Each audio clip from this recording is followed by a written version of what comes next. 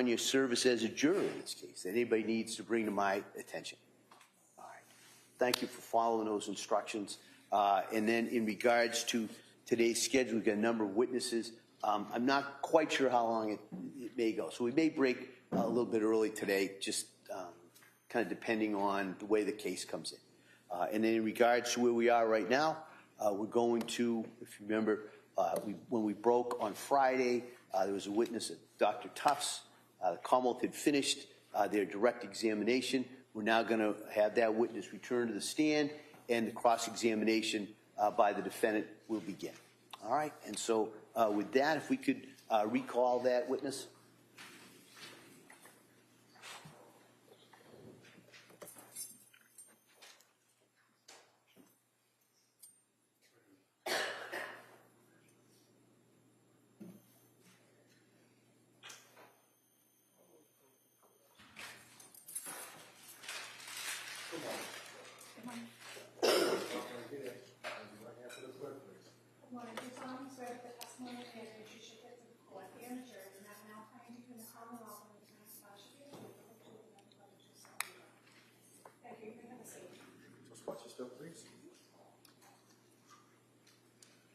All right, good morning, Doctor. Good morning. All right. Ms. Reddington? Thank you. Good morning, Doctor. Good morning. Do you have your record in front of you, your notes? Or I do. And you can look at that anytime you want, just to refresh your memory of what's going on with you. Thank you.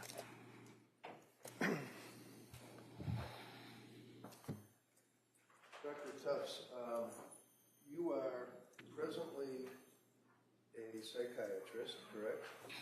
Correct. And can you tell me where you went to med school? University of Vermont.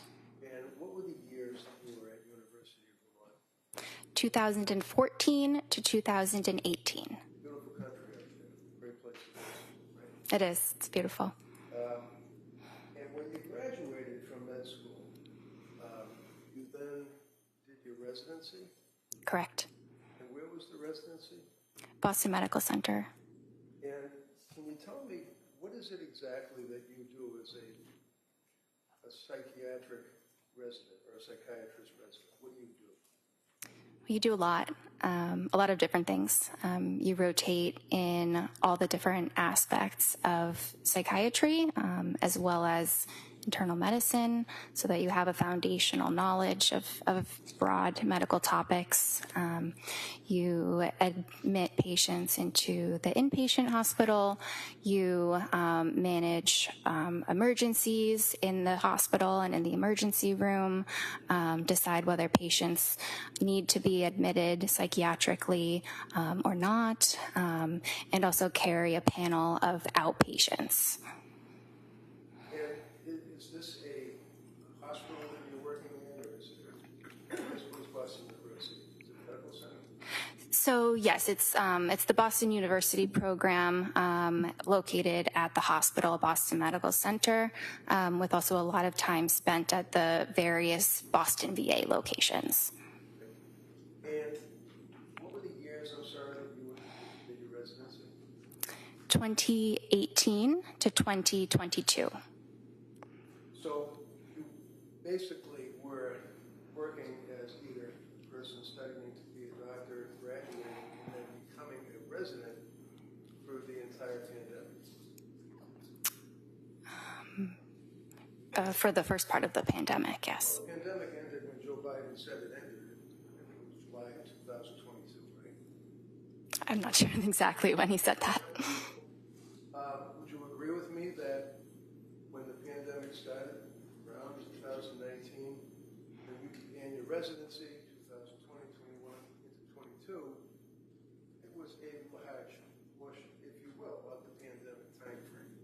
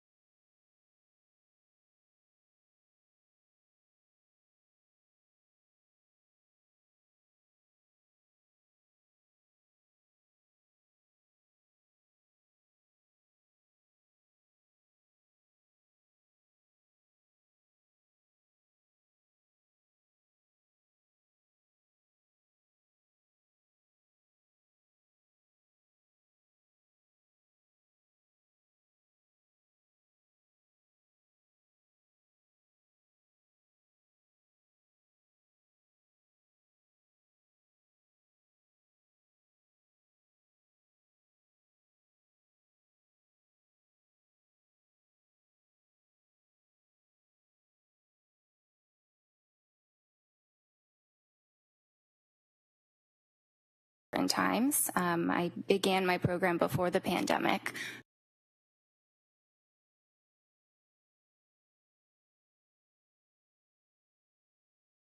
You're a delivery nurse with a woman who's having a baby directly in front of you, can you? I imagine not. So, when you finished, did you graduate from a residency, or is it like you get a certificate or something? Yes, there is a certificate for completing it. And then, at that point, you are now a licensed doctor? Is that how it works? Well, you're actually a licensed doctor the entire time that you're in residency. But upon the completion of that, you can obtain a full, unrestricted Massachusetts license and also become board certified. And the board certification, for example, you have a board certification in general psychiatry, is that correct? Yes, sir. And when was it that you got that certification? When was it? Yes. It was September 12th, 2022. When was it that you actually started working as a physician, as a psychiatrist? I started working as a physician and as a psychiatrist during the residency training program, but I started practicing completely independently at Astor Mental Health in August of 2022. August of 2022. Yes. Now, prior to working with or at Astor, is that A-S-T-O-R or E-R? ASTER, like the flower. And what is Astor? What is it, like a group of doctors? Is it a medical center? What is it? It is a outpatient practice that is owned by a psychiatrist. It has a number of psychiatrists as well as therapists. And where is it located? Is it a brick and mortar type place where you have offices? Yes, the original offices were in Braintree, Massachusetts, and now there's an office in Peabody as well. Where is your office? Where do you work? So at the time I saw the patient, I was working in the Braintree office. I currently work in Peabody. Where, I'm sorry? Currently in Peabody, Massachusetts. So when you start working at Astor, obviously like anybody else, you submit a resume, an application, if you perhaps and then they hire you, right? It's a fairly lengthy process and a number of interviews with different staff at the practice, and some recommendations, letters of reference, verification of credentials, all of that. But yes, it can be comparable to another profession in that process. Now, in August of 22, when you, congratulations, obviously you were hired by Astor, how many women had you treated in your residency that were postpartum? With postpartum depression? Or just in the postpartum period? How many women that were in the postpartum period did you treat prior to August of 22? Many. It's hard to give an exact number, but I did have specific training in that population. In that population. And where did you have the training in that population? At Boston Medical Center. And can you tell us in that 2-year period approximately how many women that were in the postpartum period that you treated as a resident? Okay, so it's really hard to give an exact number, but if I had to say, at least 50. So in the 2-year period, you treated 50 people in the residency that had postpartum. And can you tell me, what is postpartum? What is that? Well, I just want to address that it was a 4-year period, not a 2-year period. Oh, I'm sorry. Okay. So And sorry, what was your question? Hold on. You saw 50 people in a 4-year period that had postpartum. In other words, they had been after having a baby, right? Possibly, yeah, more or less. I saw a number of other patients. I saw much more than 50, but yes. So after you had your residency and after you were hired by Astor, is that when you began in August of 22 your practice as a practicing psychiatrist? Yes. And when was it that you actually got your DEA license that authorizes you to prescribe medication to citizens? So during residency, I had a DEA license, but it was affiliated with the with Boston Medical Center. And then when I started at Astor, I had my own DEA number. I don't know exactly when, maybe sometime around August. So August of 22, you start working at Astor. August of 22, you got your DEA license individually that authorized you to prescribe medication, correct? Yes. And it was when that you saw Lindsay Clancy? I believe our first visit was September 15th Of? 2022. So you were practicing as a psychiatrist for a little more than a month. I was practicing independently with my full credentials for about a month, but the training is just immense that goes on before that. Absolutely, it must be. But that's a residency that you're talking about, right? Yes. And you know, in a residency, I mean, all I know is Grey's Anatomy, but I mean, you're working under a doctor, the doctors are supervising you, and they tell you what to do, and then you report to them, correct? They don't really tell you what to do. They're there as a resource if you need additional support. But I followed many of my own patients. I was the only person in the room with them.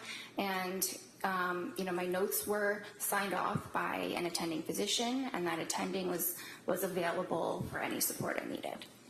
So in August of 22, when you started working at Astor, you actually filled out a form for your advertising. Is that correct? I believe that was handled by other people at the practice. And who would that be? Well, we have non-clinical staff that handle the administrative matters. Okay, but you're a doctor and you're out there to the public. You're advertising yourself and your services to the public. Is that fair? I believe yes. I'm not directing the marketing of our office, but yes. Okay, never mind your office. I'm talking about you. You had an ad that was on the computer that if somebody wanted to reach out to a doctor, they could see your ad amongst many others, right? Well, I don't think there was an ad. I think we have a website that had some information about myself. Okay.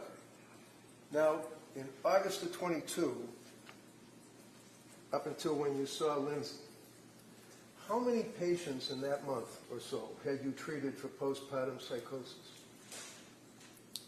How many patients in a month up until that Yeah, month? I'm asking you about when you started working in August of 22 for Astor, and you are now on your own as an employee.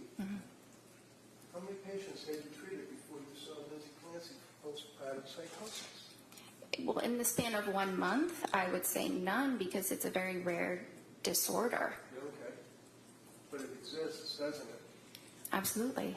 And one of the things would be the voices that people hear, right? That is a symptom of psychosis. Absolutely. And that's legitimate, isn't it? It is a legitimate diagnosis. Absolutely. They're not the diagnosis. People that have postpartum psychosis hear voices, do they not? Many do. The disorder can manifest differently in different people, but yes, many people do hear voices. How about postpartum depression?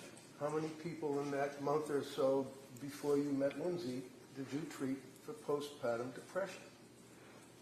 In the span of 1 month, it's really hard to pinpoint that. Maybe a couple. Maybe a couple? And do you recall how long you treated them for? Again, it's hard to really pin down the individuals in a short span of time. Can you tell the jury what you put in your ad or in the Astor website that you indicated that described you? I don't recall. Well, one of the things you did is that you said that you basically were a specialist in postpartum, people that have postpartum psychiatry. You indicated that on your website, didn't you? Are you able to read the actual document? I don't remember exactly the wording. You've been working now for how many weeks now? 3 since you saw Lindsay? Or more? Almost 4, yes. You haven't changed your ad on the website, have you? I have not personally, no. And you've read it probably a bunch of times, right? I've read it a couple times, but I don't spend a lot of time on my website. Okay. Do you recall that you indicated that you were specializing in any particular aspect of psychiatry? Yes. It probably includes a special interest in women's health, in perinatal psychiatry, in trauma-related disorders, anxiety, and there may be some other things that were mentioned. Yeah, like women that have babies and they're suffering from postpartum depression. Right? Absolutely. You advertised that after a month working for Asta, right? That's listed as one of my interests, definitely. And again, forgive me, how many women did you treat for postpartum depression in that month and a half before you met Lindsay? I don't know, maybe a couple. But I've treated many of them in the residency, which was just immediately before. So when a person needs to see a psychiatrist, generally they're not well. Is that fair? Some are not well. It really can vary. So when someone comes to see a psychiatrist like you, it's because they need help, right? Yes. And when they come to you because they need help, for example, with Lindsay Clancy, she came to you because of your ad, right? Or your website for Asta, what you said about yourself. I don't know exactly how she found us. Well, do you know why she came to see you? I'm not sure exactly. Friday, we spent a long period of time going through your initial or the initial intake that she had to fill out. Is that correct? Do you recall that? Yes, we did. And the district attorney kept asking you, and this is in September, is it September 12th? Is that when that form was filled out? I believe she completed the form on the 12th. The appointment was on the 15th. So what does a person do? Do they call you or do they talk to somebody in administration? How do you get the form to fill out? Yes, our administration handles that. And what do they do? How does that happen? They send them the documents, probably by email, and the patient fills them out. Actually, it might be all within the portal that we use. Within the portal? The patient portal, yes. Okay, and that means that you go online and you can access Asta Mental Health, and then all these little drop-down boxes would come up? Something like that. Are you aware? Is something like that, or are you aware of what it does? So because I don't handle the scheduling and the sending of forms, I don't know exactly what it looks like. Well, this is the form that you're giving a person that needs help because they're possibly mentally ill. Is that right? Yes, and what's important is that I review the forms and we go through them in the appointment. Absolutely. Yes. Now, understand that your records, Exhibit 219, I believe, the jury will have access to the Tufts records. Okay, you're aware of that, right? You know it's an exhibit. Yes. Because you have talked to the prosecution about what an exhibit is, and you know that your records are now in evidence before this jury, right? If that's what you say, yes. I wouldn't take what I say. Well, If you don't know, really, that's fine. I don't know the details of how this works. All right. Have you talked to them prior to your testimony? No. You haven't talked to the DA's office? No, not at all. You're a defendant in a very large lawsuit, are you not?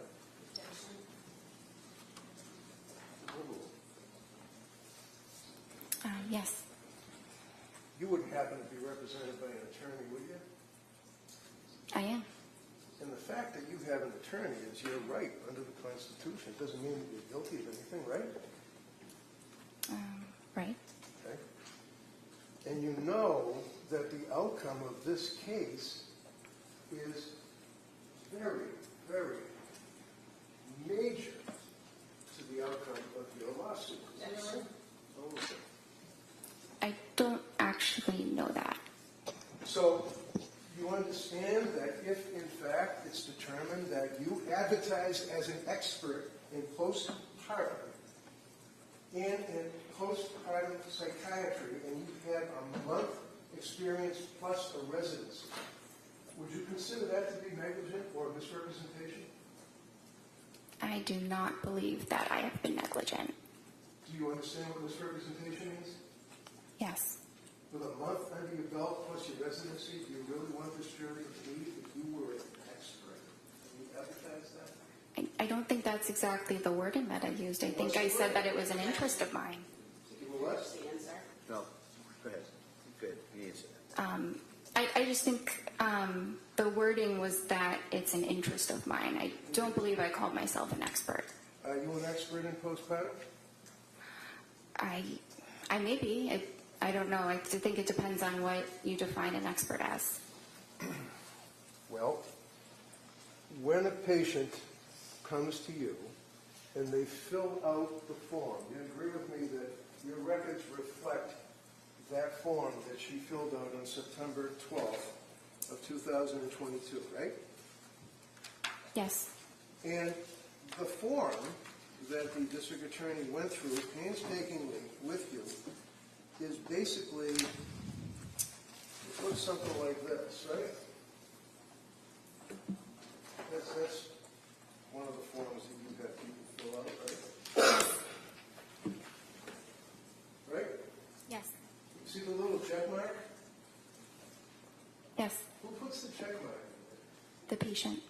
So how many pages, because I don't want to go through all the pages again, how many pages does a patient, or how many pages did Lindsay go through to check the boxes for acid? There were a lot of pages. It was a lot, 10, 20? Yeah, maybe between 10 and 20. Okay. And basically, they're all little checks in boxes, correct? Not just checks. No? So does the person then answer questions by typing in an answer such as, do you have any pending legal problems? No. Have you ever been arrested? No. Things of that nature, right? Those are some of the questions.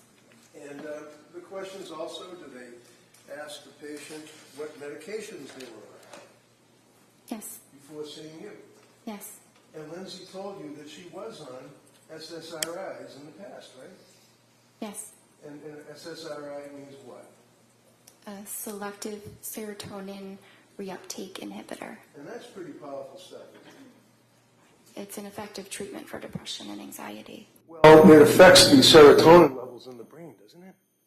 Yes. It rewires the brain, doesn't it? It doesn't rewire the brain. It increases the serotonin, and many individuals with depression have low levels of serotonin.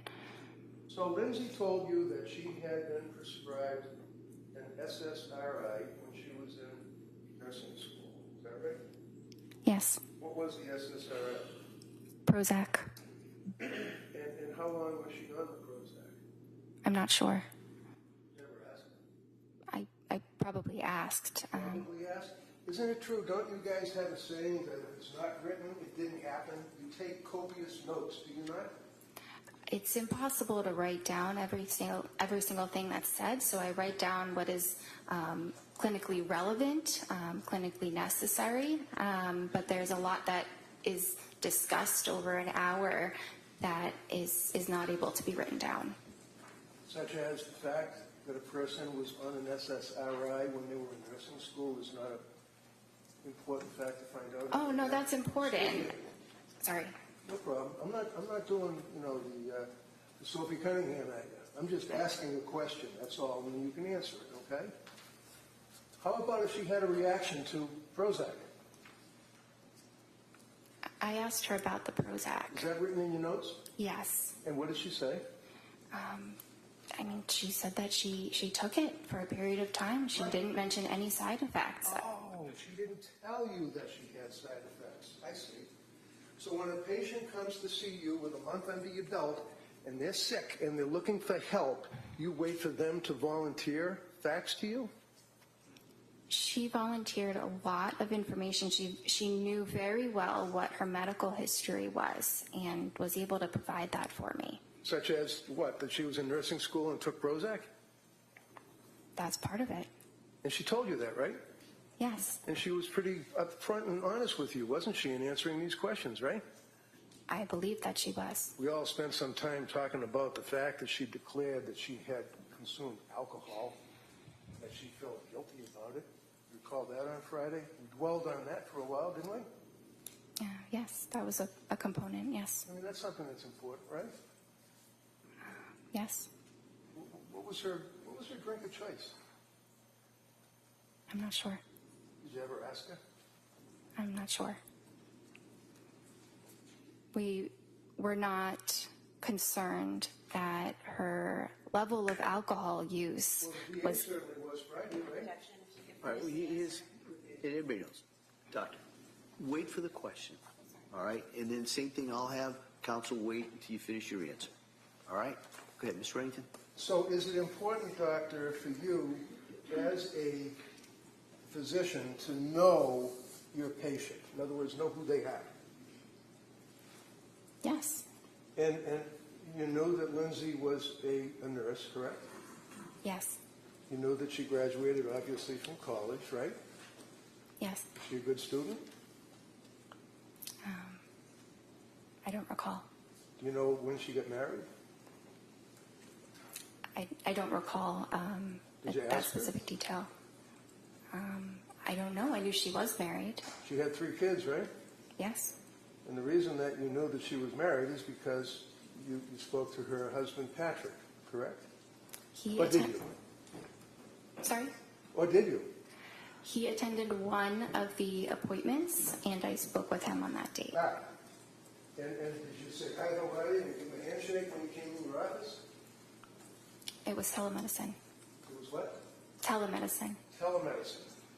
Is it fair to say that after, 14, you said to the jury, 14 appointments that you had with Lindsay during that period from September till January? 14 appointments? Yes. Every single one of them were by telemedicine, weren't they? Yes. Until you came in this courtroom Friday, you never saw this woman in person, did you? Correct. Were you ever concerned about her mental health as a person? Absolutely. She was crying. She told you symptoms that she couldn't get out of bed. Isn't that right? At one time, she said it was difficult to get out of bed Oh, difficult to get out. Why was it difficult for Lindsay Clancy to get out of bed? because she was very depressed. And did you give her a hug? Oh, no, you're on telemedicine, so you couldn't give her a hug, could you? You didn't have any chance to even look at her in person, did you? I could look at her. It was always a video appointment. I couldn't give her a hug, but that's not actually something that psychiatrists typically do with patients. I imagine. Now, I'm looking at you, and you've got the witness stand cutting you off in half, right? So I can't see from your waist down, your legs, your feet, your hands, anything. That's the same view that you have on the telemedicine, right? Yes. Isn't it fair to say that you've studied and that you've learned that there are objective manifestations that patients may have that would be a tell, like if you're playing poker, you have a tell, that would be an indicia of the fact that they're stressed or emotionally disturbed, right? Yes. Like hand wringing, right? Yes. Were you able to see the hands wringing when you were on telemedicine? I don't recall seeing her hands. Recall, you know how people sit there and they do this with their leg and the leg bounces because they're going through some type of emotional stress? You couldn't even see her legs, could you? I couldn't see her legs, but I knew that she was under stress.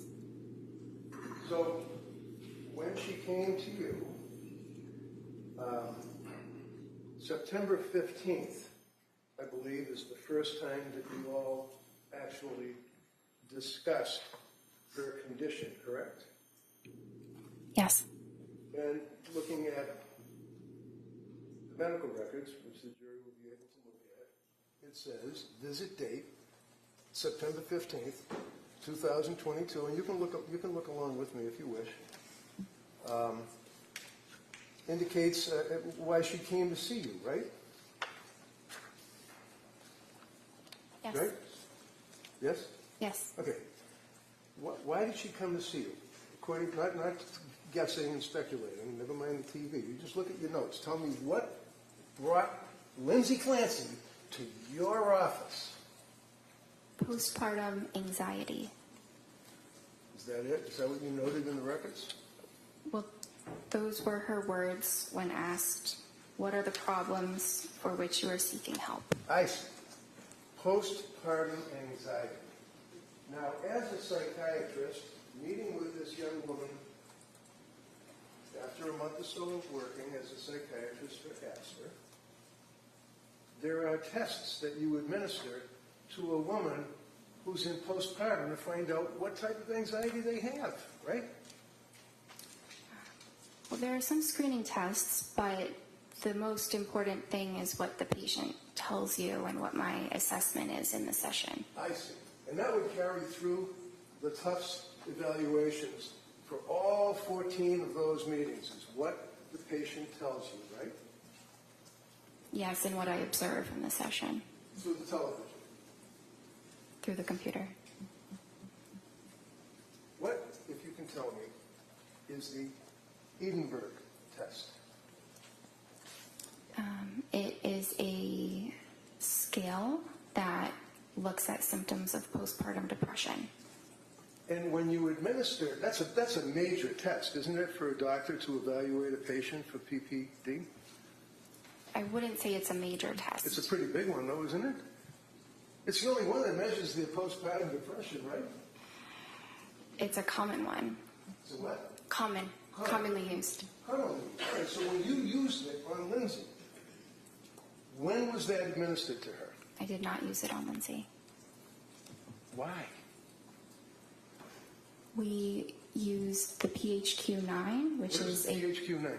it's a depression screening form. That's like generalized anxiety disorder, general depression. It's got nothing to do with a woman suffering from postpartum depression, does it? I disagree. Well, do you agree that people perhaps that may know a little more than you determined that the Edinburgh scale is the appropriate scale to administer to a pregnant or postpartum woman? Sustained as the form. You're familiar with the Edinburgh scale, right? I've heard of it.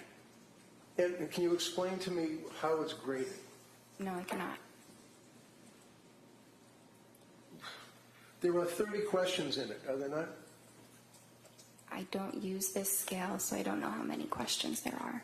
So the Edinburgh scale, do you even know that the cutoff for someone that is depressed in their condition of postpartum would be 15? Anything over that, they're in severe depression? Okay. You know that her first Edinburgh test that was administered to her put her at a 23? Objection. Overruled. Severe depression? I was not aware of this test. I was not aware that this had been administered to her. Well, you know that except for the Prozac that she had when she was a nurse, what, 23, 24, 23 years old, she hadn't, other than seeing her own doctor for having a baby, she hadn't seen any doctors. You knew that, right? I didn't know exactly which doctor she sees. I think we ask about your primary care doctor, but she did not report any other medical issues that she was under treatment for. So is it important for Dr. Jennifer Tufts to know whether or not a patient who is coming to you for help has a prior medical history other than what they might tell you? Well, when patients are able to advocate for themselves and share their medical history, we rely on what they tell us. Was she able to advocate for herself, in your opinion, when she came to see you and you evaluated her in September? Absolutely. How about October? Yes. How about November? Yes. How about December? Yes. And your medical records, you would agree, show that during that period of time that she was deteriorating, was a word that was used on Friday. Isn't that right? So No, so. You used the word deteriorating on Friday, did you not? she was a little bit worse at certain appointments, and the deteriorating word, which is not my word choice, is what is in the note because I had to select that. Because why? You have some kind of a program that you have to check the box and you have to bring down the drop box? You can't take a pen and write something down about a patient? There are certain parts of the note where I can write whatever I feel is necessary, but that specific aspect of the note is a button where you have to click one of three choices. So when the jury's going through your medical records, one of the things that they're going to see is that when you meet with the patient, you have a form that you fill out where it says, if you feel like you're going to harm yourself or somebody else, make sure you go to the emergency room, right? Yes. If you have any urges to harm yourself or others, go to the nearest emergency room. That's in every single time that you meet with a patient, right? Yes. And it indicates that if there's any, call the Suicide Prevention and Crisis Hotline. If you feel that you're in crisis, you may text home to a particular number anytime. What's a suicide hotline? It's a phone number that patients in crisis can call and speak to a trained counselor. Now, a psychiatrist, you'd agree with me, is not a counselor, that's for sure, right? Well, a psychiatrist has training in therapy as well as in medicine. Did you give Lindsay Clancy any therapy? There was some therapy incorporated in our sessions, Like but what? we did. Like what? Providing emotional support, listening to Excuse her. me. Hold on, no, please. No, she can't. Hold on, everybody. She can. You ask the question, we're going to let her finish, and then you can follow up with any questions you want. Go ahead, Doc. Anything else you want to say? So her sessions were largely focused on the medication management, but there was an aspect of therapy including those items. Okay, and the sessions were for what, 17 minutes? No, How long were they? 25 to 30 minutes. So 25 to 30 minutes on the television, and were you face the TV screen with her for the full 25 minutes? Yes. And that's not noted in your records. It says 17 minutes on all your records, doesn't it? So if you look closely, it says the therapy component was for 17 minutes. It doesn't say the entire duration is 17 minutes. So what do you do when you're trying to give therapy as a psychiatrist to a patient that came to see you? What do you do? What do you do for therapy? It depends on the person. Well, how about Lindsay Clancy? What did you do for therapy with her? I listened to her. I listened to her concerns and provided support. I tried to provide her with hope that eventually things would improve. So you listened to her concerns, and you'd agree with me that her concerns were, for example, that she actually was unable to sleep. It's one of her concerns, right? She was having a lot of difficulty with sleep. On the September 15th meeting, you indicate that her mood was okay, but her affect was anxious, and you called it incongruent. What does that mean?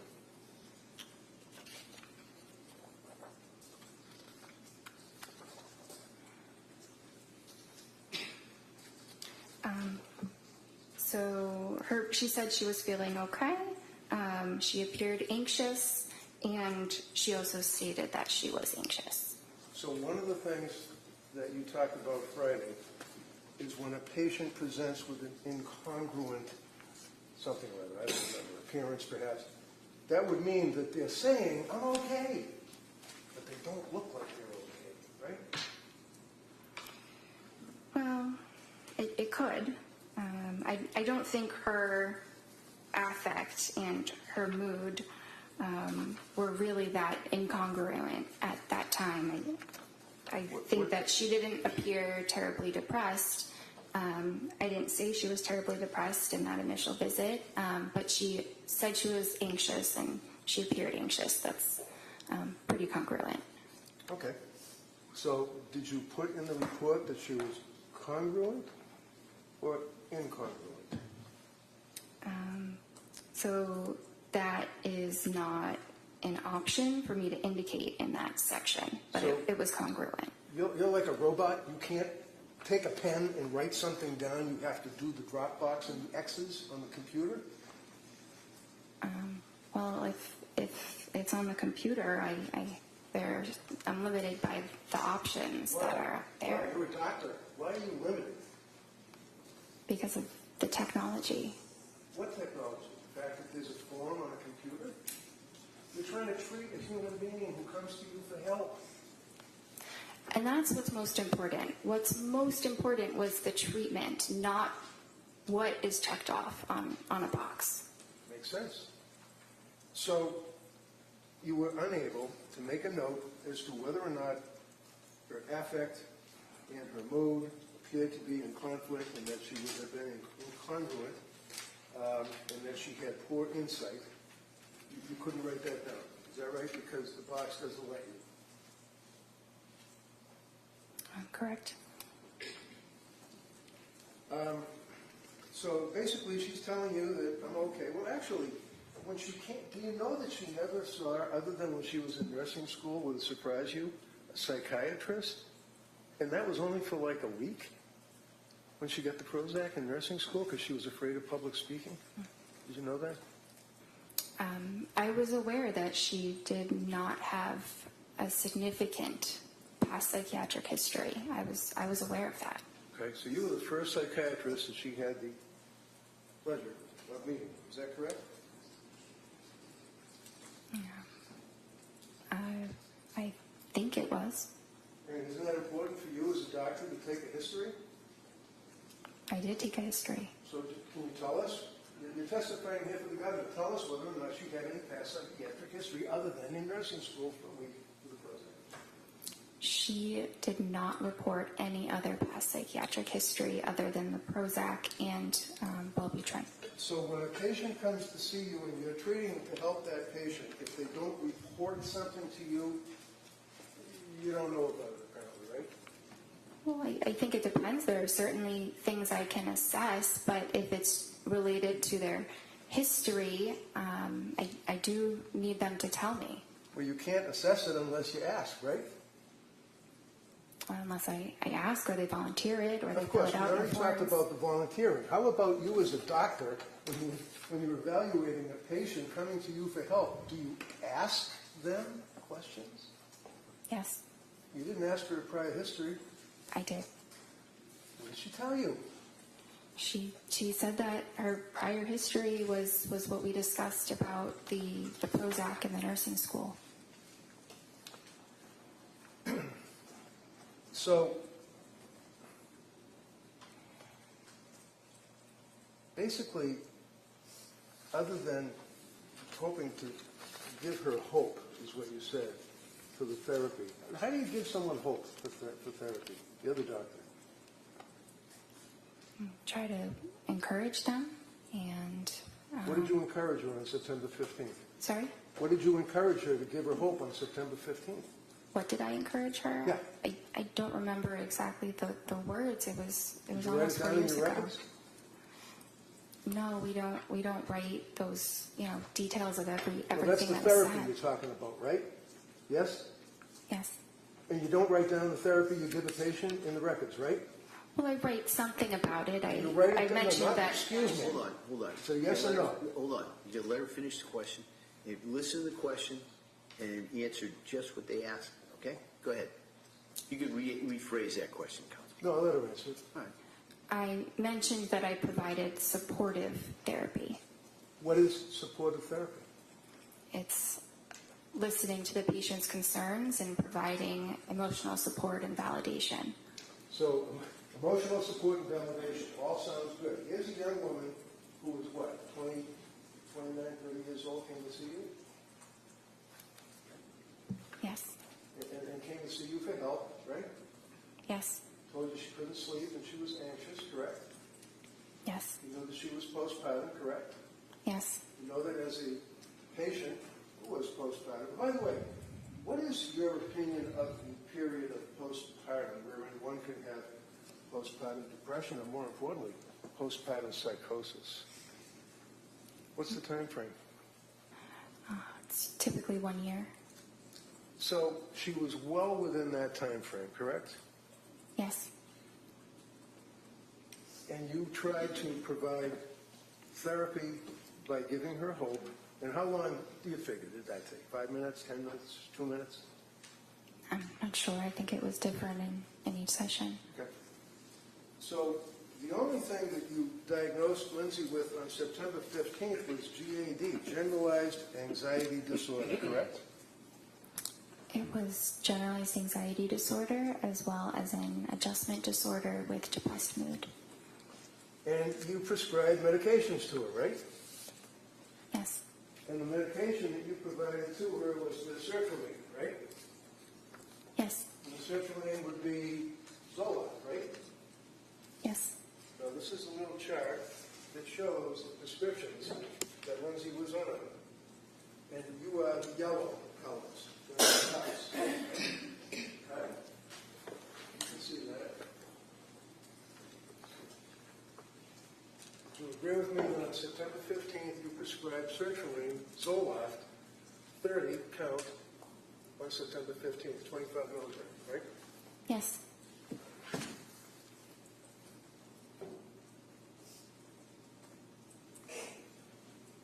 you ever read the website for sertraline? The website for sertraline? Yeah. I mean, sertraline, Zoloft, is a chemical that is marketed as a pharmaceutical, right? Yes. Right? It's a pill, right? Yes. And as we said, it's an SSRI pill, correct? Yes. Do you know that Zoloft is not indicated for generalized anxiety? Why'd you give her Zoloft? It is a very effective medication for generalized anxiety disorder. So you're familiar with the drug labeling for Zoloft, is that correct? Generally. Generally. Are you aware of what the manufacturer of Zoloft indicates it can be used for, to treat? I'm aware that it's used to treat various forms of anxiety disorders as well as major depression. So when Lindsay came to see you, you know that she had stopped breastfeeding her son, right? Not at the time of the first appointment. When did she stop breastfeeding? In October? Something around then. You know that she had little or no psychiatric history other than seeing you, correct? And the Prozac, yes. You know that, in fact, that she had stopped drinking whatever it was that she was drinking, because you never asked, right? I was not concerned about her level of drinking. Well, it's in your form, right? That was at the intake, but Did you know that she wasn't drinking when you were meeting with her, correct? yeah, that's what she told me. Okay, and you believe what she told you, right? Yes. So when she sees you, she's not on any psychiatric, anti-tropics, or whatever they're called, medications, correct? She wasn't on any medication. Correct. And she had stopped drinking anything, whatever it may have been, right? I'm not sure when she completely stopped drinking, but yes. You don't know when she started, when she stopped, what she drank, do you? Well, I was not concerned that she was an alcoholic. That's a yes or no. Did you have any idea? Because we spent a long time on Friday talking about her guilt and having that she drank alcohol. You don't know what she drank, when she started, when she stopped, do you?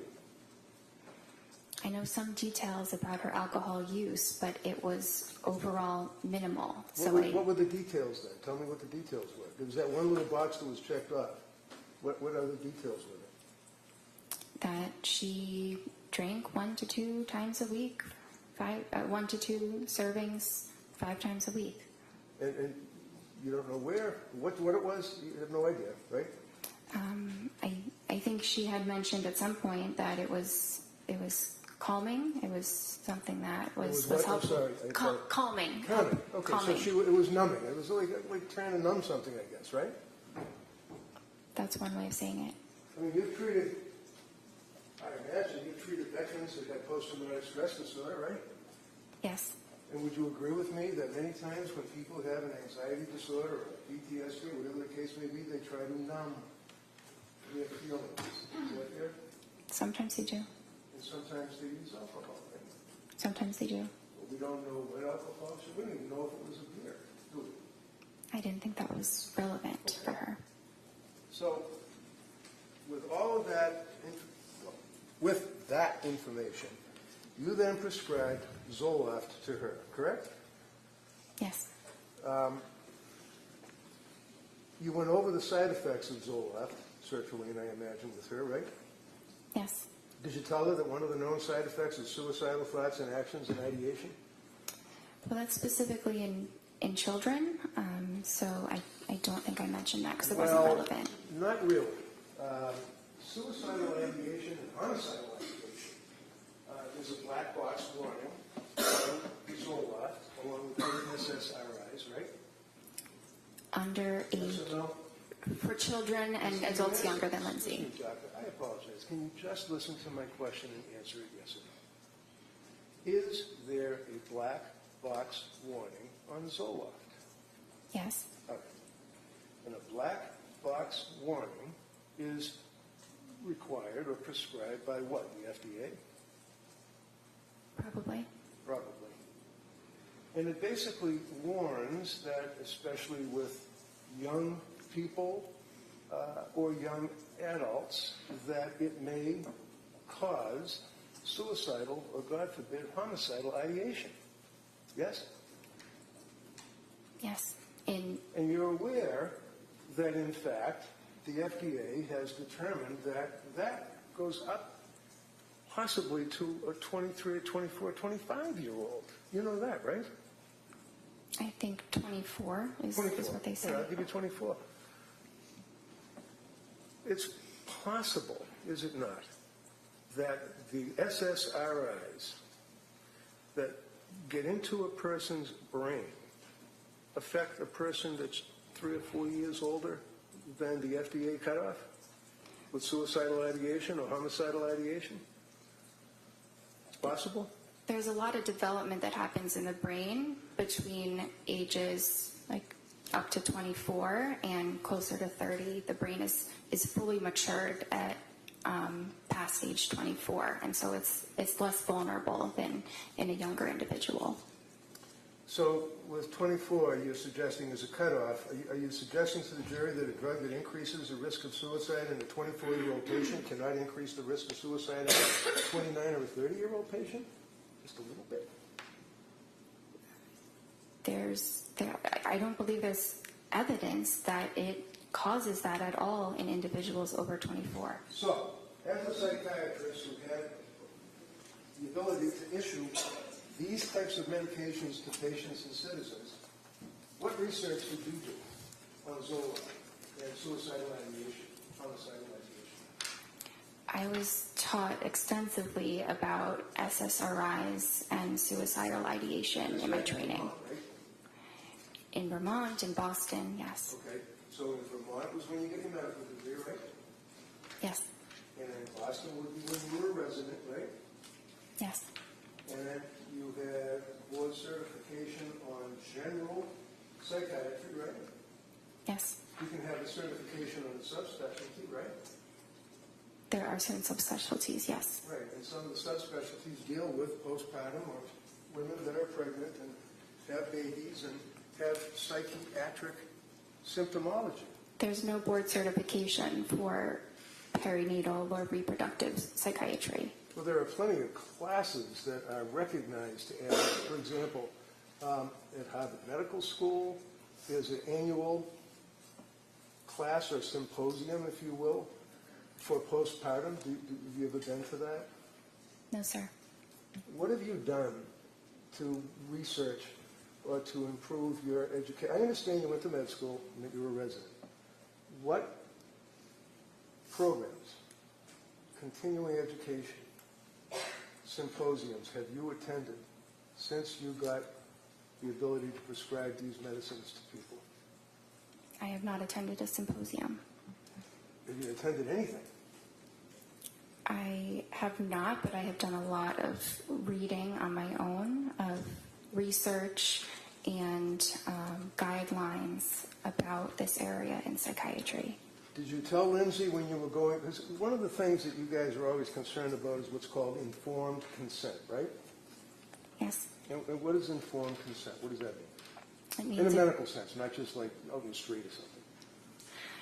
explaining to a patient the risks and benefits of treatment and possible alternatives, and making sure that the patient understands what you're saying. Now, when you were going over the symptomology or when you were going over the side effects of Zoloft, one of the side effects of Zoloft is, and I quote, severe trouble sleeping, right? Yes. Did you tell her that? Well, insomnia is listed as a side effect. No. You already said yes, you know it. Just, did you tell her that Zoloft has a side effect of giving the patient severe trouble sleeping? That's all. So I didn't use the word severe because it typically doesn't cause severe trouble sleeping, but I thought you were referring to when she told me that she did have severe trouble sleeping, Well, and that that's was what true. she told you, right? That she had severe trouble sleeping, right? She told me, yes. And you know that one of the side effects of Zoloft is, let's say, trouble sleeping. You know that, right? Yes. Your answer is yes. The jury has to be able to hear you. Yes. And why would you prescribe Zoloft to a young woman who's postpartum, who's coming to you with anxiety, who's telling you she can't sleep, she's got all of these symptoms, and you prescribe a medication that would have a side effect of trouble sleeping? So individuals have very varied responses to medications. Some have no side effects, some have one or two. It's impossible to predict, but Zoloft is a top choice, a first-line medication for Says her. who? It was Says who? says it's the general consensus Right, we know among about the lawsuits psychiatrists. against Hold on, Zoloft, again, right? again, we can't have both of you talking at the same time. So let her finish her answer, and then I'll give you plenty of time to follow up any questions regarding her answer. So, you finish your answer on that? There's extensive research supporting the use of sertraline in this instance, and the general consensus among psychiatrists is that is a first-line safe medication for individuals, including postpartum women. How about the kids that shoot other kids in high schools and the lawsuits that come out of that against Zoloft? You ever read about them? Overrule. Sorry? You didn't get any? I wasn't sure what the question was. The question was, in response to your observation about how all the psychiatrists or the psychiatrists think it's a very, very safe, wonderful first-line drug, and you researched it. How about the kids that kill other kids in schools with the lawsuits that arise out of the use of SSRIs? Have you ever researched that? I don't know much about that. You know about the SSRIs and messing with someone's brain. They go out and they shoot people for no reason, right? I'm not aware that that's linked to SSRIs. So you didn't really talk to her about increased risk of suicide in 24-year-olds or down because she's 4 or 5 years older than that. You didn't talk to her about the trouble sleeping that can be a side effect. But you described there's other drugs that you could have given her that would be perfectly safe and calming and allow someone with no psychiatric history to sleep better, right? Not necessarily. Okay, so you prescribed her with the Zoloft. It was 25 milligrams, right? Yes. And when you prescribed her with the Zoloft, 25 milligrams, was that increased up to 0.05 milligrams, or did you increase it at some point? The instructions were to increase it to 50 after 1 week. After 1 week. Yes. And you expected that she would listen to your instructions, right? Yes. And she did, right? She waited about a month, but then yes, she did. Why did she wait a month? I think it took her some time to decide whether that was truly what she wanted to do. Right, she was afraid of the drugs, wasn't she? She was afraid of side effects. And she didn't want to take the pills, did she? She eventually did want to take the pills because she wanted to feel better. A month later, right? Yes. So you prescribe the Zoloft, SSRI, and then you tell her after a week to increase it, and she doesn't take that medication for a month, correct? Correct. And then she did take the medication, right? Yes. And did you meet with her or talk to her before she actually started to implement that particular regimen? I had met with her beforehand, but I was not aware of when she made the decision to go ahead and take it. So you met her on the 15th of September, right? Yes. When was the next time you met her? Can I check? Sure, of course. Absolutely. You can look at anything you want. September 28th. And on September 28th, did you discuss with her the fact that she was afraid to take the Zoloft? Yes. And did you recommend that she do that? Well, she said that she was feeling better at that point and wasn't It's sure. a real easy question. When you talked with her, did you recommend that she increase or take the Zoloft? At that visit, I don't think that I did. Okay. So when did she actually take the Zoloft?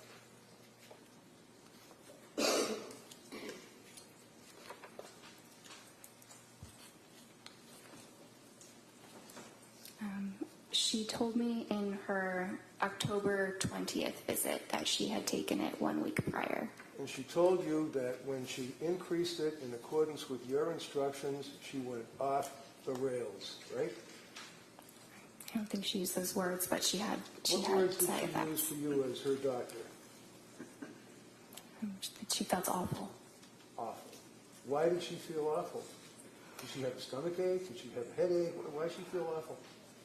She did have some stomach aches. She had some diarrhea and had a difficult time eating. She also had increased anxiety. She had some more depressed feelings. She had more difficulty sleeping.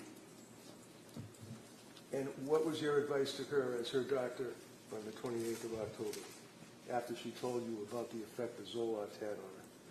I told her to stop it, stop the medication. Okay. Now,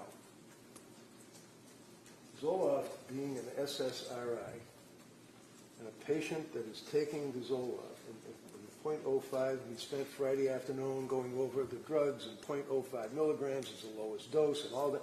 That's the dose that is prescribed to people, invariably, correct? It goes up to 200, but that is a starting dose. For pretty much all of you psychiatrists would agree with that, right? 0.05, right? 50. 50, okay. And you then told her to stop? Yes. What does it mean to titrate something? To slowly increase the amount. What do you tell patients when they're on an SSRI as to weaning them off the SSRIs? Depends what the dose is. If it's a high dose, you need to slowly decrease the dose, so kind of the opposite of titration. But if it's a low dose to begin with, you can stop it. Are you supposed to tell a person that's on an SSRI to stop it immediately or to slowly withdraw from it? At 50 milligrams, it is perfectly fine to stop it immediately. So you didn't have any concerns at all about telling her to immediately stop taking the Zoloft? And what did you do, put her on another drug? Not immediately. Okay. So did she relate to you on that October 28th meeting that you had? Was it the 28th or the 26th? I met with her the 21st and then the 26th. Okay. Now, on the 26th of October, what did she tell you her condition was? So she was feeling back to how she was before the Zoloft, which is not great still, and that she was considering a new medication. So she was considering it. Did she do research on medication as to what medication she wanted to take? Is that what you're telling this jury? She didn't specify exactly what medication she wanted to take, but that she wanted to try something else because she was still having significant anxiety. So when you say she wanted to try something else, I'm just asking, did you tell her what you recommended she try, or is that something that she decided she'd do on her own? No, I gave her my recommendation. Okay. The only reason why I ask that is that, you know, a lot of times people might think that she's a psychopharmacologist, that she's a heart surgeon, that she's a vascular surgeon, that she knows everything about medicine. That's not true, is it? No.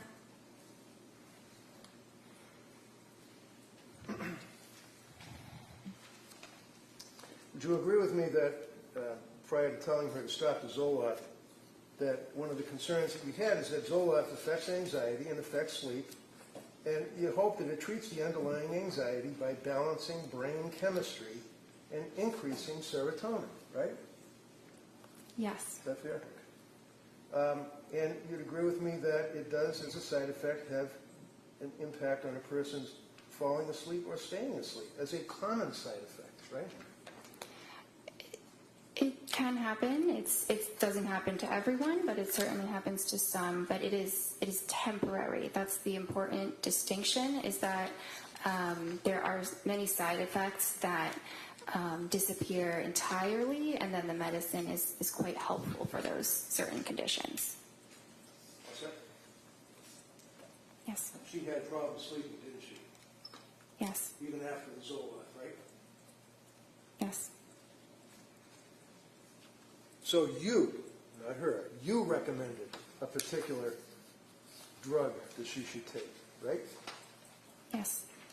And again, as it relates to what one would expect a young woman who's a labor and delivery nurse to know about psychiatric medication, what is methadone? Do you know? I'm sorry? Methadone. I'm not sure. How about hermababate? B-A-T-E. H-E-R-M-A-B-A-T-E. How about that? You ever heard of that? I'm not familiar with that. That's what's used to administer to a woman who's going through birth. You don't have an obligation to know that, do you? No. You have an obligation to know about psychiatric medications, though, right? Yes. There's a difference between what's known as nescience, which is not knowing what you have no duty to know, and ignorance, which is you don't know what you should know. Is that fair? Yes. So, did you ever gauge Lindsay's knowledge or ability to judge what medication would be good for her? So that was my role. Right. I didn't expect her to know significantly the details about different psychiatric medications. Is it important to know that a woman that's coming to you because of postpartum issues, shall we say, had prior problems in prior deliverance. Yes. And you'd agree with me that you're on the front line of healthcare for pregnant women when someone comes to see you, either pregnant or after having a baby, right? They're usually referred by a therapist or an OB, but yes. Okay. So being on the front line dealing with these people, and you advertise that you deal with pregnant people before they have babies, right? Yes. And after, correct? Yes. Did she have any prior issues with her prior babies?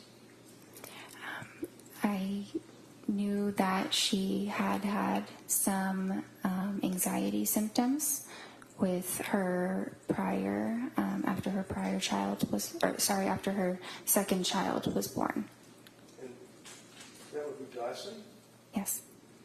And when she saw you after having Callan, how old was Dawson? Did you know? A few years old, maybe 2 or 3. Did she tell you what the side effects were after she had Dawson? She did. I did not list them because, Excuse me, that means you didn't write it down? yes.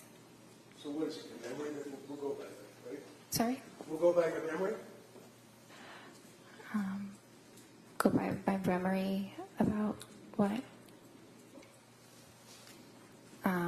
I don't recall exactly which side effects she said, but I recall that they were some of the very common ones, the ones that are temporary. Hold on. You're telling this jury that you don't recall what the side effects were that she told you, but your memory is that they were general, common? Is that what you said? Yes, because if they were anything else, I would have documented it. How about she took Zoloft? Did she take Zoloft, SSRI, after having Dawson? I think she took it for about a week. You think? Or she did? She did. So isn't that something that would be indicative of the fact that there was some psychiatric issues after she had her second child? Yes, but she did not describe them as being severe. Well, as a psychiatrist, can you ask her whether or not they're severe, or you just wait for them to tell you? Based on her description, they did not sound severe. Tell me about bipolar. What's bipolar? Bipolar is a mood disorder that has both depressive episodes as well as episodes of mania. And is it your understanding that if a person has a difficult birth and in fact has some psychiatric attributes as a result of that difficult birth, that you should not prescribe SSRIs to that person because they could be bipolar? Having a difficult birth does not, it's not a contraindication to an SSRI. So after she had her second child, she took Zoloft, and you did not detail any side effects, and you don't remember any side effects. Do you agree that Lindsay had, at this point, a history of mental problems during postpartum? She had a history of anxiety postpartum. Anxiety to the point that she was prescribed an SSRI? Yes. And she also had mental problems when she came to see you, right? Yes. So she had mental problems after she had the second child, mental problems after she had the third child, correct? Yes. And you'd agree with me that this is not easy stuff for somebody to be talking about. People get embarrassed in our society if they have mental problems, don't they? Some do. She did, didn't she? I'm not sure.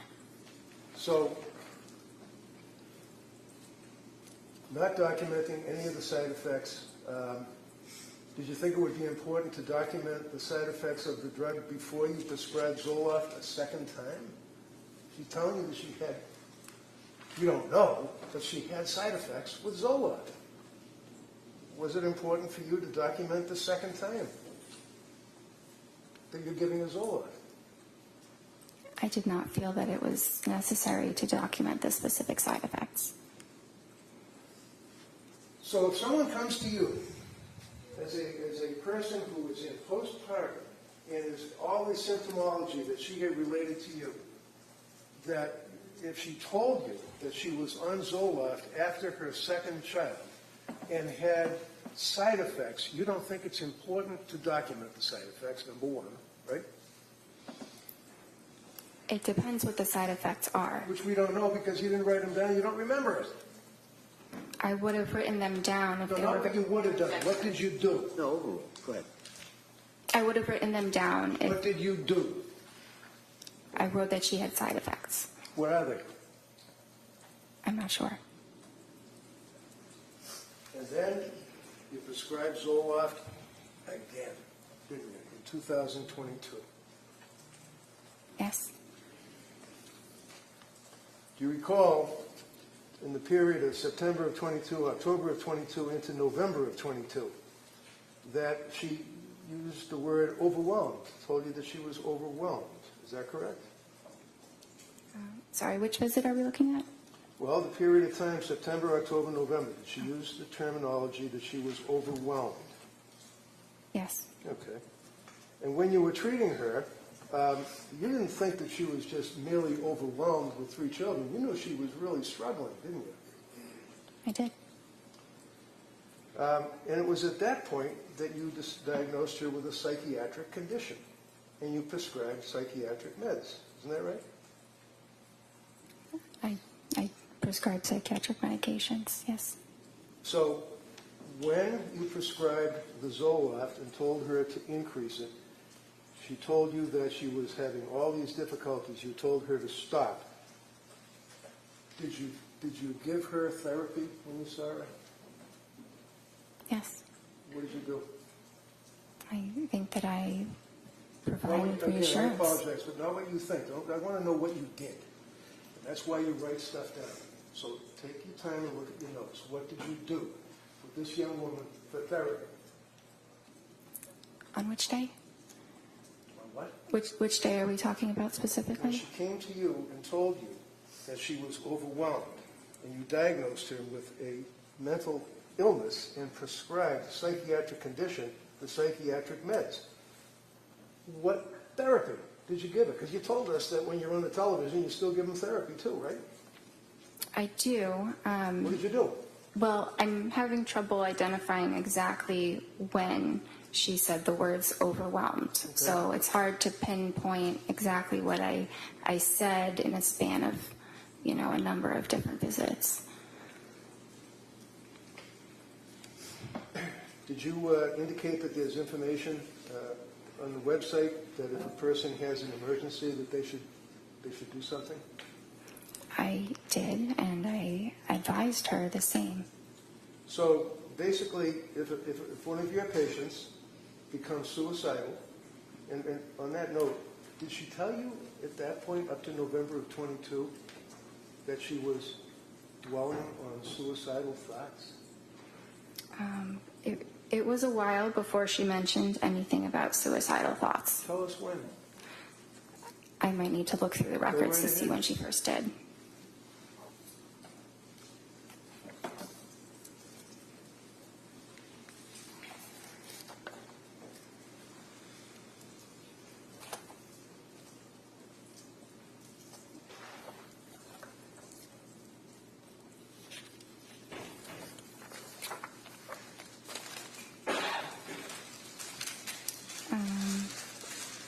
December 1st. So on December 1st, what did she tell you?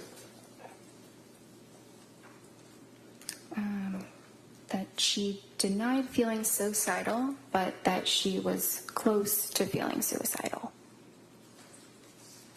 It's kind of like being a fisherman out in the ocean who's worried about the possibility of a storm and is thinking about the storm and is dwelling on the storm, almost in fear of the storm, right? No overrule. Isn't it? I guess. So when she tells you that she's, and I don't want to put words in your mouth, what did she say? She's having suicidal thoughts, or what did she say? How close to it? She denied having suicidal thoughts, but felt that she was getting close to it. Okay. So she was dwelling on it or thinking about it, right? Is that fair? She was fearful of eventually having those kinds of thoughts. To kill herself. Yes. And how frequently were the thoughts? I'm not sure exactly how frequent they were. Did you ask her? It's Sorry? very likely that I did ask her the frequency. Would that be in your medical records? I mean, you see some patients, you have some patients other than Lindsay Clancy at that point, right? Yes. And you document when a patient, my God, when a patient comes in and tells you that she's in postpartum distress and she's close to having suicide thoughts to kill herself, that's important, isn't it? It's important that I am aware that she's having these thoughts, What thoughts? that she is fearful she could become suicidal. And she told you, I imagine, or you asked, how frequently these thoughts were.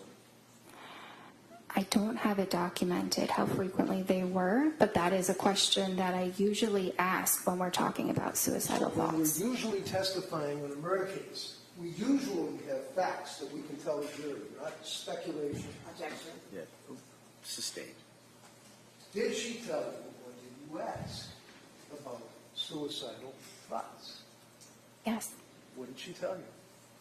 If you don't know, tell us. No, I know, sorry, but it's what I said before, that she denied having them, and she wasn't having them, we were meeting, but she felt close to it, close to having those thoughts. Okay. So would you agree with me that many times patients, especially psychiatric patients, may minimize their symptomology? Patients sometimes do.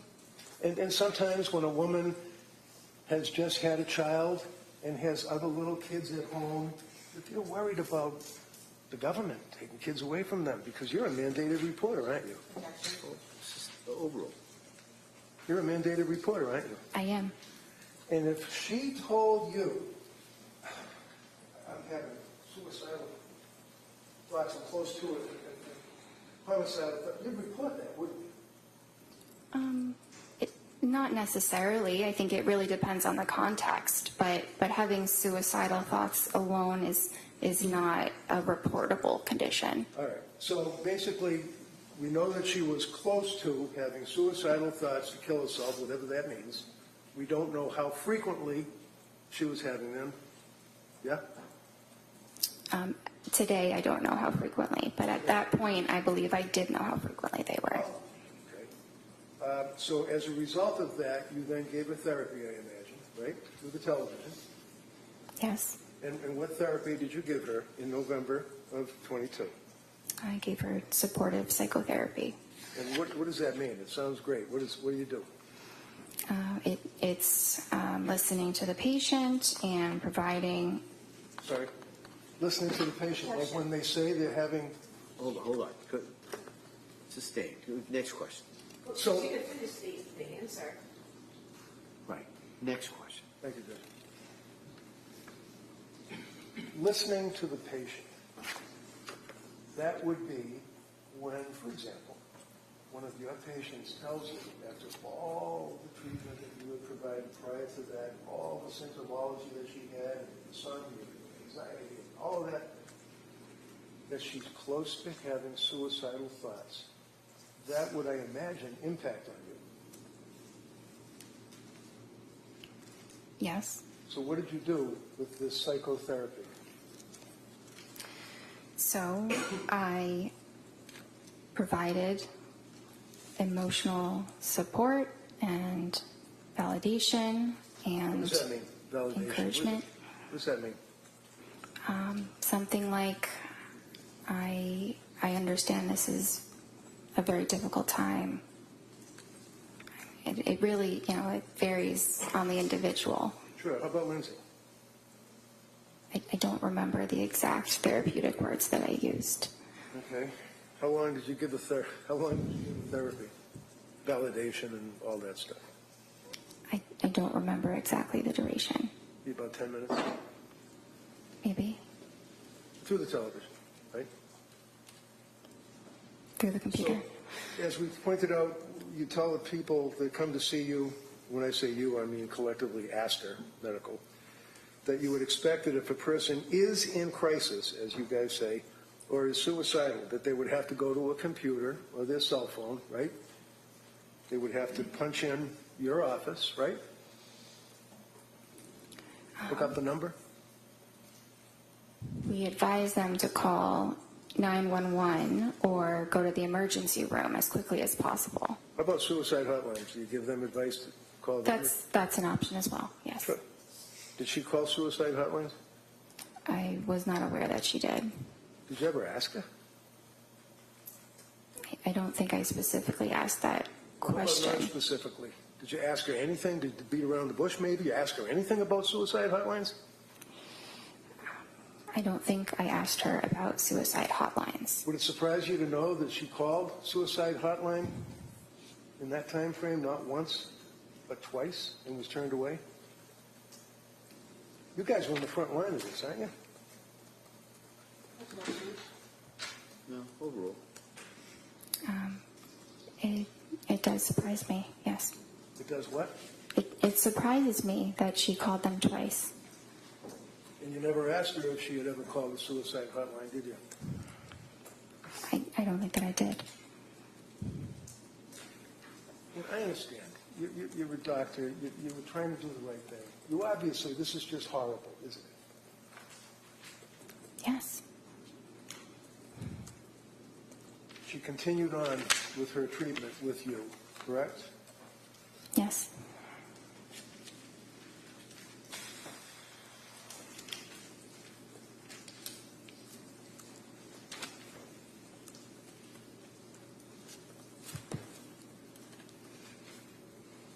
What was the next medication that you put her on?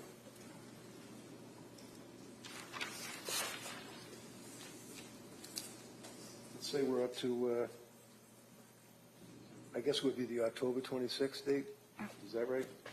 October 26th. Is that when you prescribed Ativan?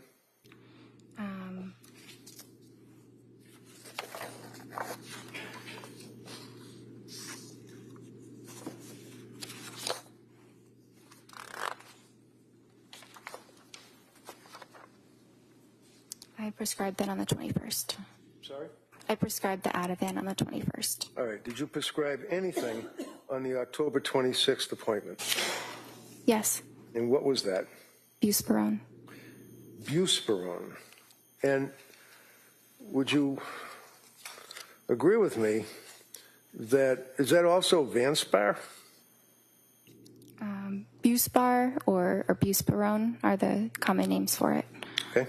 You ever heard of Vanspar? V-A-N, V as in Victor, A-N-S-P-A-R? You ever heard of that? No, I haven't. Okay.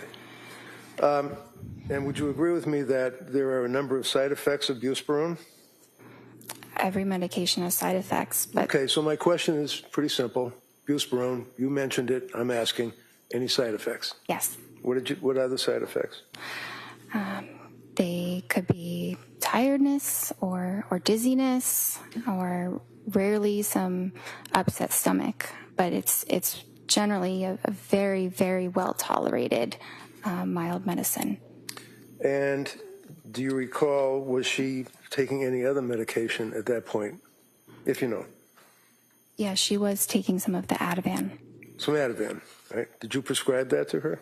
Yes, When did you prescribe the Ativan to her? the 21st. And she was compliant with your recommendations, right? Yes.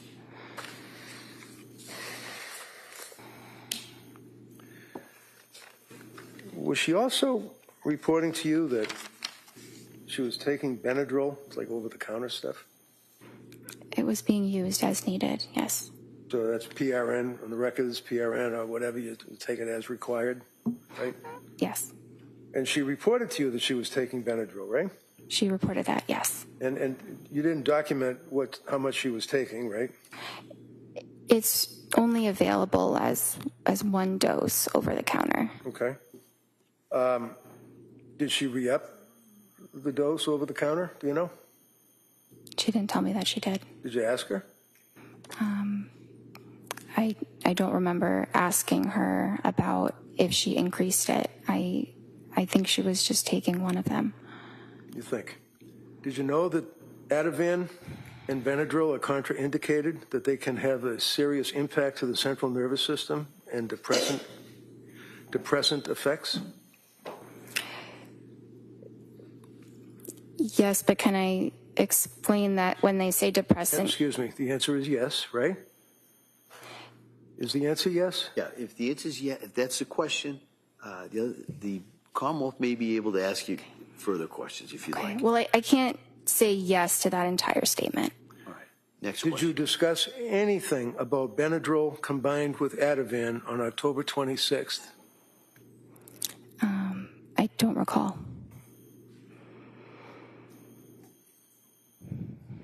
On October 26th, was she still worried about suicidal thoughts? She denied that. And on October 26th, how did she deny that? Is that, you have that noted in your record? I do. And what does it say? Patient denies suicidal ideation. Okay. So there's a huge difference between suicidal ideation and somebody having thoughts of suicide or being close to it, right? Not exactly. Well, you knew that the last time you spoke to the woman, she told you that she was close to having thoughts of killing herself, right? Yes. And you're her doctor, right? Yes. So what do? You just say, do you have, and check the box, and say, do you have any suicidal ideation? And she says no, and you check the box? No, it's not that simple. Do you ask her, like, well, gee, the last time I spoke to you, you told me that you were close to having suicidal thoughts of killing yourself. Did you pursue that on the 26th of October? Yes. And what did she say? That she wasn't. Now, how long was that appointment, if you recall? Would you agree it was 17 minutes and then there was some therapy? The entire appointment was something between 25 and 30 minutes. And that was again through the television, right? The computer, yes. Computer.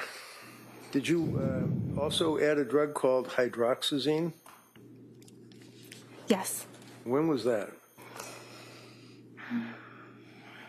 So that was the same visit as an alternative to the Benadryl. Okay, so on October 26th, when she told you that she was taking over-the-counter Benadryl, I asked you what you prescribed to her, and you said Ativan, right? Right? Yes. And then I asked you about the contraindication of Ativan and Benadryl, right? You asked me about that, yes. And then you, on October 26th, started her on Buspar, correct? Yes. And what is the purpose of Buspar? Is that for anxiety? Yes. And what kind of drug is Buspar? It doesn't really fall into a class, but it does act on serotonin. So it's another, similar to an SSRI, right? It's kind of like a more mild version of an SSRI. Okay. So she's on Benadryl over-the-counter, Ativan, which is a benzodiazepine, Buspar, which is an SSRI, and then you prescribe hydroxyzine on the same day, right? They weren't all to be taken at the same time. What's hydroxyzine? Hydroxyzine is an antihistamine. Okay. Is that over-the-counter, or is that, can you just buy that over-the-counter, or do you have to go to the back where the pharmacist is? You have to go to the pharmacist. Okay. And as far as you're concerned, she was taking the medications as she was required, right? That's what I was told. I'm sorry? Yes, that's what I was told. Did you, by her? Yes. And did you at any time tell her that she should keep a diary of her medications and keep a diary of any side effects that she has? I didn't instruct her to do that. You don't have to instruct somebody to do anything, but did you recommend it? Like say, hey, if you're on all these meds, if you're having an effect, you should write it down. When, time, date, anything like that? I didn't tell her to do that. Would that be helpful? Maybe, but usually we go through all of that in the appointments, and we met very frequently. Now, you'd agree with me that at this point, prior to the next appointment, which was November 2nd, she had gotten significantly worse, even after all this medication that you had been prescribing, right?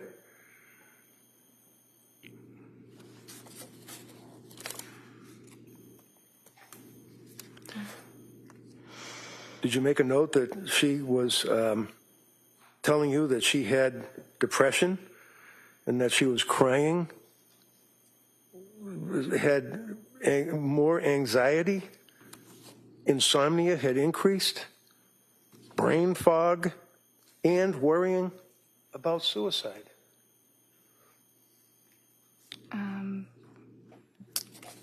In the couple weeks after starting those medicines, I don't recall that the symptoms were significantly exacerbated. Okay. Friday afternoon, you answered the DA and you said that you recall that she used the word brain fog, right? She used that at some point. I don't recall when. Okay. What is brain fog? It's a very subjective feeling that someone might have where maybe it's, hard to think of a word that you're trying to think of, or maybe it feels like, maybe you're thinking of things a little bit more slowly than you normally would.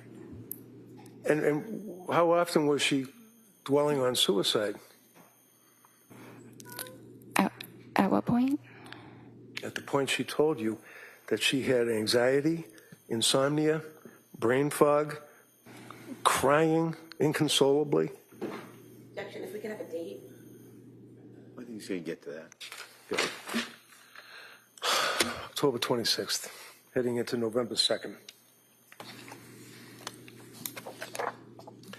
Do you recall, I'll rephrase it, do you recall going into the November month, meeting with her, and she told you that she had brain fog?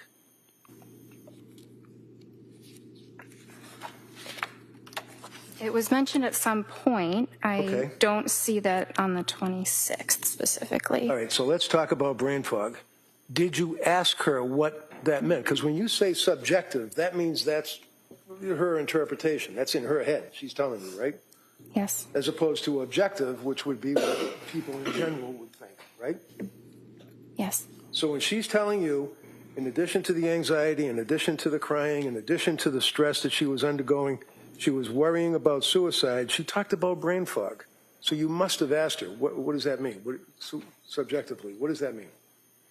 Subjectively means in the patient's, own opinion. That's what their experience is. Okay, so she's the one that's inside her head, right? Yes. So what were the symptoms? What is it? When a patient tells you that they have brain fog, is that something you would consider as being a potential side effect of the medications that you would put her on? It depends. On what? I mean, sometimes it could be, and sometimes it could be unrelated. It's a symptom of depression as well. So sometimes it's hard to tell what it's attributed to. So at this point, heading into November, your answer was to prescribe more medication, 3 more drugs, right? You prescribed Ativan, or increased the Ativan. What was her load for Ativan at this point? Do you remember? Sorry? What was her milligrams, if that's right, or nanograms, whatever it is, on the Ativan, on the script that you had provided her? Objection, if we could just have a date. I think she said, no, if you can answer that, go ahead.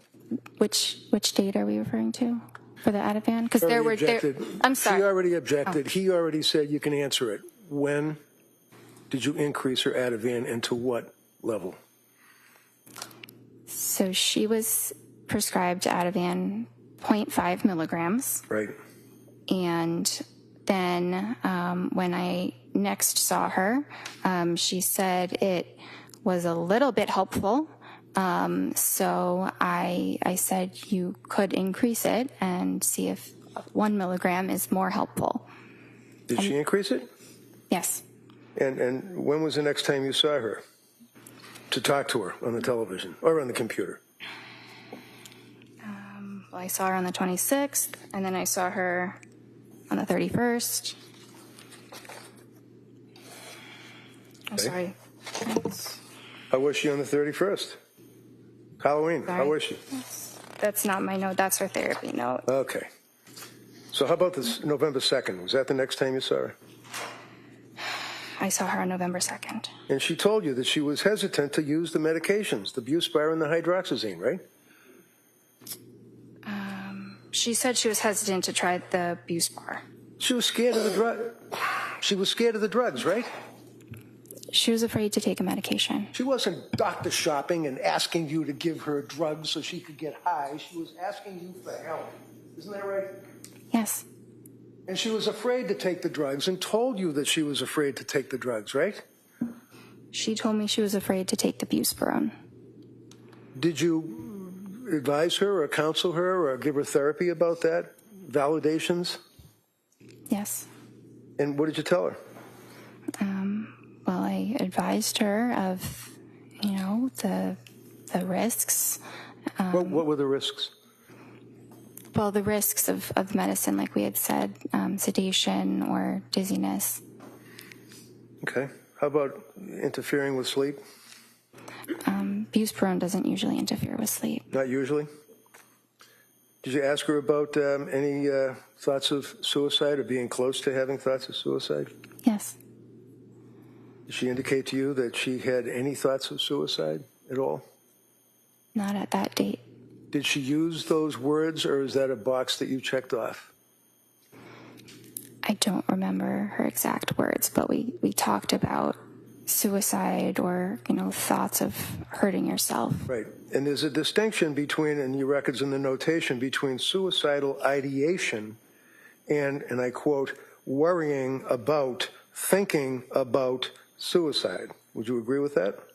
Yes.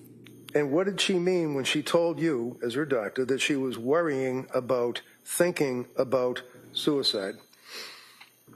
You mean in the prior appointment? I'm talking about a woman that's sitting in front of you on your television or your computer telling you that she was worried about thinking about suicide.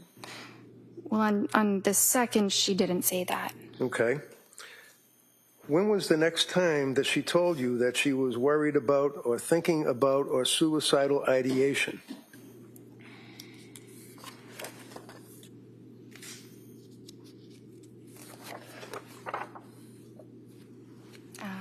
That was the December 1st visit. Okay. So go back to the November 2nd visit. Would you agree with me that she, after you talked with her for that period, however long it was, that you then brought up 4 medications to her, recommending that they might be safer, and I quote, safer alternatives? Would you agree with that? I see the word alternatives, not Okay. safer alternatives. Do you remember talking to her about Remeron? Yes. Did you recommend that she take Remeron? No. Did you ever prescribe Remeron? No. And is that mirtazapine, as far as its generic name? Yes. And Remeron is an antidepressant, isn't that right? Yes. And you did not feel that that would be an appropriate medication for her to take at that time? It was a very reasonable option, but we didn't decide to start it. So is this a collaboration? In other words, you and the patient, you would both make a decision as to when to start a drug? Or is it your decision and advice to the patient? Well, it's ultimately my decision, but the patient's thoughts about the matter are very important. At the end of the day, the patient has to go home and take it themselves. I'm not there to ensure that that is happening or not.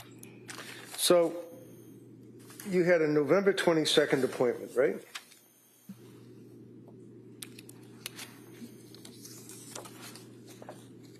Yes.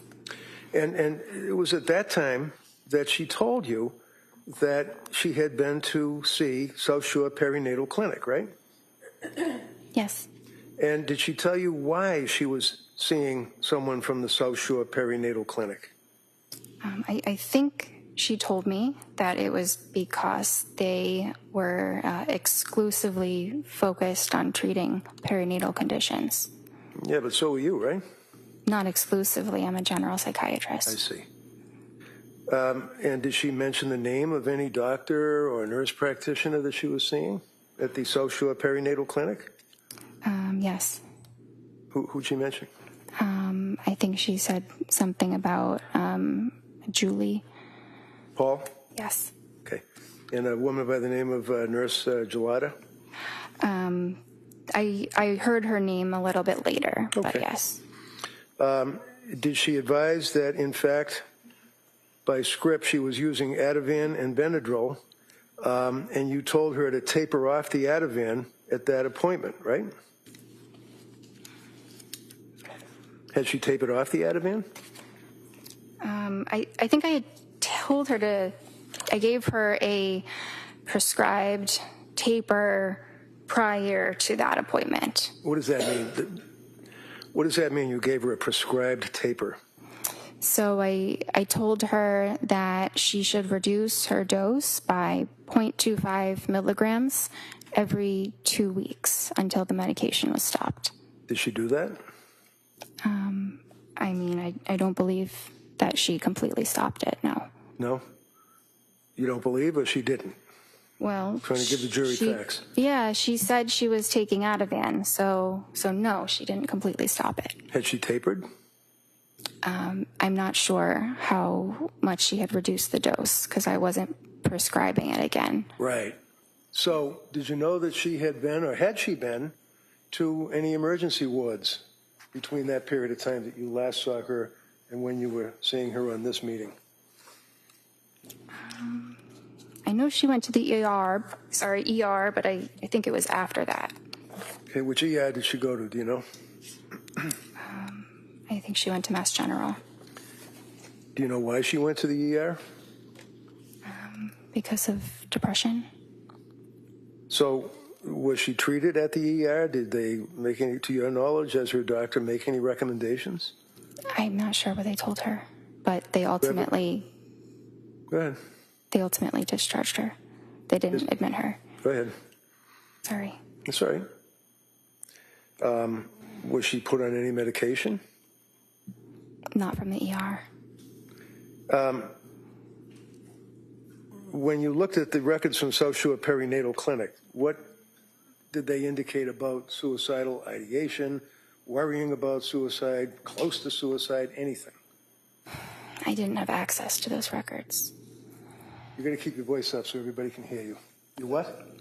I did not have access to those records None. because we're a completely separate clinic. Seriously? Objection. She's visiting with you as a patient and you can't access her medical records? Is what you're telling this jury? I did not have access to them, no. Could she have signed a release, a HIPAA form? Yes, she could have. And you could have got the records, Yes. but you didn't. I did not feel like it was necessary because she provided all the relevant information about her treatment there. How do you know? She's got mental disease and she's suing you and she's on all this cocktail of drugs. How do you know that she is an accurate historian at this point in her life?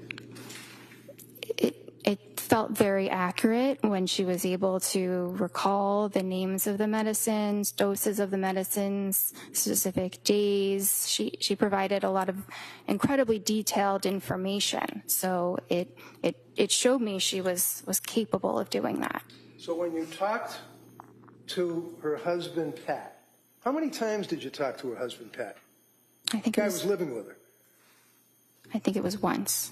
And he came to your office, right? No, he didn't. He got on the television or the computer screen, right? Yes. And when was that?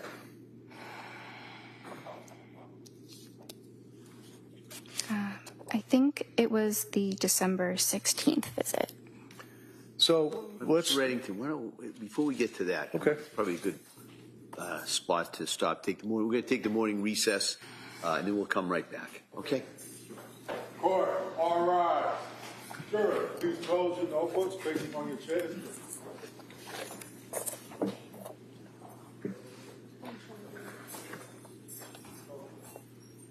Wait, please.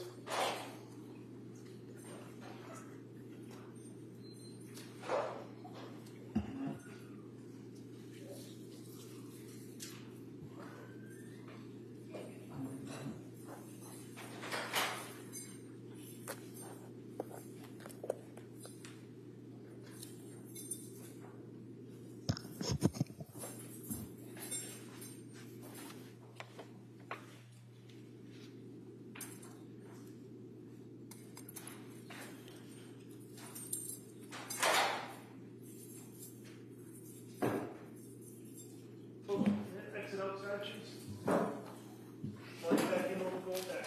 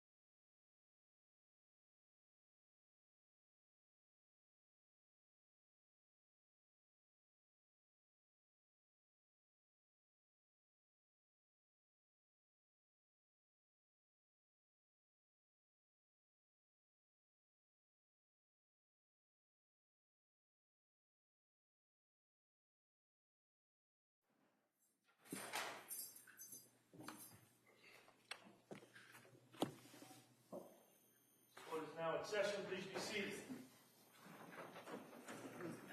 You all set for the jury?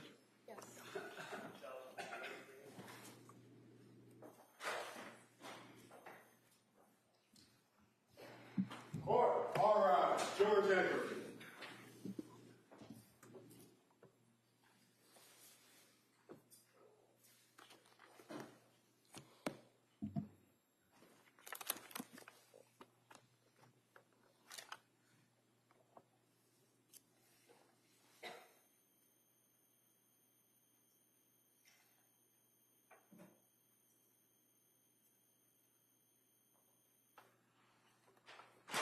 This court is now in session. Please be seated. Your Honor, for the purpose of the record, we return back to the trial of Commonwealth versus Lindsay Clancy. All parties are present, including the defendant and the 18 jurors. All right, thank you. Mr. Reddington. If you would just please look at your medical records that you have in front of you, I believe, and just go back to the October 20th record, where you have, I believe it's called interval history. I had trouble hearing the date. Can you repeat that? Sure, October 20th. Sorry. Okay. So looking at the interview history, that's when that you decided to start Zoloft, and it says a week ago, right? That's when the patient started it, yes. Okay. And she then increased the dose, and it says last night, right? Yes. And what was she telling you on the computer screen when you were talking to her? What did she say about increasing the dose of the Zoloft? That she felt awful. She couldn't sleep, had insomnia, which became worse when she increased the dose. She didn't want to eat. She was having diarrhea. Food felt really unappealing. She was more depressed on it, crying all day yesterday, which is not normal for her. She had some mental fog and was terrified to start something new. Did she also tell you about her anxiety level? Anxiety was really bad even before med. Now hard to differentiate. Overnight racing thoughts, paranoid of getting suicidal thoughts, something bad happening, doesn't want to be alone. That must have given you concern that you had a pretty sick patient on your hands at that point, right? I was concerned, yes. So you gave her some therapy, did you? I gave her some therapy in conjunction with discussing all of her symptoms and assessing her and managing the medication. Okay, and again, I apologize. You have to keep your voice up so people can hear you way down here. So when you say that you were talking about the symptoms, and what did you do? Just talk about the same thing that we've just gone over, the symptoms? Well, there were a number of them to discuss in more detail. That's the summary of them. Okay. So did she discuss it in detail? Yes. Did she tell you that her symptomology at this point on October 20th was so bad that she had to have her mother come and stay with her? Her mom was coming to provide support, yes. She wasn't coming to provide support. She was coming to stay with them, to live with them, wasn't she? Yes, I don't know for how long, but yes. Did you bother to ask her? Why is her mother having to stay with them? Because she needed some help. Do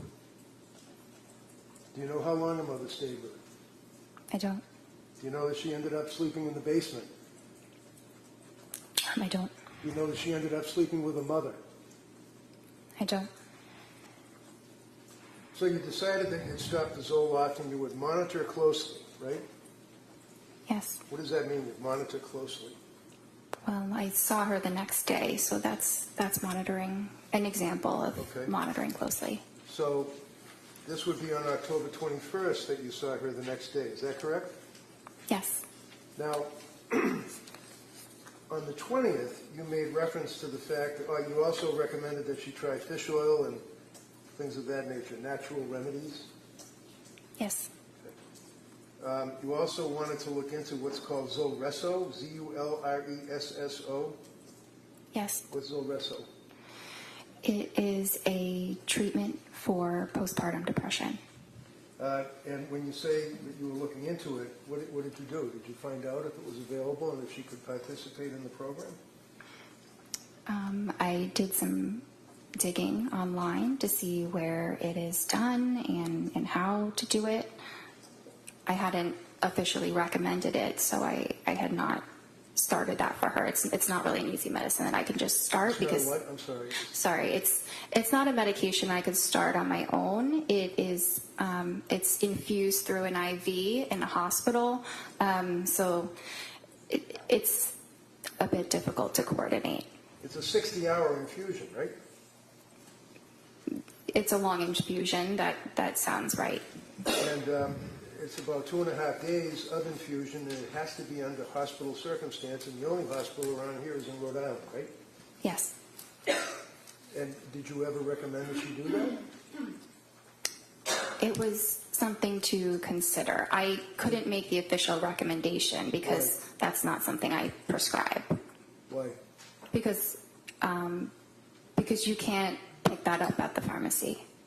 Well, no, obviously you have to go to a hospital setting and basically have an infusion through your veins for 60 hours or 2.5 days, but why didn't you look into it or recommend that she do that? Well, I did look into it. So what happened? She ended up actually going to a partial hospitalization program at the hospital that does it. I don't believe the program was completed, but she went. And I advised her to discuss it with them because they have access to that medicine. I don't have access to it. Of course not. Is this Women and Infants Hospital in Rhode Island that you're talking about? Yes. So when you looked at the medical records for the Women and Infants Hospital, did they make reference to your inquiry to Zulresso? I never received records from Women and Infants. Did you ever look at them or even online? Online? Yeah, like online, like you do when you talk to patients. No, I never got access to them. Why? It's similar to South Shore. It's a completely separate hospital that I don't have access to. I don't work there. Well, of course you don't work there, but you're a doctor and you're treating a patient who's got medical records that you could access through a HIPAA release, right? Yes. Why didn't you do that? Well, she didn't ultimately end up having any treatment there, so it didn't seem necessary. She didn't end up having any treatment there, so it didn't seem necessary. You can't just walk into that place and say, hey, I'd like some Zulresso, can you? I don't exactly know how it works.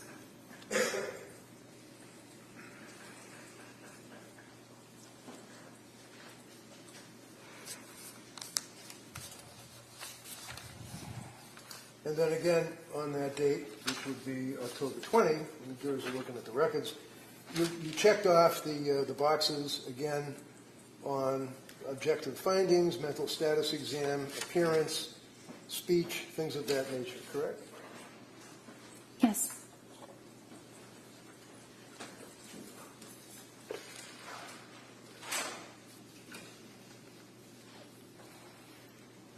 Excuse me for 1 minute, Judge.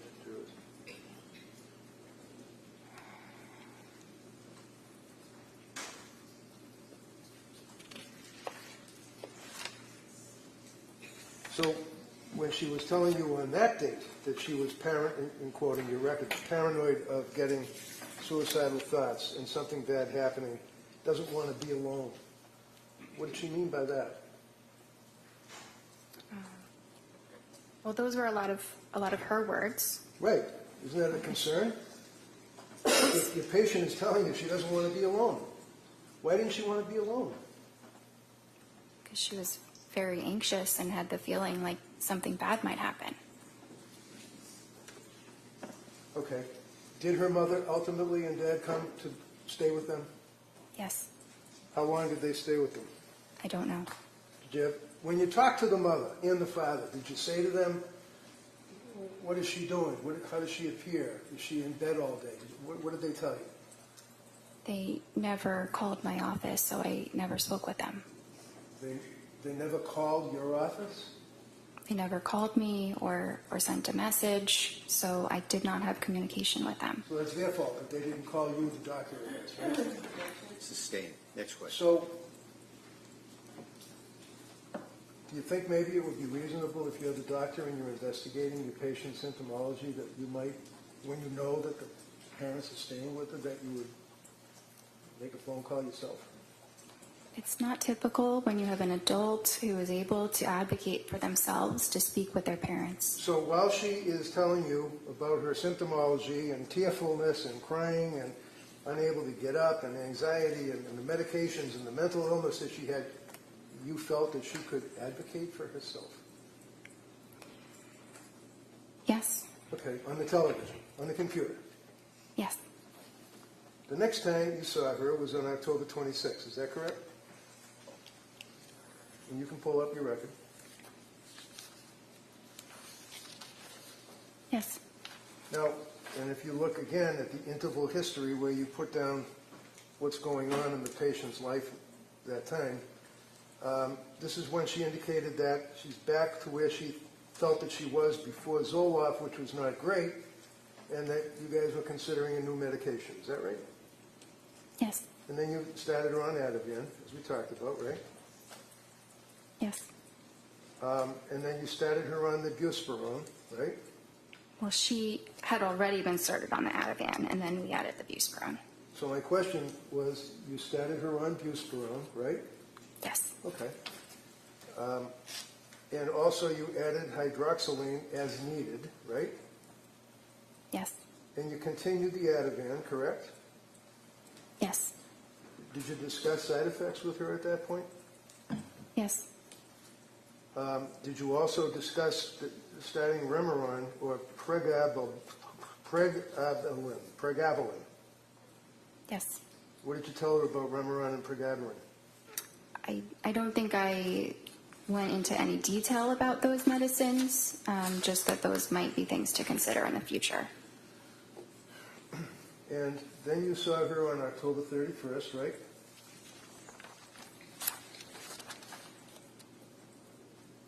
That was her, I think that was just a therapy appointment with a different provider. Would that be Jennifer McAllister? Yes. So it's a different provider in the sense that she works for Astor, right? Well, yes, it just wasn't myself. Right.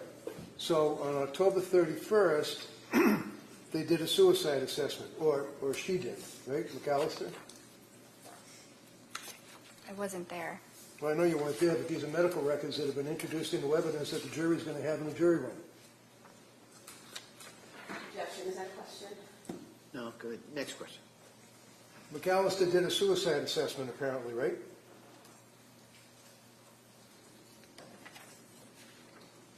I'm sure she assessed No, for no, no. suicide. Look at the record, please.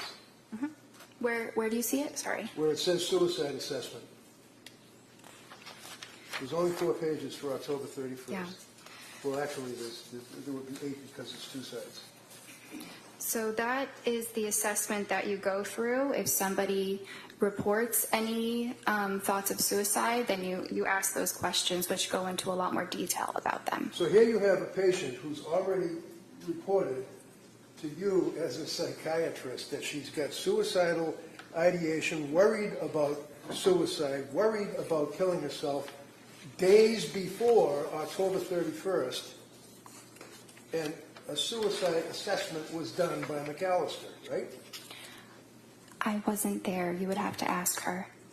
Well, maybe I will, if she Okay. comes in. Okay. Why don't you tell me what the record shows? Did they do a suicide assessment? Did she check off the little boxes? I'm looking for that section. It says that patient denies suicidal or homicidal ideation at this time. Okay, so again, this is on October 31st, right? Yes. The patient, within a period of a couple of days and meetings with you, that McAllister has access to because the records are within your business, right? It's not my business, but yes. Has reported suicidal ideation and fear and dwelling about killing herself and afraid of those thoughts, right? Let's see. I just want to be absolutely clear.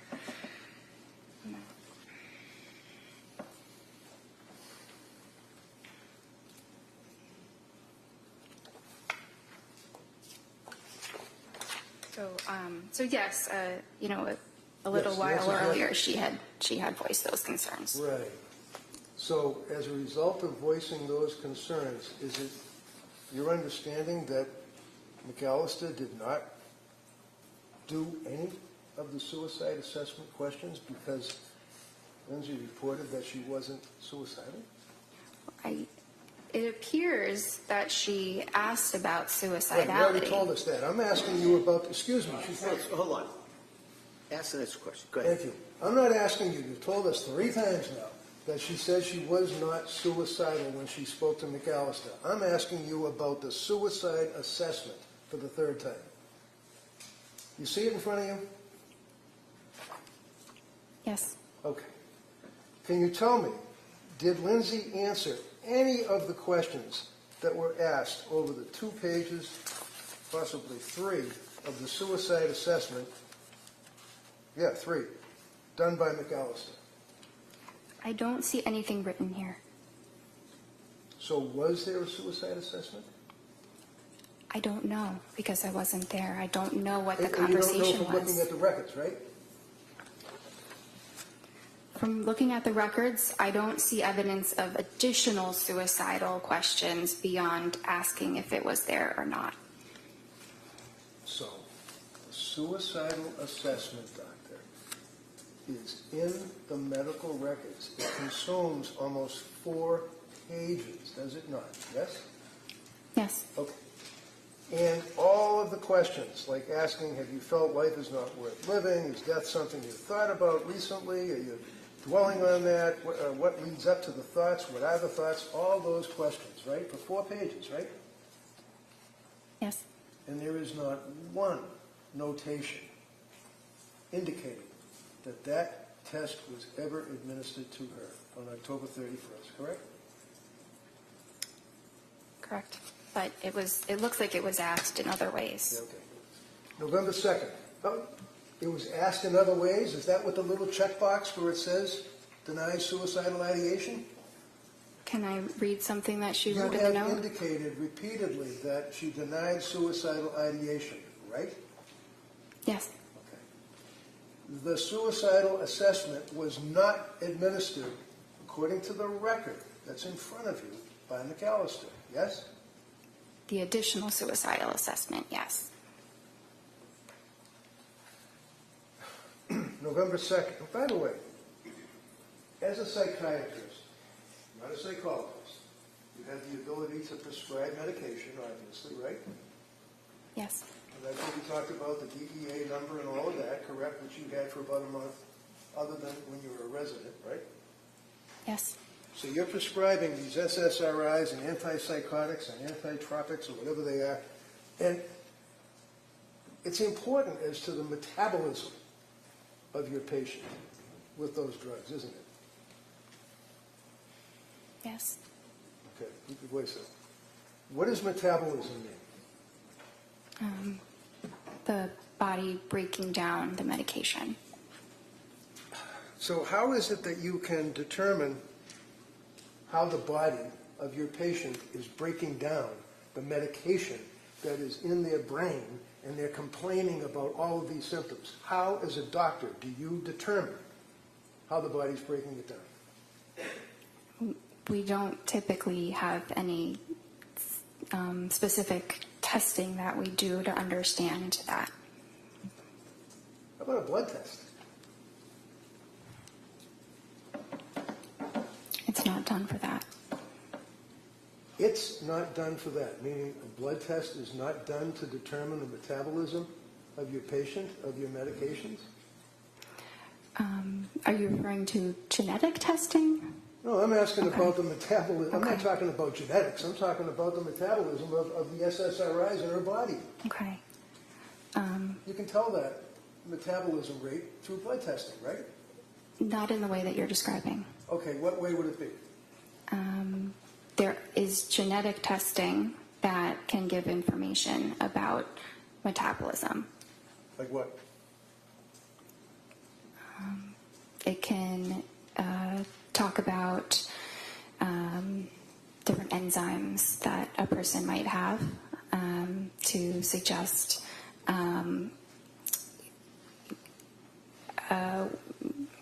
it provides information about the enzymes that a person might have the genes for. Okay, so it provides the enzymes that a person might have the genes for. Forgive me, I'm having difficulty with that. What does that mean? It's a little complicated. Yeah, you don't expect a patient that's going through what she was going through to understand that, would you? No, Did you guys do the enzyme test? they are not typically done. Why? Because, again, it's genetics Does and insurance cover it? Just in the middle of answering. Good. You finish that answer, and I'll allow a follow-up. Go ahead, Doc. so it's not as simple as testing for an enzyme or not. You can test someone's genome, like we have the ability to test the entire human genome now, but which is great, but the clinical use of that is not there yet. So while we can test these things, it does not yield meaningful clinical information, so it is not commonly done. What is the Cytopro P4-50 system? That's one of the enzymes that I'm talking about. So the Cytopro P450 system talks about and tests for the breakdown of psychiatric meds in the blood, right? It's not in the way that you're describing. It doesn't All tell I'm you what describing is that medicines it's a to test. take. Again, one at a time. Finish the answer, and then you can ask follow-up. Go ahead, Doc. Yes, this is a test that is done, but it doesn't tell you what medications a patient will do better on. It's not useful in that way. So what's it useful for? I mean, I don't find it terribly useful. How long has the Cytopro P450 system been in use in your field? I'm sorry? How long has the Cytopro P450 system been in use in your field, psychiatry? Well, it's an enzyme in the body. Well, I know what it is. I'm asking you about the system, the testing. How long have they been using that? The genetic testing, maybe a whatever few it is. years. It's very new, Very new. Does insurance cover it? sometimes. Sometimes. So it is nevertheless a legitimate test to determine the breakdown of psychiatric meds in a patient's blood, correct? It exists, yes. It exists. Well, it exists, but you didn't use it, right? It would not have made a difference In what? In your opinion? in her treatment. Because you go by the checks in the checkbox and what she self-reports, right? No, not just the checks in the checkbox. Oh. In any event, tell me about the thyroid. The Tell me thyroid? about the thyroid. It's an organ in the human body that regulates hormones. And what, if any, import and impact do thyroid levels have on your evaluation of a woman who is in the throes of postpartum depression? They don't. What is the purpose of a test to determine the thyroid levels? Well, you can test something like the TSH. Well, I don't know what a TSH is. I'm sorry. What is a TSH? Thyroid stimulating hormone. Okay, thank you. That's something that can be tested, typically by maybe a PCP, primary care, or endocrinologist if they have concerns about someone's thyroid function. Were you aware of a study that was a major study that was peer-reviewed? What does peer-reviewed mean in your business? That it was reviewed by other researchers in a similar field. And the report or the article or whatever it may be has to be approved by the peers that are reviewing it before it can be published, right? Yes. And you'd agree with me that in the medical field, it's a big deal to have publishing articles on your resume, right? Yes. And how many articles have you published about postpartum depression, postpartum psychosis, anything? I have published something, but it's not a full article. It's just a small thing. Okay. Are you aware of the psychiatry magazine article dealing with, in 2021, thyroid function in postpartum psychosis, an exploratory study? Have you ever heard of anything about that, let alone read an article about it? No. Are you aware that there are studies that have compared thyroid function between psychosis with postpartum onset, PPO, psychosis without postpartum onset, PWPO, and normal postpartum? You aware of that? No. Well, you're supposed to be an expert, or you specialize, or you have an interest in treating women that have suffered from postpartum, correct? Yes. Have you written any articles at all about postpartum depression, anxiety, psychosis? No, I'm not a researcher. I'm a clinician. Have you read any of the articles, such as thyroid function in postpartum psychosis? I've read many articles. There are thousands. I have not read that specific article. Thousands? Thousands of articles on postpartum psychosis and the thyroid? No, not on that specific topic. So,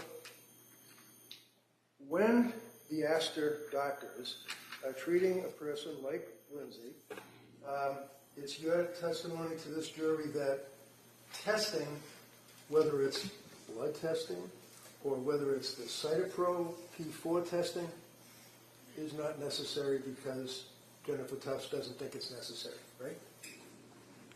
It does not yield information that would influence treatment. Really? So if there was elevation in the thyroid, that wouldn't impact on your treatment at all, your evaluation, your investigation? Sorry, I thought you had mentioned the cytochrome issue. Are we talking about that one, or are we talking about the thyroid? Talking about the thyroid. Okay. Yeah. So if Can you there were repeat? tests that revealed elevation in the thyroid level, is it your testimony that you wouldn't care? If I somehow found out that a patient had elevated thyroid levels, I would advise them to talk to their primary care or maybe get an endocrinologist to discuss it. Did you ever recommend that Lindsay get an endocrinologist? No, she And the did reason- not. The answer is no.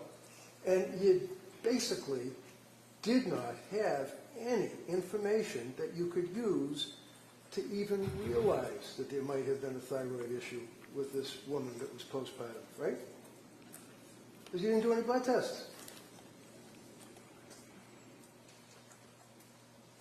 There was no clinical reason to obtain a blood test. All right. So you continue on with your meetings by the computer, correct? Yes. November 2nd. You can get November 2nd out. You got it? November 22nd?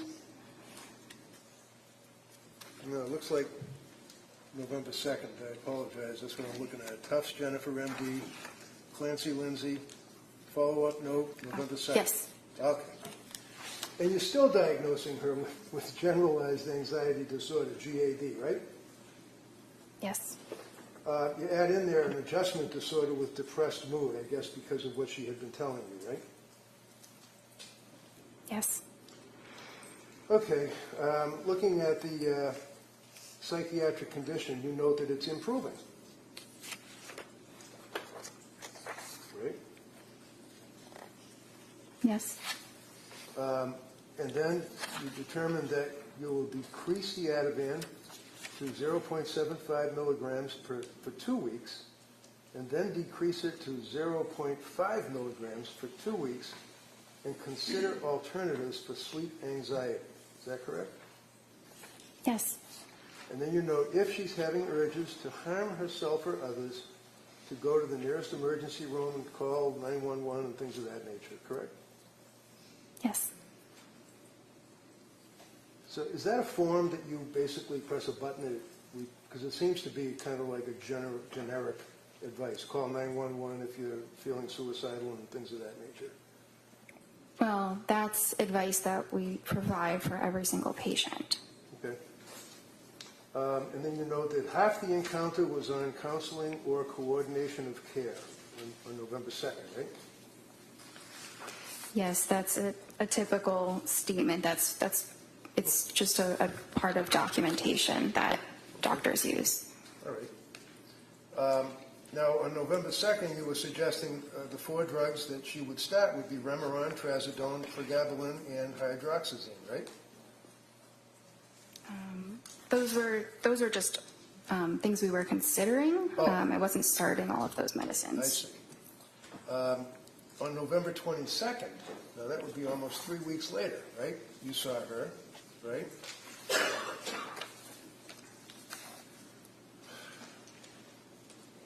And did you ask her about whether or not she was still having suicidal thoughts or worrying about suicidal thoughts, for example?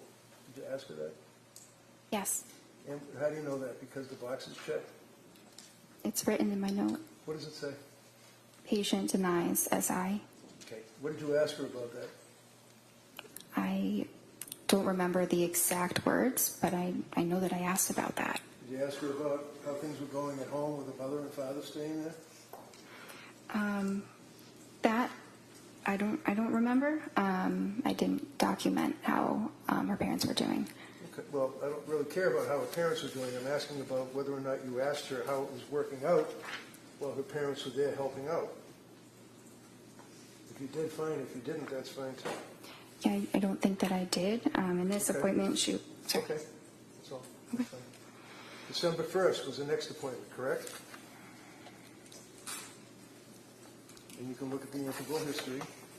Yes. Now, on that December 1st appointment, this is after she had transferred to South Shore. Yes. She disclosed to you that she had been seeing South Shore, right? Yes. We already talked about the fact that you never got the records from South Shore, so you don't know, other than what Lindsay reported to you, what medications she was on, right? Right. I knew what she was telling me. Right, and she told you that she was doing the Ativan taper, right? Well, she said she had tried doing that, but that then she was having worse sleep. Having difficulty sleeping is what she indicated to you, right? Yes. And she tried other meds that you had suggested, but stated that she was having difficulty with those meds, including Trazodone, right? Well, the Trazodone she didn't have a problem with. It just didn't seem like it was particularly helpful. Okay. Did you prescribe the Trazodone or somebody else? This was somebody else. So do you know what the milligrams were that she was on? It says she tried between 50 and 150 milligrams. All right. Now, did she at some point try Remeron? She said that she did. Did you suggest in your discussions that she try Remeron? No, I did not. Did she indicate to you that she had rebound anxiety and intrusive thoughts, that she was going to die? Do you recall that? Well, she said worse depression and intrusive thoughts. Okay. Did she tell you what the intrusive thoughts were? It was the feeling like I'm going to die. Did she then have a script for Prozac, 10 milligrams? That's what she said. And she said that she couldn't sleep and had worse sleep, so that had to be stopped, right? Yes. Then she was on Klonopin, right? Yes. And what is Klonopin? It's a benzodiazepine. And on December 1st is when she told you, again, that she was close to having suicidal ideation, feeling hopeless. Do you recall that? Yes. Now, on the interval history, on that date, you indicated that she can't sleep, she's panicking, she had worse depression, intrusive thoughts, she was numb, nothing mattered, I feel like I'm going to die, denies suicidal ideation, but, quote, yesterday, close to it, feeling hopeless. Did you give her therapy and validations after she told you that? I believe that I did. What did you do? You got a woman that's telling you that she's hopeless. She doesn't care if she dies. Can't sleep. What did you do to validate on your therapy? Well, I told her that this was something that we could address, that there was hope, that there were treatments, and there are different types of treatment programs that are more supportive, like partial hospitalization programs. So she knew that she still had options and a reason to hope. Did you ever suggest to her that maybe you ought to come in and see me rather than talk on the computer? Talking with her over the video did not seem like an issue. It didn't seem like there was anything that I was missing or that there was any need to see her in person. Now, you'd agree with me that in December of 2022, COVID was all done, right? It wasn't completely all done. Were you still nervous about dealing with people and wearing masks and stuff, or were you able to sit down and talk to somebody face to face?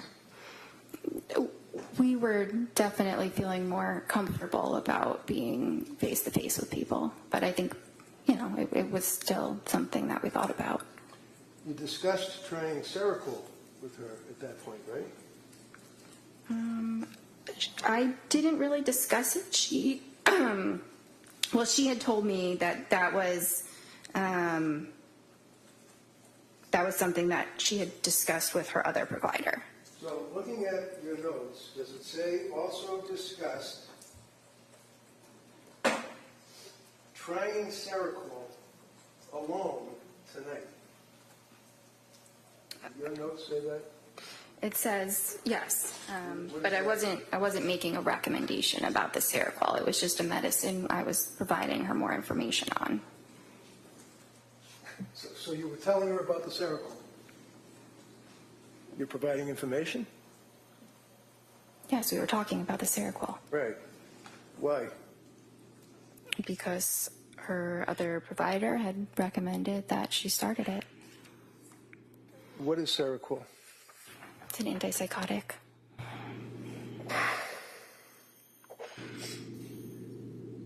You also discussed with her the possibility of undiagnosed bipolar disorder, did you not?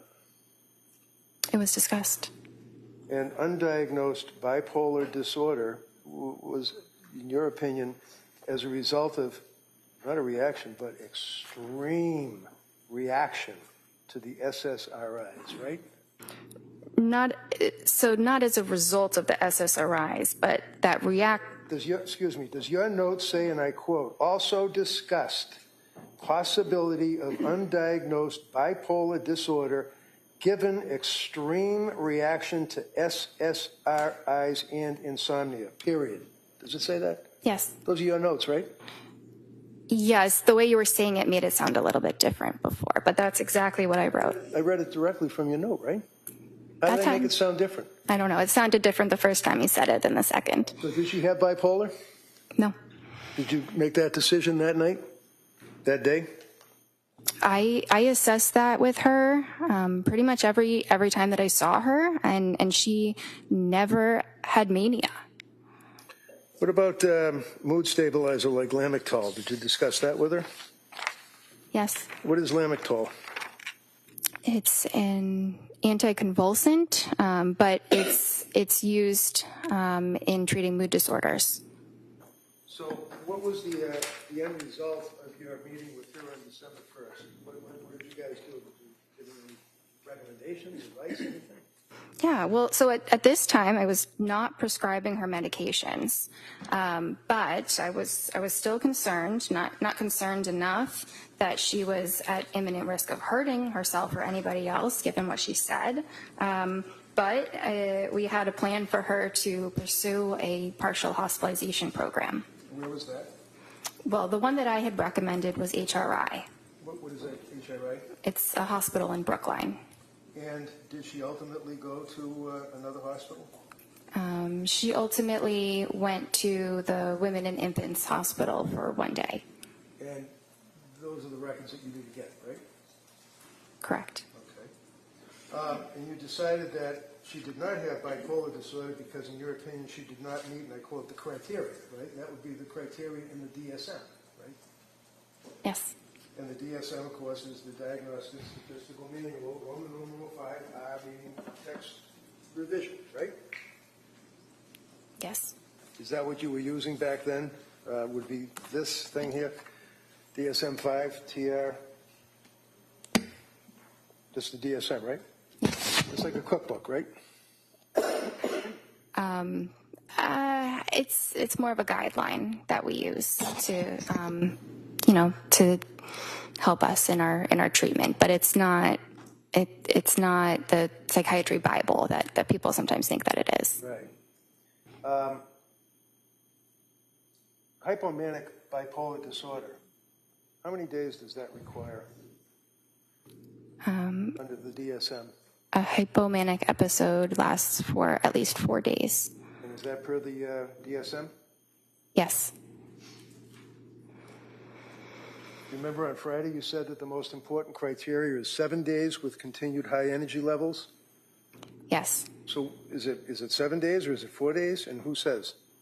Well, mania is 7 days. Hypomania is 4. Discussed again, with her on December 1st, and that's the Lamictal sheet, right? Yes. And do you know in your records that she indicated that she was really struggling, and it was as a result of that you recommended that hospital program, correct? Yes. You agree that she had, in your opinion, a severe mental disturbance at that point that was manifesting itself? She had a maybe moderate heading towards severe. Moderate heading towards severe mental issue, okay. You'd agree with me that she had increased anxiety, right? Yes. She had very, very increased depression, right? Well, she did. She said Okay, so as you since the answer this, Ramadan. you just answer yes or no. I'm sorry. I was just trying to check the record. Okay, you can check the record all you want, but if I ask you a question respectfully, can you just not go on and ramble? Answer yes or no, that's all. It's sometimes impossible to do that. Oh, There's Listen, here, if you can't answer yes or no, just say you can't answer yes or no. If you can answer yes or no, answer it yes or no. That's how we do it, all right? okay. Thank you. Now, mental issues like anxiety that was diagnosed, the depression that was diagnosed, and the fact that she indicated yet again that she was close to suicidal ideation, quote, worried about suicidal thoughts, but you indicated that she wasn't suffering from suicidal ideation on that day. Is that fair? She denied it. But she told you that she was worried about suicidal ideation and having suicidal thoughts, right?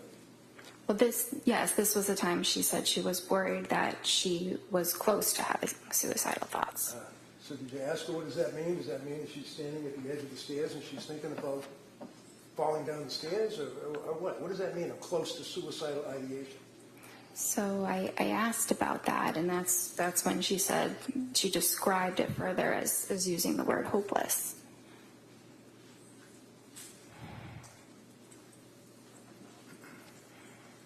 So, did you prescribe the lamotrigine on that occasion or no?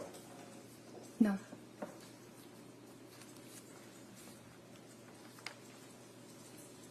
On December 16th, that's the next appointment she had, right? Yes. That'd be 2 weeks later? Right? Yes. She was still not well, correct? She told you she was having a really rough time. She was sleeping, but she was still feeling very poorly. In your notes, does it say that she was having a really rough time? Yes. So when I asked you, if your notes reflected that she said she was having a really rough time, why do you feel compelled to say she was sleeping? Objection. Overruled. It's an important detail. Yeah, I guess. How about the rough time? What did that mean? What were the symptoms of having a really rough time for this kid? Do you want me to? Yeah, I'd like you to answer that.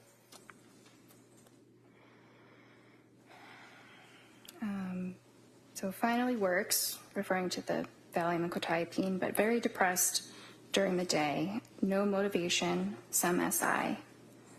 Do you want me to continue? Sure.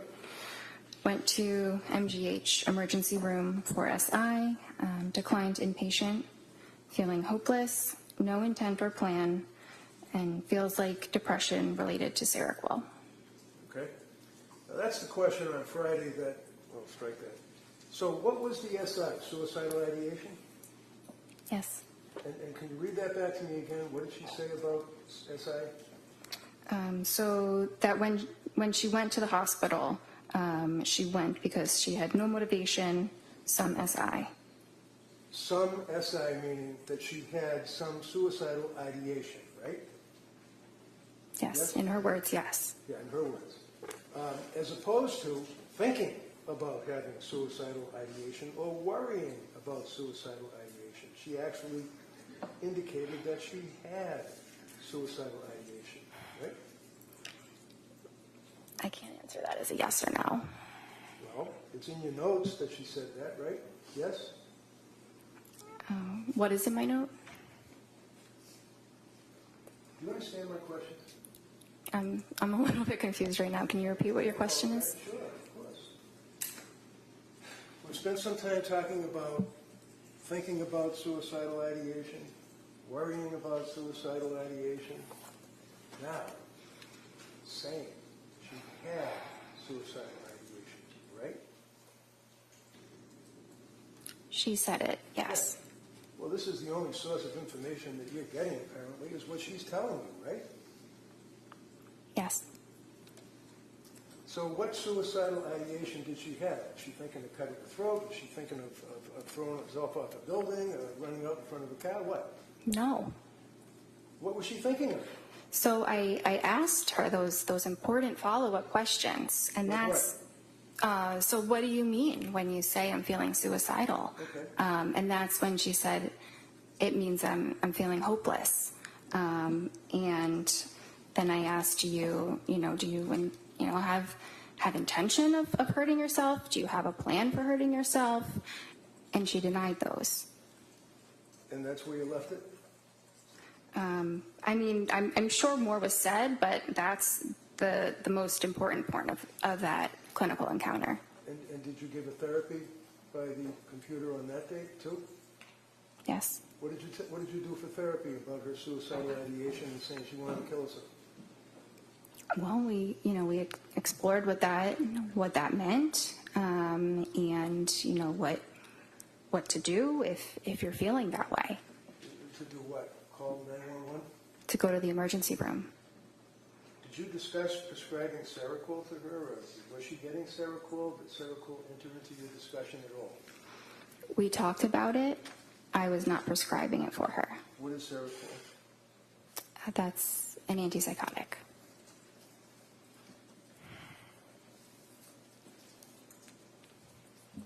So, at the conclusion of your meeting on December 16th, basically what you took away is that she had now increased to suicidal ideation, was feeling hopeless, all the rest of the things that we've talked about, and then she what, just moved on, went home? Well, she was assessed in the emergency room and was not admitted. And I assessed her on that day again. And while she was certainly struggling, she did not require hospitalization at that moment. So she was planning on going to the Women Infants program, and I supported that. Did you know that around that time she confessed to her husband that she was having now thoughts of harming children? No. Would that have been something you were concerned about? If I heard that, I would have been very concerned. You would have called DCF, right? I might have. And when you spoke to Pat, did you ever ask him what his observations were of her spiraling into November and December? Not that one time that he stuck his face on the computer and talked to you. Did you ever talk to him? He never called me again. Or he never called at all. I never spoke with him again. So he is a husband of a woman, just had a baby, who was postpartum with all of these symptoms that we talked about, all of the drugs that you were prescribing and that she was dealing with, trying to get help. You never talked to her husband about what he observed? Because he didn't call you? Well, we did speak on that visit, Which visit? the 16th. Or I think that that's the one that he was at. You think it was? It's not noted in your record? It's not noted, but I remember some of what we talked about, and so in reading that record, it seems like that's the likely one that he was at.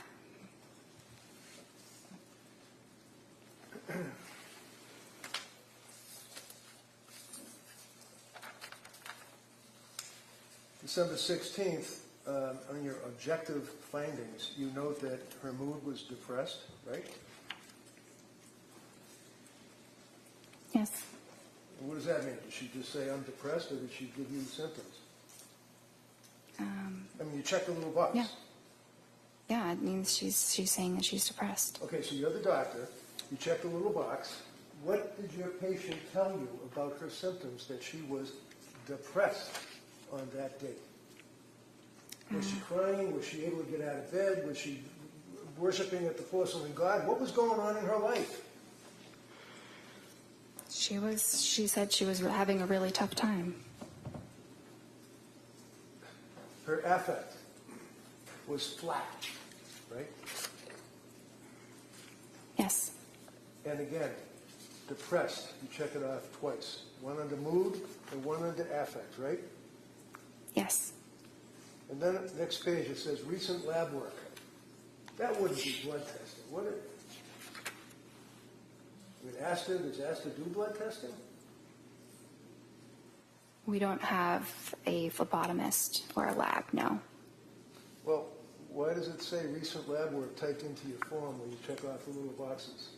And that's something that auto-populates. It's a template that, It's a what? many different, it's a template. The whole node is something that psychiatrists or at, probably all across the country use. Probably. You can't diagnose someone's illness by a template, though, can you? No, You filled in, no lab results were found, right? there were none in the computer. Yes, I didn't type that in though. It So who typed it in? auto-populated. It was auto-populated. So on the next page where it talks about symptom goals, treatment goals, I'm sorry, symptom reduction and improve functioning. What does that mean? Symptom reduction is to have fewer mental health symptoms, and improved functioning means improved day-to-day life functioning, things that she's doing in her daily life. Really? Did you tell her all that? Yes. You're a young woman that's obviously mentally ill, very sick. She's deteriorated, whether you like that word or it's automatically imported. What, on that date, did you do? Never mind all those words you just said. What did you tell her on the television or the computer? I told her to go to the partial hospitalization program, and if she was having more suicidal thoughts again or felt like she was at risk of hurting herself or anybody else, that she should go immediately to the emergency room. How long did that meeting take? Probably about 30 minutes. And was that the therapy that you provided, telling her to go to the emergency room? I mean, that was probably a component. So the plan, excuse me, on December 16th was to follow up with women and infants, right? Yes. Did she? Yes. Do you know when? I don't know exactly the day. Shortly after. Then you were considering a brexanolone infusion, right? That's the Zolresso. That's the same thing in Rhode Island. Yeah. Okay. And that didn't go anywhere, right? That's No. It says start Lamictal, 25 milligrams daily, right? Yes. Continue Seroquel, right? What was the milligram for the Seroquel up to at this point? Well, she had told me it was 200. Well, That was was it- that. was it? I did not write that prescription, so that's what her provider had prescribed her. Okay, so you can ask somebody to show me the pill bottle. You can ask somebody to show me the CVS receipt. You can ask somebody you can call to verify, right? I could. Yeah. But anyway, she said that she was on Seroquel 200 milligrams, right, and had stopped with the Valium, right? Yes. And then you go on with that form thing saying if you have urges to harm yourself or others, you got to call 911, crisis hotlines, and everything else, right? That's the next two paragraphs that are in that report, right? Yes. Was her mother and father still staying with her on December 16th, if you know, with Pat and the kids? I'm not sure. Did you ever ask anybody other than her how she was doing? I asked her husband when he was at the appointment. Yeah, that's the other appointment. How about now? We're talking December 16th into the month of December. Did you ever ask anyone how she was doing? Well, I think he was at that visit. You think he was at the visit? How did he tell? What did he say to you about how she was doing? He said she wasn't doing well. She's got an objection. Good. Right?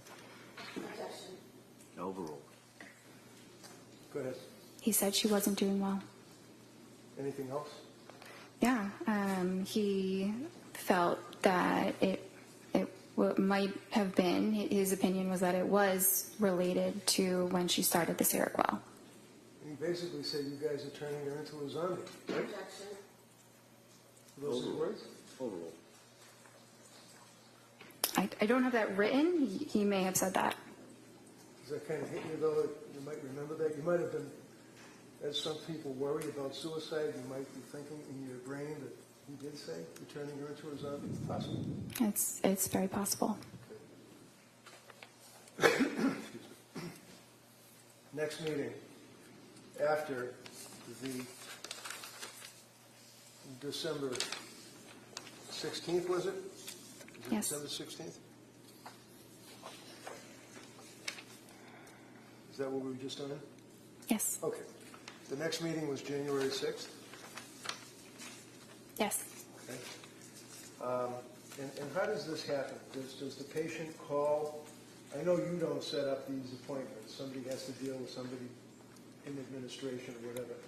But do you, like on December 16th, say to Lindsay, call me or set up an appointment for January 6th, or do they have to do it themselves? So at the end of an appointment, I typically will schedule their next appointment. So did you schedule January 6th? I think that one she scheduled herself. Yeah, that was the day after she got out of McLean, right? Yeah, usually the hospital coordinates the discharge appointment. Well, if I tell you that, in fact, the hospital told her to set up the appointment, and that within an hour, She set up the appointment. Is that in your notes? It's not in my notes, no. Do you remember that? That was a pretty big deal that she was in McLean locked wards for 4.5 days, right? Yes? And she's your patient, and she's really gone downhill bad, right? No, she wasn't doing well. And she admitted herself to the locked wards at McLean, right? Yes. And what was the diagnosis at McLean? I believe they diagnosed her with major depression. Did they recommend any medication? They took her off of the Seroquel. They took her Off of it. off. Okay.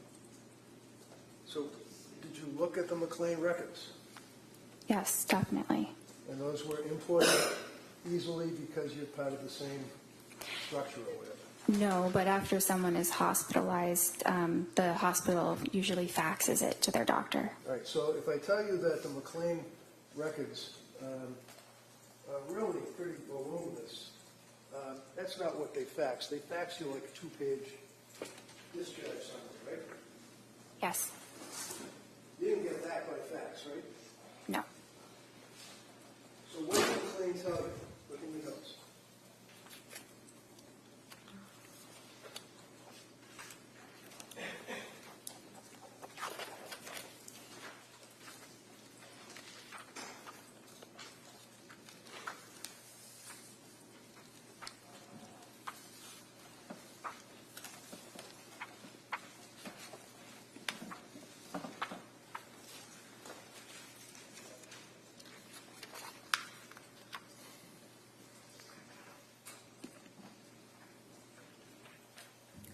Which part do you want me to read? Did you ever have her sign a release from McLean? Did you ever get access to the McLean records? I had access to the discharge summary. Okay, so put the discharge summary aside, because that's what they faxed you, a couple of pages. What about the records? No, but that's typically not No, done. never mind typically. The answer is no. You never got the records, right? A discharge summary is a record. Did you talk to the doctor that discharged her? No, no one called me. Know what? No one called me. I wasn't notified about the hospitalization until she was discharged. So you just sit there behind your computer and wait for people, Patrick, wait for the doctor from McLean, wait for the sick person who's the patient to call you? And if these people don't call you, it doesn't exist apparently, right? No, not exactly. I had no way of knowing she was even at McLean. Well, you did once she got discharged, right? Yeah, but that was after the fact. Right. So did you care why she was in McLean? Of course, And why was she in McLean? because she was depressed. And what was the, does your record indicate that she was discharged yesterday? Under interval history?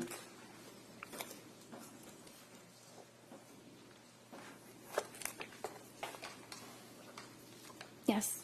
And discharged from where? Well, I said MGH.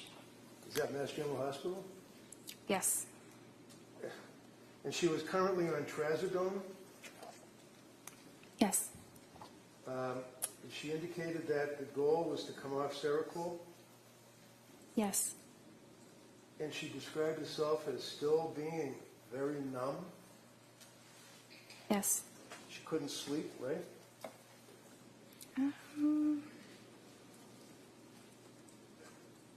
That's not entirely true.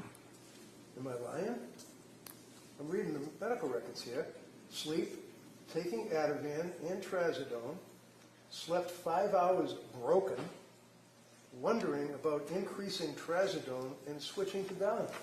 What does that mean? Well, it means she was having trouble sleeping. It wasn't that she wasn't sleeping at all. I see. Okay.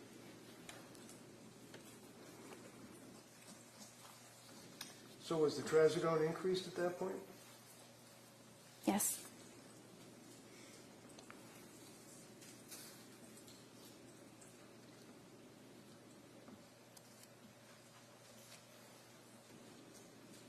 Yes. How about on January 9th? Did you see her through the computer or whatever then? Yes. And did you prescribe medication to her on that date?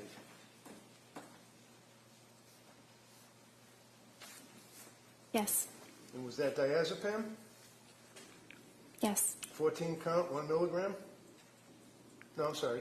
14 count, 5 milligrams. That sounds right. Okay. Did you also, on January 12th, 3 days after January 9th meeting, prescribe additional medication to her? I'm not sure. I don't have a record from January 12th. Do you recall on January 12th that, in fact, you prescribed trazodone 150 milligrams, 30 count? Yes. 3 days later, or a couple of days later, January 16th, do you recall prescribing amitriptyline? Yes. What is amitriptyline? It's a tricyclic antidepressant.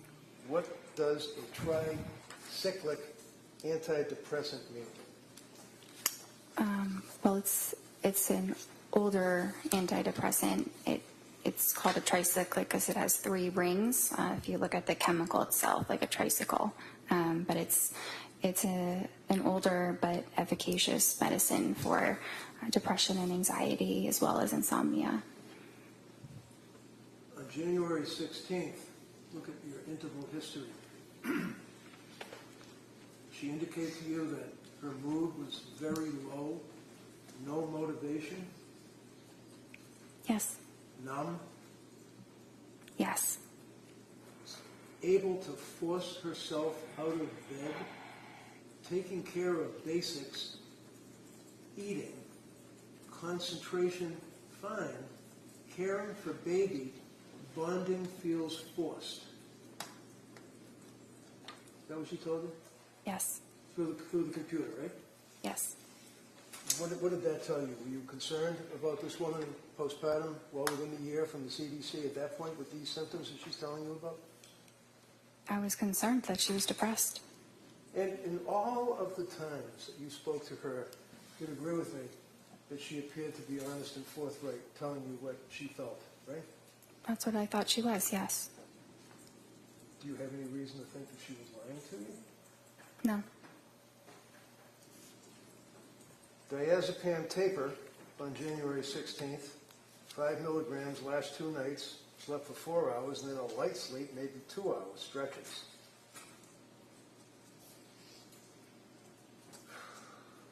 Did she express that she was still having concerns about side effects from medications? Not at that point. So what does ROS mean under interval history that we're looking at?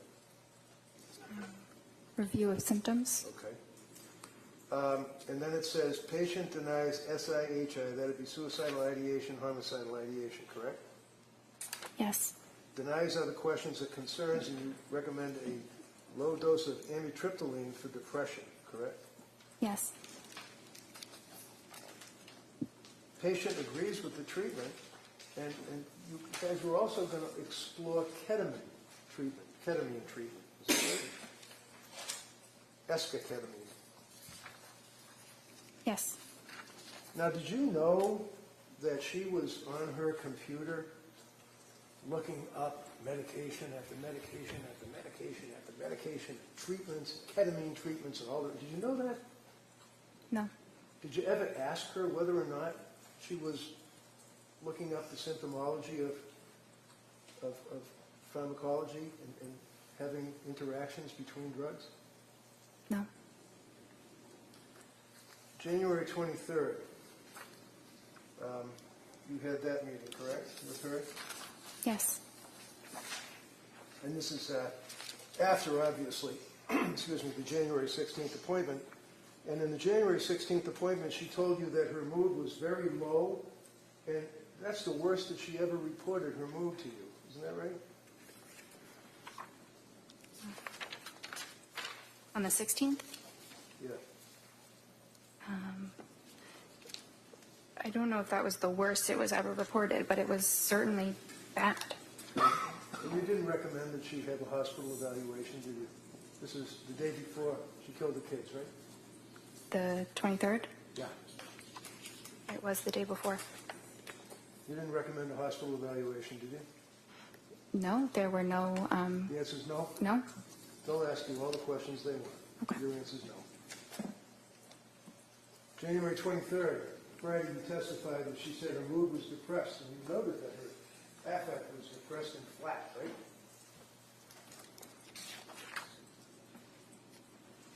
Yes. She also reported that her heart was racing, right? Yes. She had no motivation, is what she told you, right?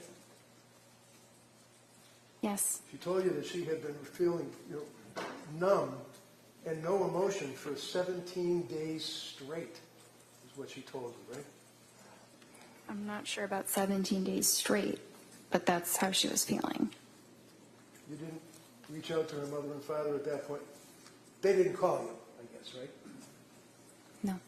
And Patrick didn't call you at that point, right? No. So she's sitting in front of her computer getting help from her doctor on January 23rd. And what did you do?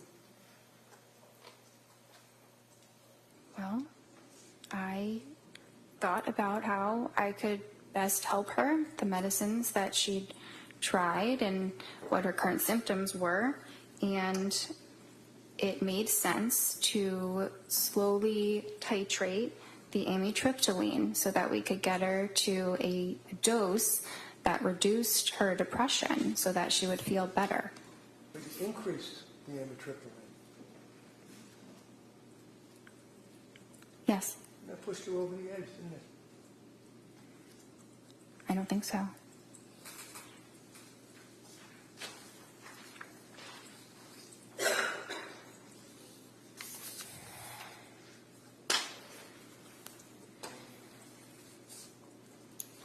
So All right, members of the jury, we're going to take the afternoon recess at this time, all right?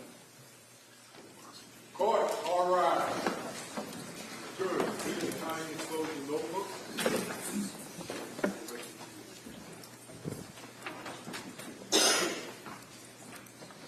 This way, please.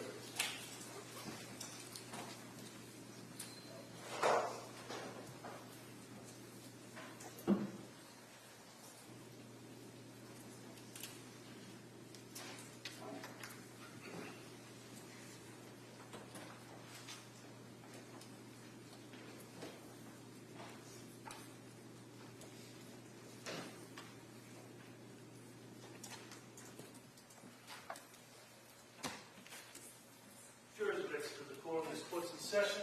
Doc, you may take off from the stand.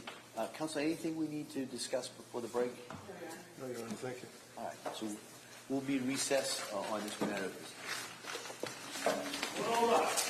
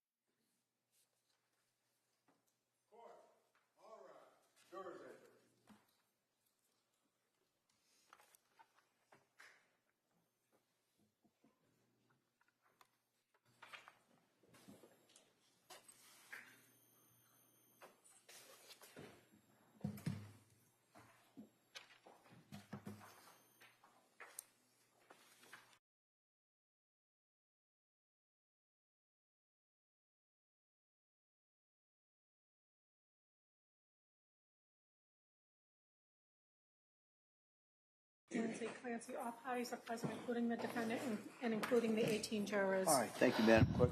Como, redirect. Thank you. Good afternoon, Doctor. I apologize for my voice. If you can't hear me, just let me know. Okay. You were asked on cross-examination about your residency. At that point, you were already a doctor, correct? Yes. And during your residency, that was a 4-year period, correct? Yes. And you were saying that you treated patients during that time. Is that correct? Yes. Was there someone with you while you treated these patients telling you what to do and how to handle them? No. Were you alone responsible for the evaluation, diagnosis, and treatment of your patients? For the most part, but if I had questions or, needed to talk it through, I had help. And approximately how many patients did you treat during those 4 years? Thousands? And those were all psychiatric patients, correct? Yes. You said approximately 50 of those patients were patients dealing with postpartum depression or some postpartum issues. Is that correct? Yes. You also said you had some specialized or specific training in that area. Can you describe that for us? Yes, I did a specialized elective with a specifically perinatal psychiatrist where I worked in an obstetrics clinic and I saw patients who were pregnant and postpartum.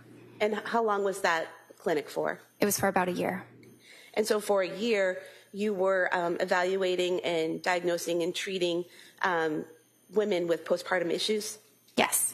And that's separate and apart from your residency? It's a part of the residency. It's an elective. So for 1 year out of the 4, that was specifically designated to postpartum issues? Yes. It wasn't every single day, but it was continuing the same patients for about a year. So you would follow those same patients throughout the year? Is that what you're saying? Yes. And you were asked about postpartum psychosis, and you said it was rare. How rare is it? I'm not sure the statistic, but low. Well, have you dealt with patients in your 4 years of residency that had other types of psychosis? Yes, many. And psychosis, whether it's from postpartum or some other mental illness, does it present the same, or does it matter what the underlying illness is? I mean, it can present different based on the individual, but it's the same general disorder. And so what are the symptoms or signs that you look for to determine whether someone has psychosis? So you look at them, you assess their appearance, are they disheveled, and then you look at how cooperative they are, how they're engaging in your interview, are they answering your questions or maybe refusing to answer your questions, maybe being very aggressive. You look at their speech, whether they're speaking very fast, very loud, or the opposite, like maybe not really even speaking much at all. You look at what their thoughts are like, and we assess thoughts by what they're saying. That's how we know what people are thinking, and whether what they say makes sense linearly, or whether someone's jumping around and you can't follow them. We also assess the thoughts for their content. If someone is speaking about things that are very bizarre, things that are very paranoid, if someone is talking or making noises, or it seems like they're communicating with somebody that's not in the room, those are all things, behaviors that we assess for. So although you'd never treated someone with postpartum psychosis, you had evaluated, diagnosed, and treated people with other types of psychosis. Is that correct? Yes. Did you see any signs of psychosis in any of your interactions with Lindsay Clancy? No. Defense counsel mentioned that part of your residency was during COVID. Did mental health issues just stop during COVID? Of course not. They often got worse. And so it's fair to say you still kept busy seeing patients on a daily basis? Yes. You also mentioned that some of the patients you saw in your residency, it was outpatient care. Is that correct? Yes. Is that similar to the care you were providing to Lindsay Clancy? Yes. And was that all 4 years you were providing outpatient care to psychiatric patients? For 3 of the 4. You were also asked about telehealth. Is telehealth appointments in psychiatric care standard in the industry? Yes, And how long has that been standard? since COVID. And is it a fairly common and accepted practice at this point? Yes, Most of the session, for a psychiatric session, you're talking to someone, right?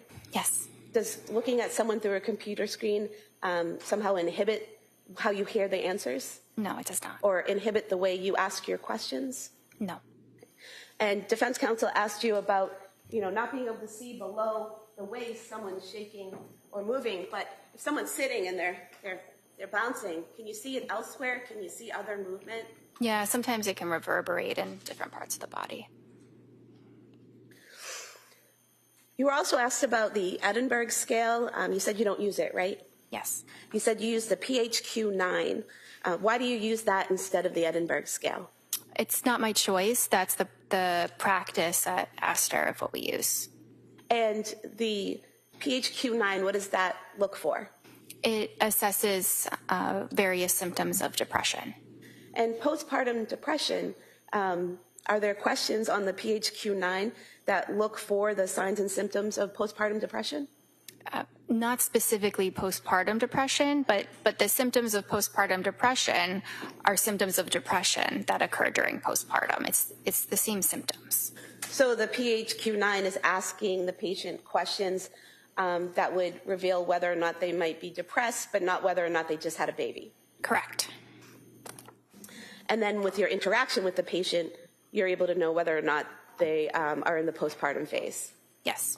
And so would it be fair to say that you take the PHQ-9 plus the information you learn from the patient, put it together and come up with a diagnosis? Yes. When you take a history from a patient, you were asked about taking history from Ms. Clancy. How important is it that the patient give you accurate information? It's very important. And why is that? Well, that information is being used to make treatment decisions, and a lot of things can be assessed. The things that I described before. That's very helpful, but we can't see what someone else's thoughts exactly are. So the person does have to tell them to us. And would you agree that people in the medical field, such as nurses, are acutely aware of the necessity of an accurate medical history and symptom presentation? Yes. You mentioned that the defendant was able to advocate for herself. In what ways did she show you that? In scheduling her own appointments, in presenting herself to the emergency room when things were really not going well, in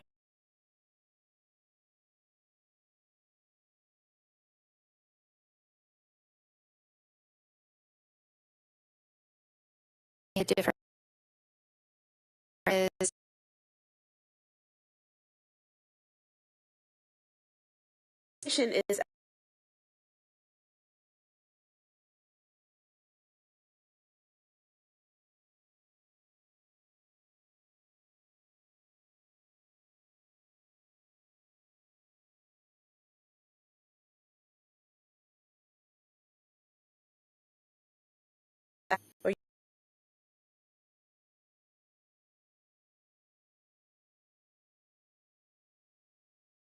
therapy sessions?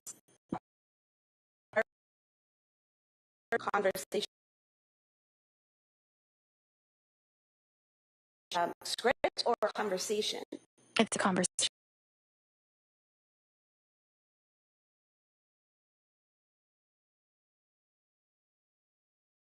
Providing therapy to someone like Ms. Clancy, is that dependent on what she's telling you and then how she's responding to what you're saying, basically a conversation?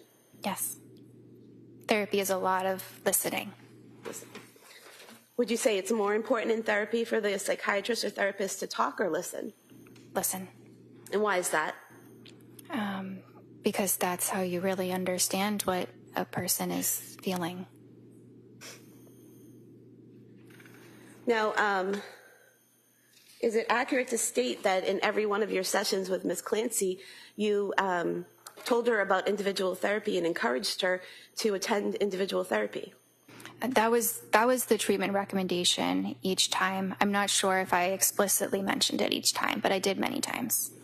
And you, in fact, wrote it on the work form that we talked about previously on page 104 of the records. It lists, was the patient referred to other healthcare providers for evaluation or treatment?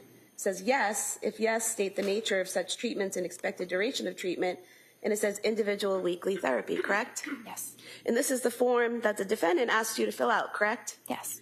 And you sent it back to her, and the first version she wanted you to make some corrections on, correct? Yes. But she didn't ask you to change that portion, correct? No. And in fact, on the second version, on page 107 of the record, it still says individual weekly therapy recommended, correct, for follow-up? Yes. Would it be accurate to state that the defendant only saw Jennifer McAllister twice the entire time that she was with your practice for therapy? Yes. You were asked about Zoloft being used for general anxiety disorder. Is that a common drug used for general anxiety disorder? Yes. And why is that? Because it's effective and it's safe. You were also asked about the suicide warning on it, that there is a suicide warning. Is that for all ages? No. What ages or groups is that suicide warning for? It's really for children and adolescents. They do say up to 24 years, but it's really children and adolescents. Would it be accurate to state that the defendant was 32 years old when she saw you? That sounds right. Well, if you want to check the records, I can check. to be sure. Yes. Is that correct? Yes. Okay, so 32 years old is not 3 to 4 years older than 24, correct? No. Why didn't you have to titrate the 50 milligrams of Zoloft? You mean to stop it? Yes. Because it's still a very low dose, so it can be stopped right away. So it wasn't necessary? Not necessary. The defendant waited about a month after receiving the prescription before taking the medication, correct? Yes. And she only took the medication when she decided she was ready to take it, correct? Yes. So she was taking in the information you gave her, correct? Yes. She was making her own decisions, correct? Yes. She was not forced to, correct? Yes. She actually had an appointment in between when you first prescribed it and when she started taking it, where she was still discussing with you whether or not she wanted to take it. Is that correct? Yes. Is that part of the advocating for herself that you were talking about? Yes. Is that part of the medical sophistication that she possessed that you were talking about? Yes. Your Honor, at some point, in light of the fact this is direct, I have to object. Sure. Yeah, if you could just not ask the leading question. Sure. I want to direct your attention to the September 12th, 2022 form that the defendant filled out. On page 16 of the record, we have different page numbers, We right? do, but if you just tell me what you're looking at, I can find it. The past psychiatric history.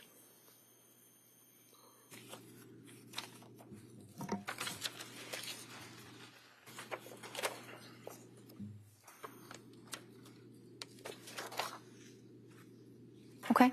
What did she tell you, Ms. Clancy, tell you about the, where it says, if yes, list the reason and dates? What did she tell you? She said anxiety, September 2013 to September 2014, postpartum anxiety, May 2020. And on the following page, under the past or current psychiatric medications, which ones did she list? Prozac, 50 milligrams, and Wellbutrin, 100 milligrams. Is there a column there that says effective yes or no? Yes. What was the defendant's answer with whether or not Prozac was effective? Yes. What was her answer as to whether or not Wellbutrin was effective? Yes. Is there another column there that said experienced side effects? Yes. Did she check off any side effects experienced for Prozac? No. Did she check off any side effects experienced for Wellbutrin? No. Going to the October 20th, 2022 appointment.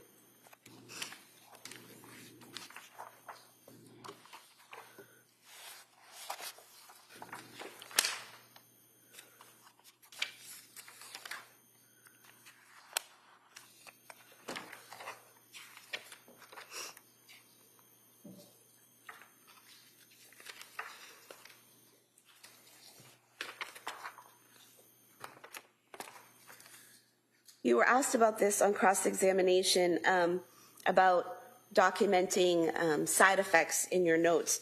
Did you document the side effects that the defendant reported from the Zoloft on October 20th, 2022? Yes. And what did you document? Well, I checked the box for GI, but I also talked about the side effects in the interval history. And so what does GI mean? Gastrointestinal. So would that mean stomach issues? Yeah. And what did you put in your notes? Couldn't sleep, insomnia, worse on increased dose, doesn't want to eat, diarrhea, food really unappealing, was more depressed on it, crying all day, yesterday, not normal, mental fog, terrified to start something new. And so you did document the side effects that she reported to you, correct? Yes. You also documented in the interval history, paranoid of getting suicidal thoughts. Was that the defendant's phrasing? Yes. And is there a difference between someone being worried about having suicidal thoughts and someone actually having suicidal thoughts? Yes. And what's the difference in terms of how a psychiatrist sees it? So that's the difference between what a patient might answer and then what the psychiatrist actually assesses. So say a patient might say they're having suicidal thoughts, but when they describe them, they're not actual suicidal thoughts. They're fears of suicidal thoughts. So that's the difference there. And I'm sorry, I think I forgot exactly what your question was. So what's the difference in your training and experience between someone having fears of suicidal thoughts and actually having suicidal thoughts? Well, so if it's a fear, then it means that they're not actually having suicidal thoughts. It's a negative. And does that affect the way you proceed with treatment? Yes, in some ways, yes. How? Well, you still proceed with treatment. It's still concerning, but it is a level of concern that can be managed on an outpatient basis, not requiring hospitalization. And so, according to the defendant, she was not yet having suicidal thoughts at that time. Yes. So when defense counsel asked you repeatedly why you didn't document how many times she had those thoughts, she hadn't had those actual thoughts yet, correct? Correct. That was later in December, is that right? Yes. Now, she also told you that she was worried about that something bad might happen, so she arranged for her mother to stay. Is that correct? Well, she arranged for her mother to stay. I'm not sure if that was because she was afraid something bad was happening, or it just seemed like they needed more help.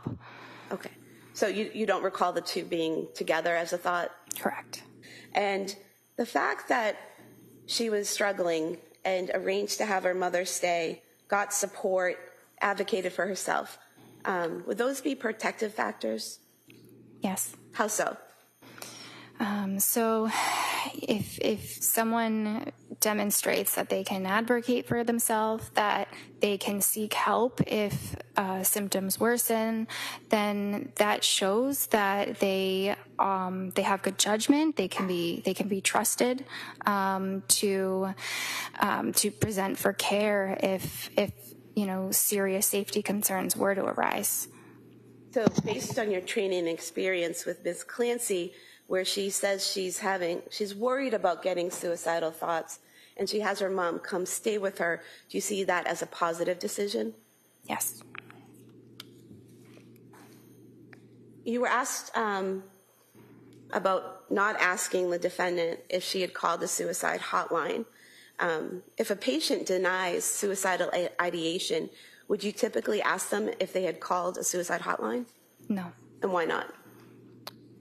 because I wouldn't think that they would have. If a patient were to call a suicide hotline, I would think that they would be telling me they're having suicidal thoughts as well.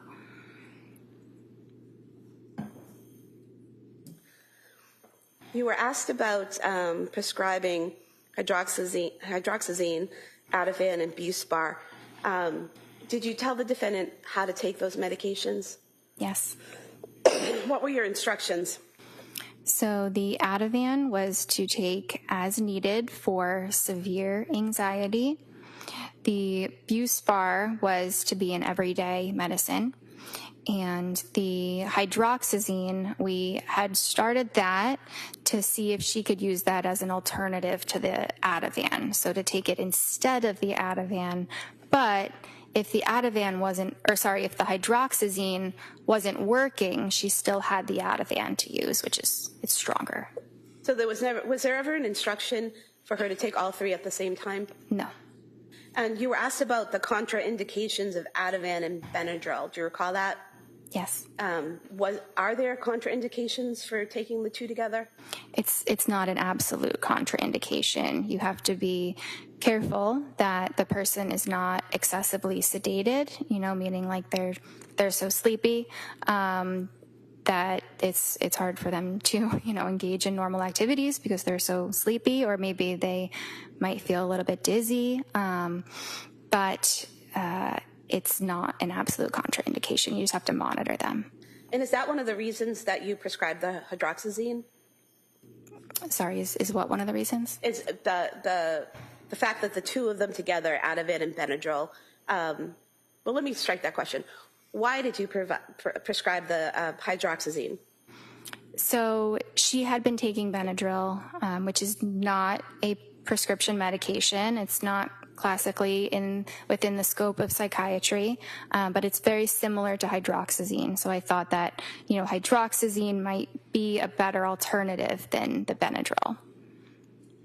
Okay, and I'm just going to direct you to your November 2nd, 2022 interval history.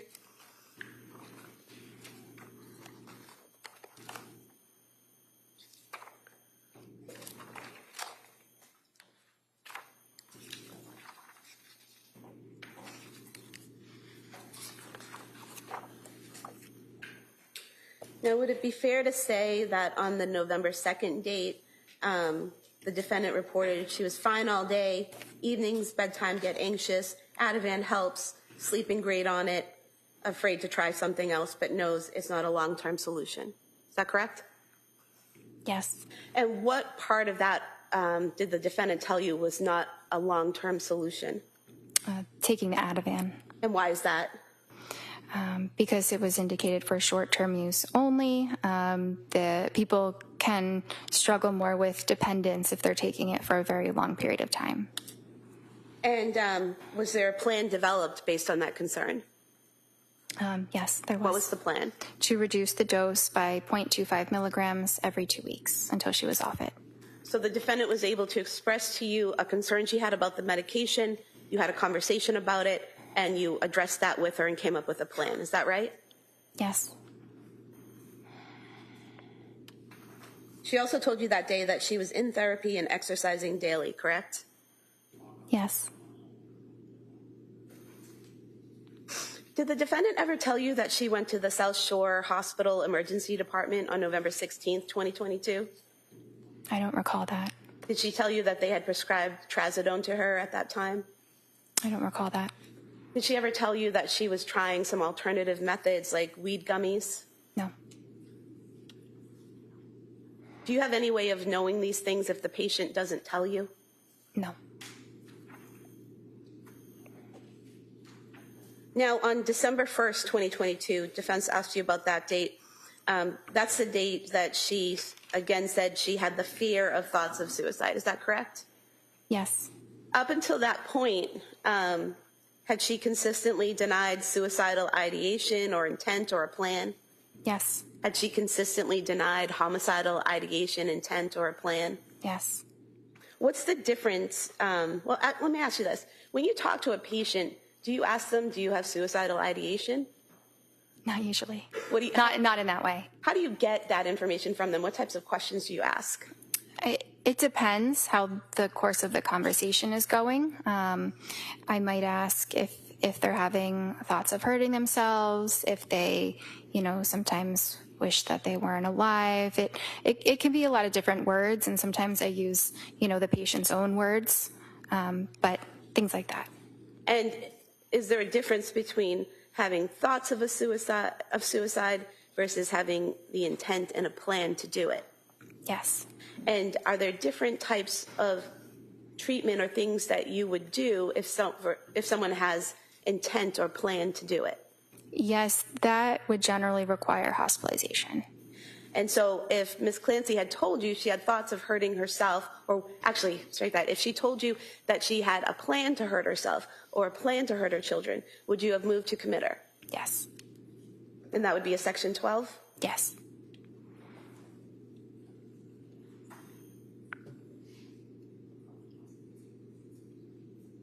You were asked about the October 31st therapy session with Jennifer McAllister, and I know you weren't present from that, you're just going from the records, but you did say that in that session the defendant denied suicidal ideation and homicidal ideation, correct? Yeah, that's what's documented. Would there be any reason, based on your training and experience, to do that further suicidal intent assessment? No. Why not? Because if someone is denying suicidal ideation, they're just going to deny every other detail about suicide. But that further evaluation, is that very specific questions about planning for suicide, how you do it, all of those things? Yes. Okay. You were also asked about evaluating the defendant for bipolar, and you said that she, based on your conversations with her, there were no signs of mania, correct? Correct. What are the types of questions you ask a patient to determine if they've experienced an episode of mania? Well, a lot of it is what I can see in the session. I might also ask about some of those symptoms, like decreased need for sleep, or racing thoughts, or increased risk-taking activities. But even if they're reporting those things, I would have to really see it for myself to diagnose that. And what would you see physically? So I might see that the person is talking very fast, and it's almost impossible to interrupt their rate of speech. And it might also be very loud. They might be hyperactive, not able to sit still. They might be yelling and jumping from one thought to another without any linear connection between the thoughts. They might, I guess that's probably what I would observe in terms of behaviors. Did you observe any of those behaviors with Lindsay Clancy? No, it was the opposite. What do you mean it was the opposite? So, the opposite of euphoria is dysphoria or depression. The opposite of hyperactivity is tiredness and fatigue. So, in a way, it was the opposite of mania that I observed. And in terms of the questions you asked about her past behavior, were any of the answers that she gave indicative of mania? No. You were asked about discussing Seroquel with the defendant, even though you weren't the prescriber. Why did you discuss that medication with her? Because the patient was asking about it, and her husband was also asking me about it. They really wanted my opinions about it. It wasn't necessarily that I was prompting this line of conversation. And what did you tell them about it? Well, I shared that it has very good evidence for treating depression, and I may have shared that Seroquel does does different things at different doses, right? So sometimes people are concerned that it is called an antipsychotic, but it actually doesn't function as an antipsychotic until you get up to really high doses, like 800 milligrams. So in low doses, it's more of a sleep medicine or an antidepressant. So I think that I explained that to them, and it's obviously a very important part of it. But they were also concerned about that causing the depression that she was experiencing. So we talked a bit about how you would tell. You know, it kind of can be hard to tell whether a medicine is causing that or it's just occurring because of depression. What did you tell them in terms of how to tell? That it's really based on the timing. If you were to notice a significant decline after starting or increasing the medication. And prior to Ms. Clancy taking the Seroquel, had you noticed signs of depression in her? Yes. And after she was off of the Seroquel in January, did you see signs of depression in her? Yes. So that was completely off of Seroquel, both before and after, still showing signs of depression? Yes. During January, the defendant told you she had trouble getting out of bed? Is there a specific visit? I think it was right after she got out of the hospital. Maybe your first or second visit with her.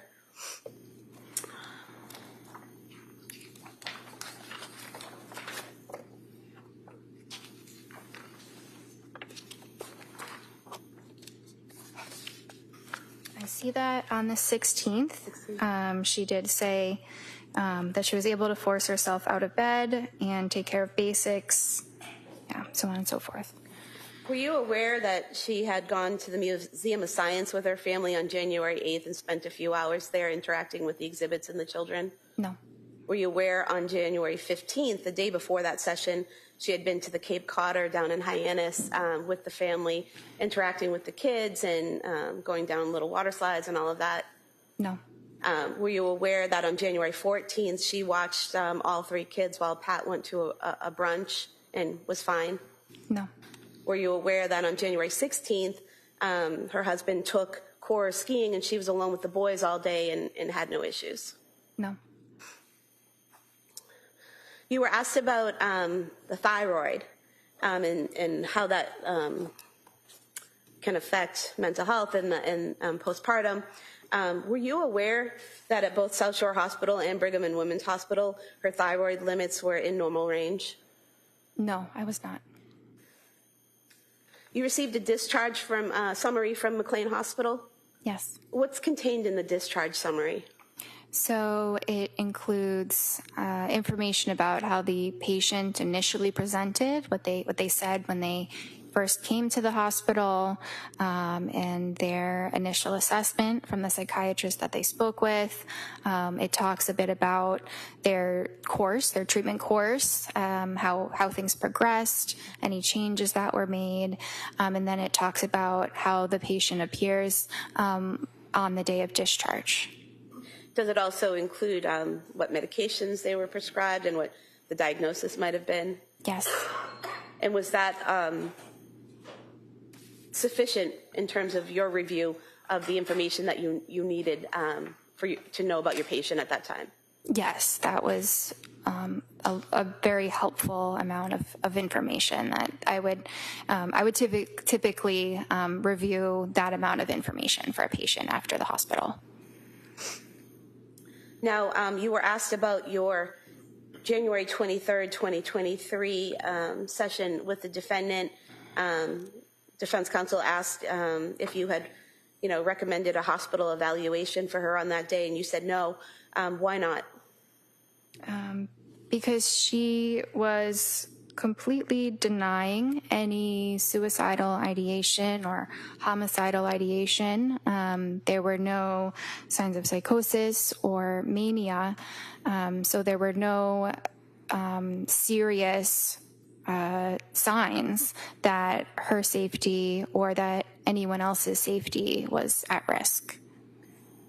And during that session, did she ever tell you that she planned to harm herself or the children? No. If she had done that, what would you have done? I would have, it depends exactly how it would have played out. You know, it would definitely include hospitalization. If the children were in immediate harm, it might include enlisting help from my staff so that they could call the police while I'm on the phone with her. You know, I think it depends, but I would address it promptly. You were asked by defense counsel about the amitriptyline that you prescribed on January 16th, 2023. That initial prescription was for 10 milligrams, correct? Yes.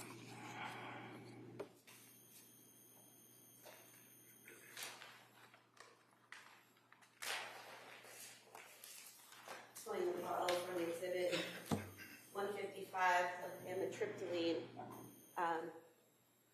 Would you agree with me that this shows that the prescription was filled on that same day, January 16th, 2023? Yes. And out of this pill bottle here, there were 30 pills in this prescription, correct? Yes.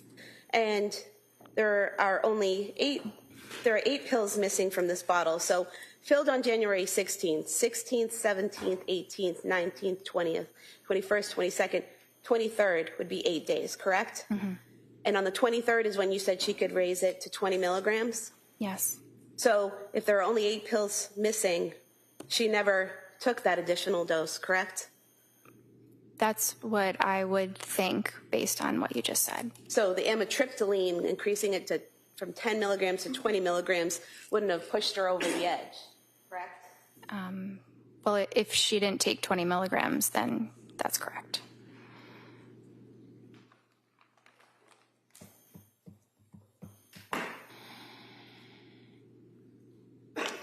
I have nothing further, thank you. All right. Then recross. Briefly. So one of the questions that prosecutor asked you pertained to whether or not you could reach out to a third party. You recall that question, like mother, father, husband? Yes. And we already on cross talked about that you didn't, and they didn't call you, but then the DA also raised that, and you said you didn't have HIPAA permission. You recall just telling that to the jury? Yes. That was an additional detail. All right. So what does that mean? Well, HIPAA is the privacy law for patients, which we have to respect and honor very diligently. So we are not allowed to talk about a patient's treatment to anyone. We're not even allowed to say that they are a patient at our clinic unless they were to waive those HIPAA rights. And she was very cooperative, would have been more than willing to have you talk to her mother and father and her husband, right? Objection. Sustained. Well, did you ever tell her, ask her to sign a HIPAA form? So that was not the main reason why it wasn't done. It wasn't. Did you ever ask her to sign A release, you mean? Yeah. Yes. No, I did not ask her to sign a release.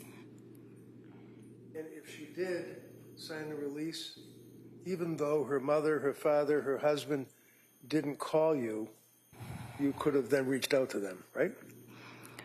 I could have, but it is not typically something that is done when you have an adult patient who's able to speak for themselves. Yeah, what is that? It's not typically done when? When you have an adult patient who is able to speak for themselves. My God, you don't call the parents that she's living with because they're helping her or her husband? No. Because why? She's able to advocate for herself? Yes.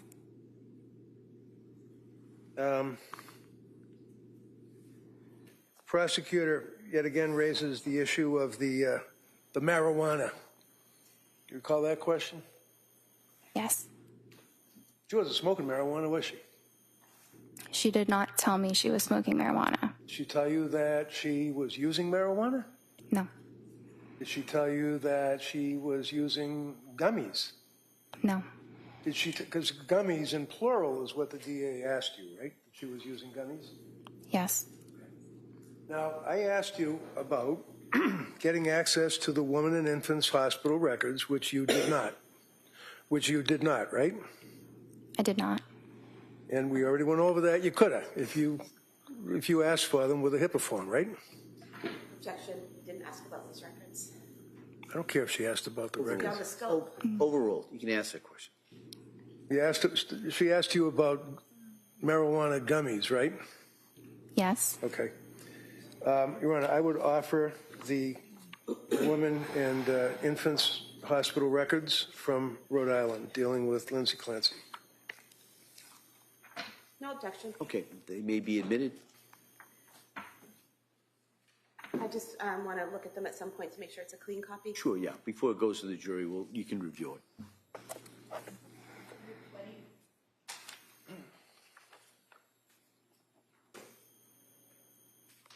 And it's important for a patient to be forthright when asked questions by their provider, right? Yes. And you always, in your opinion, found her to be forthright, right? Yes. If I could approach you with Exhibit 220, excuse me, and see the second paragraph, it begins in the middle of November. Could you read that first sentence? In the middle of November, she tried taking a marijuana edible to help her sleep, which caused her to have increased anxiety and palpitations.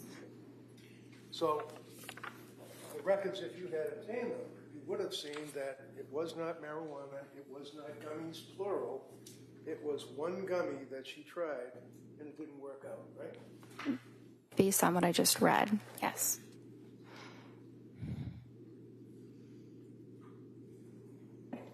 Then you told us that there's a difference between a thought of suicide versus a plan of suicide, one of which would result, in your words, were a commitment, right? Yes. What does that mean? Thought versus plan equals commit. A suicidal plan means that they are, they know exactly what they're going to do to end their life, what they're going to use, maybe when they're going to do it, they've researched it, and that presents an immediate threat, and that is something that would require hospitalization. District Attorney had asked you also about the thyroid levels, and you indicated, or she indicated that they were in the low range at Mass General Hospital, Reed. Is that correct? I thought she said they were normal. Oh, I thought she said low, but normal or low. MGH, Mass General Hospital, right? Sorry, what's the question? District Attorney asked you whether or not they were thyroid reads. Do you remember that question? She said her thyroid had been tested. My question now is, do you remember that question that she asked you that you answered with no problem? Yes. Okay. And your response was that, my memory, as jurors it counts, that it was low reads, MGH, and South Shore Hospital. Is that right? I thought she said that it was normal, or within normal limits. Almost fine. We'll go with normal. So your memory is that there were thyroid blood level reads of Lindsay Clancy from 2 healthcare providers. Is that correct? Yes. One would be Mass General Hospital, right? I don't remember exactly. I think she said yes. I think she said Mass General. Okay. Do you remember where the other hospital healthcare provider was? It might have been South Shore. Do you know what date those were? No. Those are old reads, weren't they? I don't know. One of the things that the district attorney asked you about on a number of occasions that seems to be important is if the person that you're treating has, I guess, what do they call it, pressured speech? Yes. And you told us repeatedly that you never detected that Lindsay had pressured speech, right? Correct. I'm sorry? Correct. Looking at the record from October 21st, would you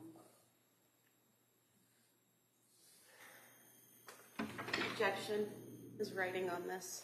Oh, all right. You know what? I'll ask her to just look at it. Might take a look at it, and if you want to get the actual exhibit, we could do that. All right.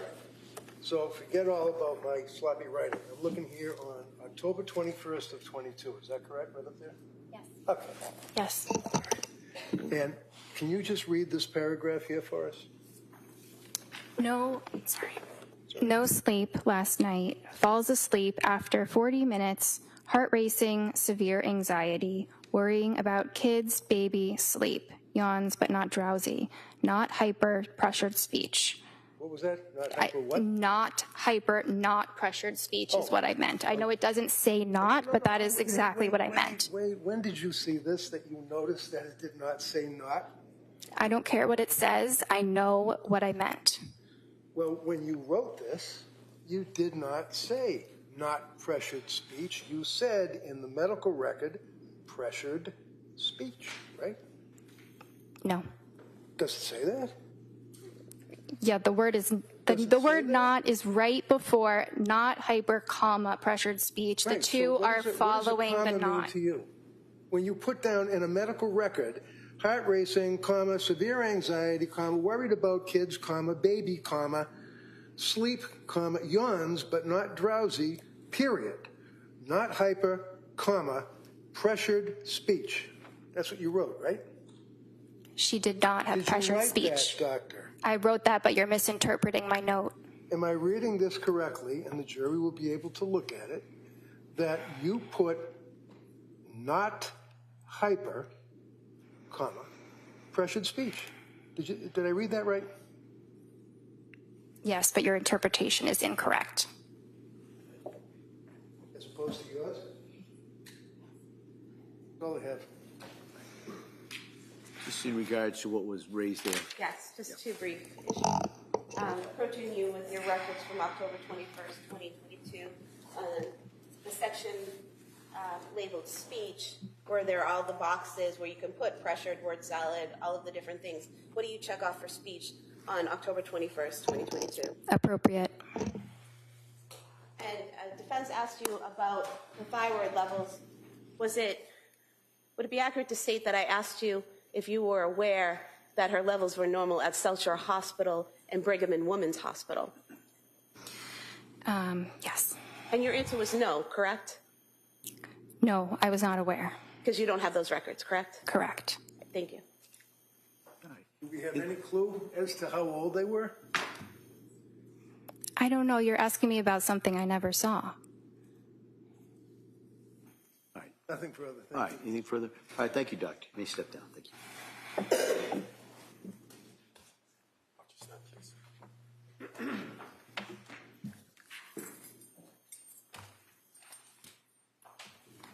Your Honor, the Commonwealth would move to submit the certified copy of the Spalding rehabilitation records. No objection. That's by agreement. Okay. By agreement of counsel, the Spalding records will be introduced. Exhibit 221.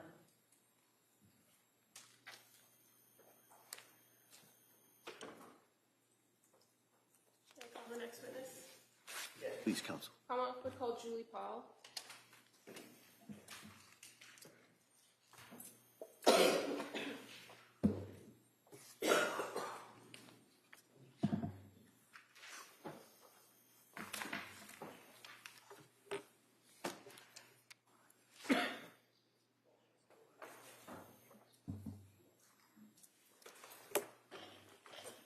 Good afternoon. Stop right there, raise your right hand for the clerk. Good afternoon. Do you solemnly swear that the testimony and the evidence you should give to the court and the jury will never know having reached the Commonwealth and the defense Thank you. You may have a seat. Watch yourself, please. All right. Good afternoon. Good afternoon. All right. Yes, Attorney Buckingham, please. Thank you. Good afternoon. Good afternoon. Could you please tell the jury your first and last name? Julie Paul.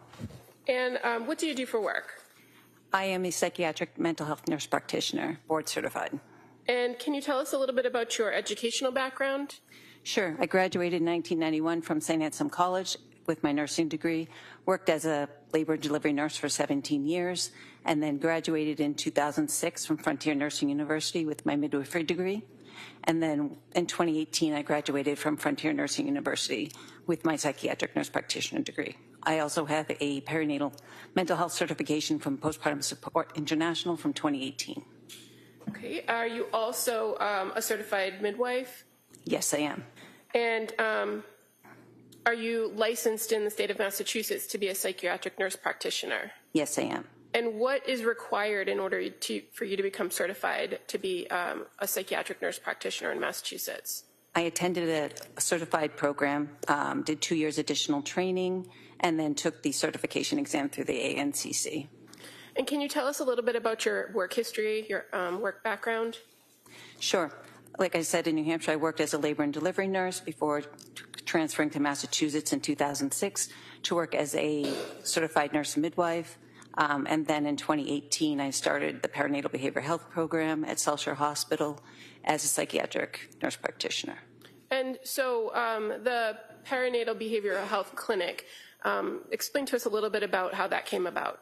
Sure. There's a lack of resources on the South Shore for pregnant and postpartum people with mood disorders. So I really felt compelled, because I had a couple clients that really struggled with mental health issues as a nurse midwife, and really wanted additional education and being able to prescribe for them and take care of them in a proper way. So I went back, got my Psych NP, and then worked with South Shore Hospital to establish the program.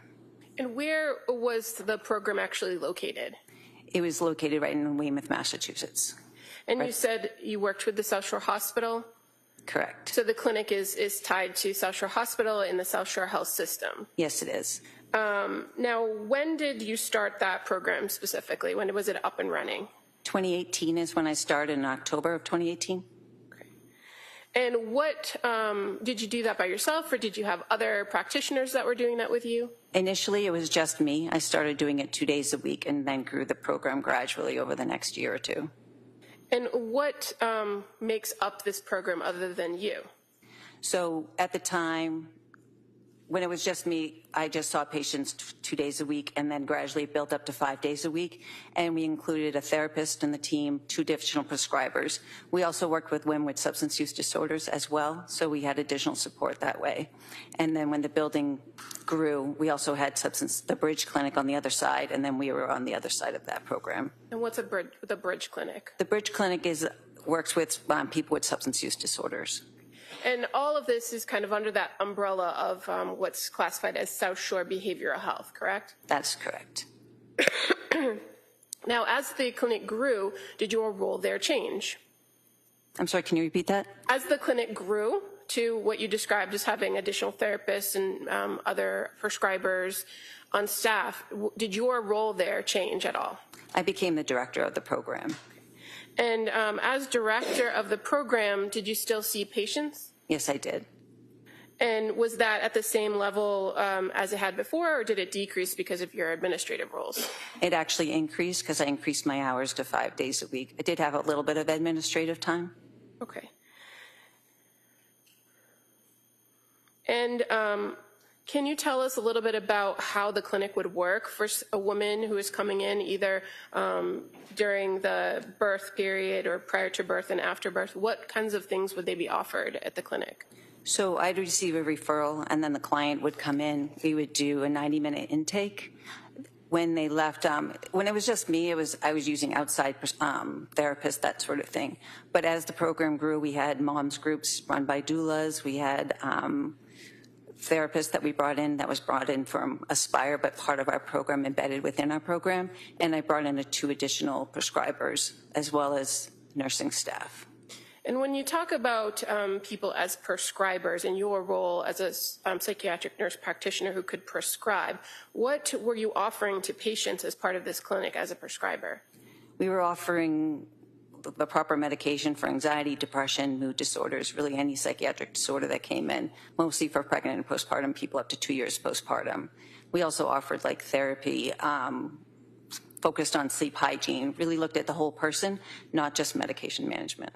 And fair to say that the medication is one piece and the therapy is another piece, and this is part of a team approach that you had at the clinic. That's correct. To address all these resources for patients. That's correct. So while you, as the psychiatric nurse practitioner, might have been a prescriber, you were you also engaged in the therapy or psychotherapy? I would do supportive therapy, but I'm not a therapist.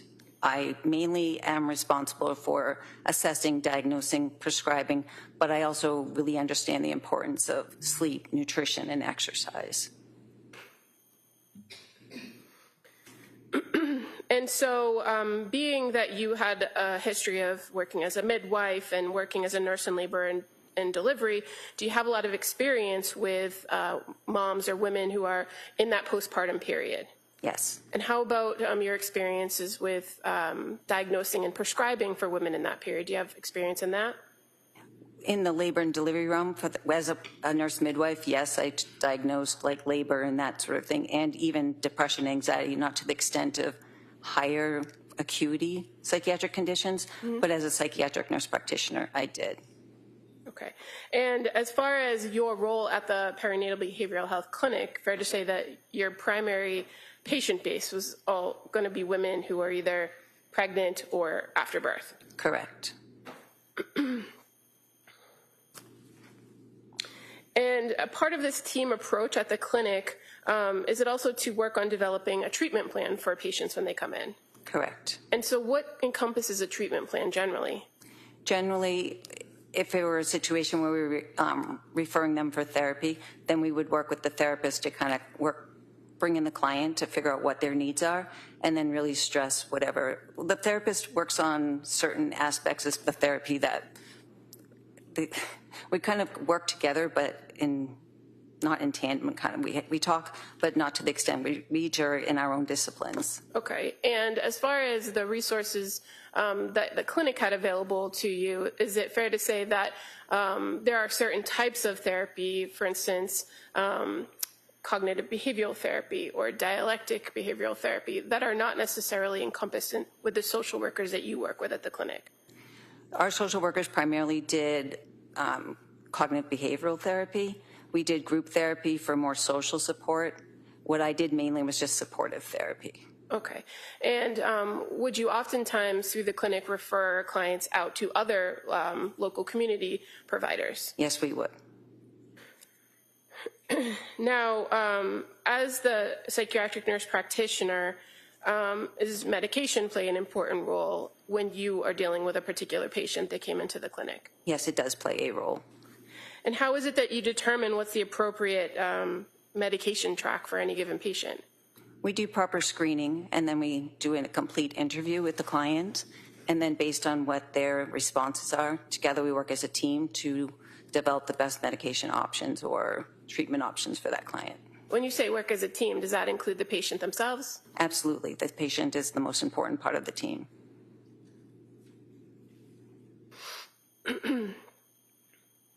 And in your training and experience working with postpartum women, what is the acceptable period to determine postpartum?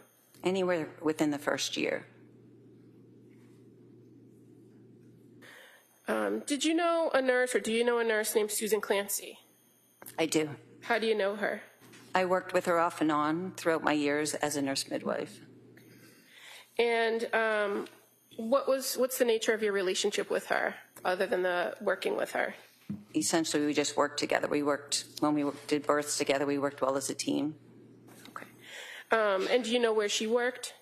She worked at Telshire Hospital. On November 20th of 2022, did you have a conversation, or did you get a call from Sue Clancy? I did. She was referred to me through Nanette Landry, another midwife that I work with. Okay. And so as a result of the phone call that you had with her, did you get in contact with a woman by the name of Lindsay Clancy? Yes, I did. Was that the same day or a different day? It was the same day. And your contact with Lindsay Clancy, was it by phone or virtual or in person? It was by phone. And so what was the purpose of calling Lindsay Clancy? I just wanted to get her side of what had been going on with her history. Sue had alluded that she was struggling in the postpartum period, so I wanted to know exactly what she was struggling with to see if she'd be a good candidate for our program. So did you initiate the call to Lindsay Clancy? With the permission, I asked Sue Clancy if Lindsay had given permission, and she said she had. Okay. And in the conversation that you had with her, do you know approximately how long that phone conversation lasted? I don't recall. Okay. Okay. But were you able to get all the pertinent information from her during that phone call? I got enough data to determine that she would be a good candidate for the program. So she would have met criteria for a referral from any other resource? Correct. Now, is it fair to say that in this conversation, in order to determine whether she qualified, you had to ask her some background questions? I did. And so were you able to identify whether she was in that postpartum period?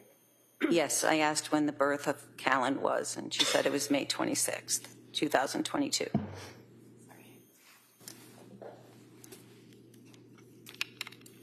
And so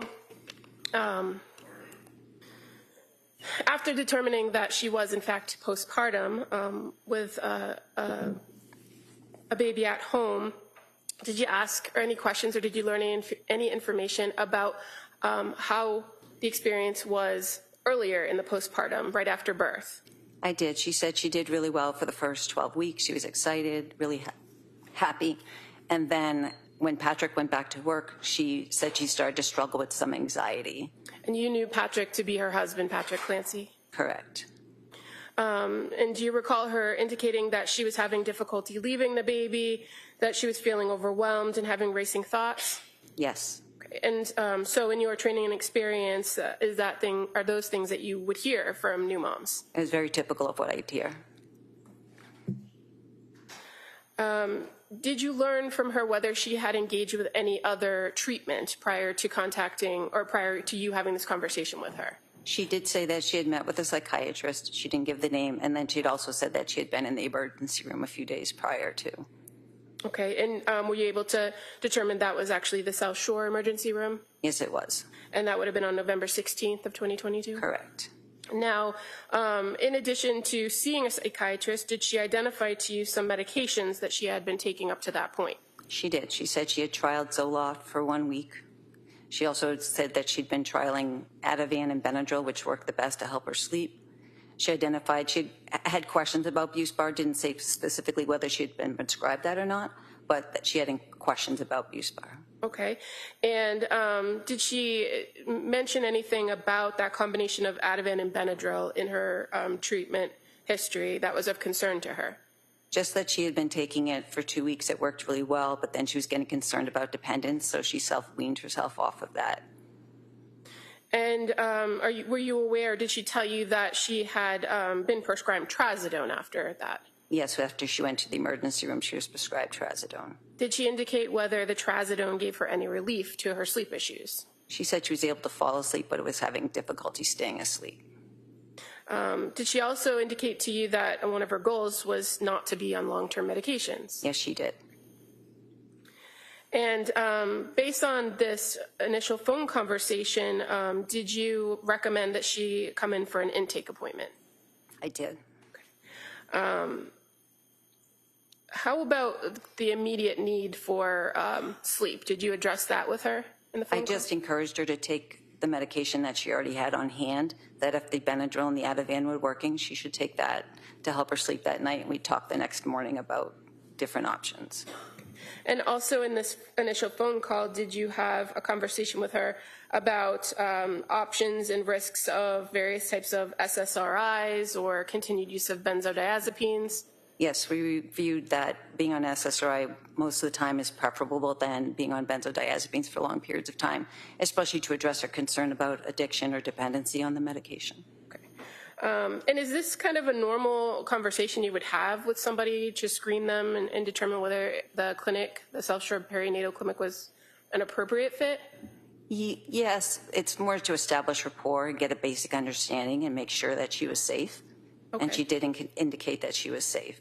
And so that's kind of my follow-up to that. So in the course of that phone call, you were able to communicate with her, correct? Correct. And what she was telling you about her reported history, did that seem to make sense to you?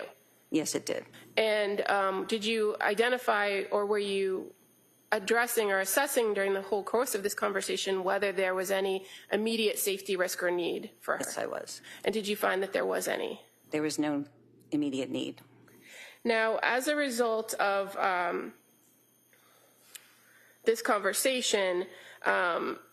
did you determine whether she was having any suicidal ideations? Yes, I asked her specifically if she felt like she wanted to harm herself or her children, and she said no. And how about asking her about homicidal ideations? Yes. And did she indicate whether she had any? She did not. Did you also ask her whether she had experienced any auditory hallucinations? I did. And did she experience any? Not at the time, no. And did she indicate to you whether she'd ever experienced any? No. How about visual hallucinations? Did you ask her about those? I did. And did she indicate that she had experienced any? No. And delusions, did you ask her whether she had any delusions? I didn't ask specifically about delusions, I believe. Okay. And in the course of talking with an individual, do you kind of constantly keep that in mind with what they're telling you, whether they're having any ideas or of delusion? Yes, I do. In the conversation you had with her on November 20th, did you identify, based on your conversation with her, whether she was experiencing delusions? No, I did not. And fair to say, a standard set of questions that you also ask have to do with drug use or tobacco or alcohol. Did you ask those questions as well? I don't recall.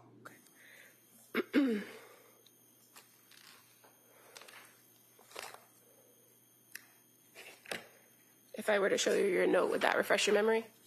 I have my notes right here. I could look at it. Okay. I'm going to draw your attention to the note from November 20th of 2022. Yes, I did ask her, apparently. And she said no to illicit drug use, tobacco or marijuana or alcohol at that time. Okay. And she also indicated to you that at this time on November 20th that she had stopped breastfeeding. That's correct. Now, did she schedule or did you schedule with her an intake for the next day, November 21st? We did. And at the clinic, what generally is the practice for whether a person appears in person or on a telehealth visit or virtually? Generally speaking, we like to do the intake in person as long as it's feasible. And for her, it was. Okay. And just kind of while we're on that topic, going forward with a patient who's being seen at the clinic, what are the criteria to determine an in-person visit or a telehealth visit? They're given the option about what works best for them. And are there instances where you as a provider might insist a person comes in person? If somebody needs to do like a urine drug screen or laboratory work, we'll have them come in. Or if they seem to be not making sense or having more difficulties, we'll have them come in person. And if a person is scheduled for an in-person visit and there are no observed issues on your end, can they opt to change it to a virtual appointment at any point? Yes. And that's just the normal course of business at the clinic? Correct. Now, in this particular instance, you said the intake was in person, right? Yes. And during the course of the intake, are there particular types of questions that are asked of the person to get to know them and get to know their situation? Yes, generally we do a full intake. The first thing they do is meet with the nurse who does all the screenings. And one of the things that is asked of an individual when they come in is to tell you why they are there, right? Correct. What their complaint is. Yes. And so for this patient, for Lindsay Clancy, what did she identify as the reason for the visit? Would it be okay if I refer to my note? Sure. So she said pretty much I cannot sleep was her major concern. Okay. And is that something that you've seen in your experience with new moms that come through the clinic and are postpartum? It's very typical. Now, even with that report or that reason, do you do a full history to try to identify kind of what's going on in the present and what has happened in the past? Yes, I do. And generally, is it fair to say that's kind of the goal of an intake, right? I do that with every client. I have a standard set of questions. Is that just for the intake or any follow-up? Any follow-up, I have a basic kind of script, but I always adjust it based on what they're saying. Okay. But fair to say, once a person gives kind of that history of their background, especially if they've had prior births before, prior experiences with mental health professionals or psychiatric history, that kind of follows the patient as they go through with their subsequent visits. Yes. So in this instance, you had some background information from the phone call you had with her, but did you go back through those standard questions that you'd ask in an intake? I did.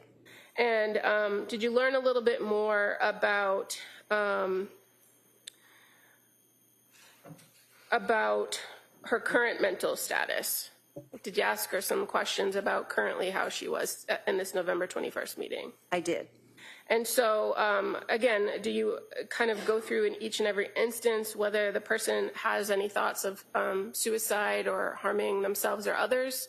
At every visit, those are standard questions that I ask if they have any type of suicidal homicidal ideation or auditory or visual hallucinations. Do you ask the same questions each time, or is it kind of fluid based on your rapport and conversation with the patient?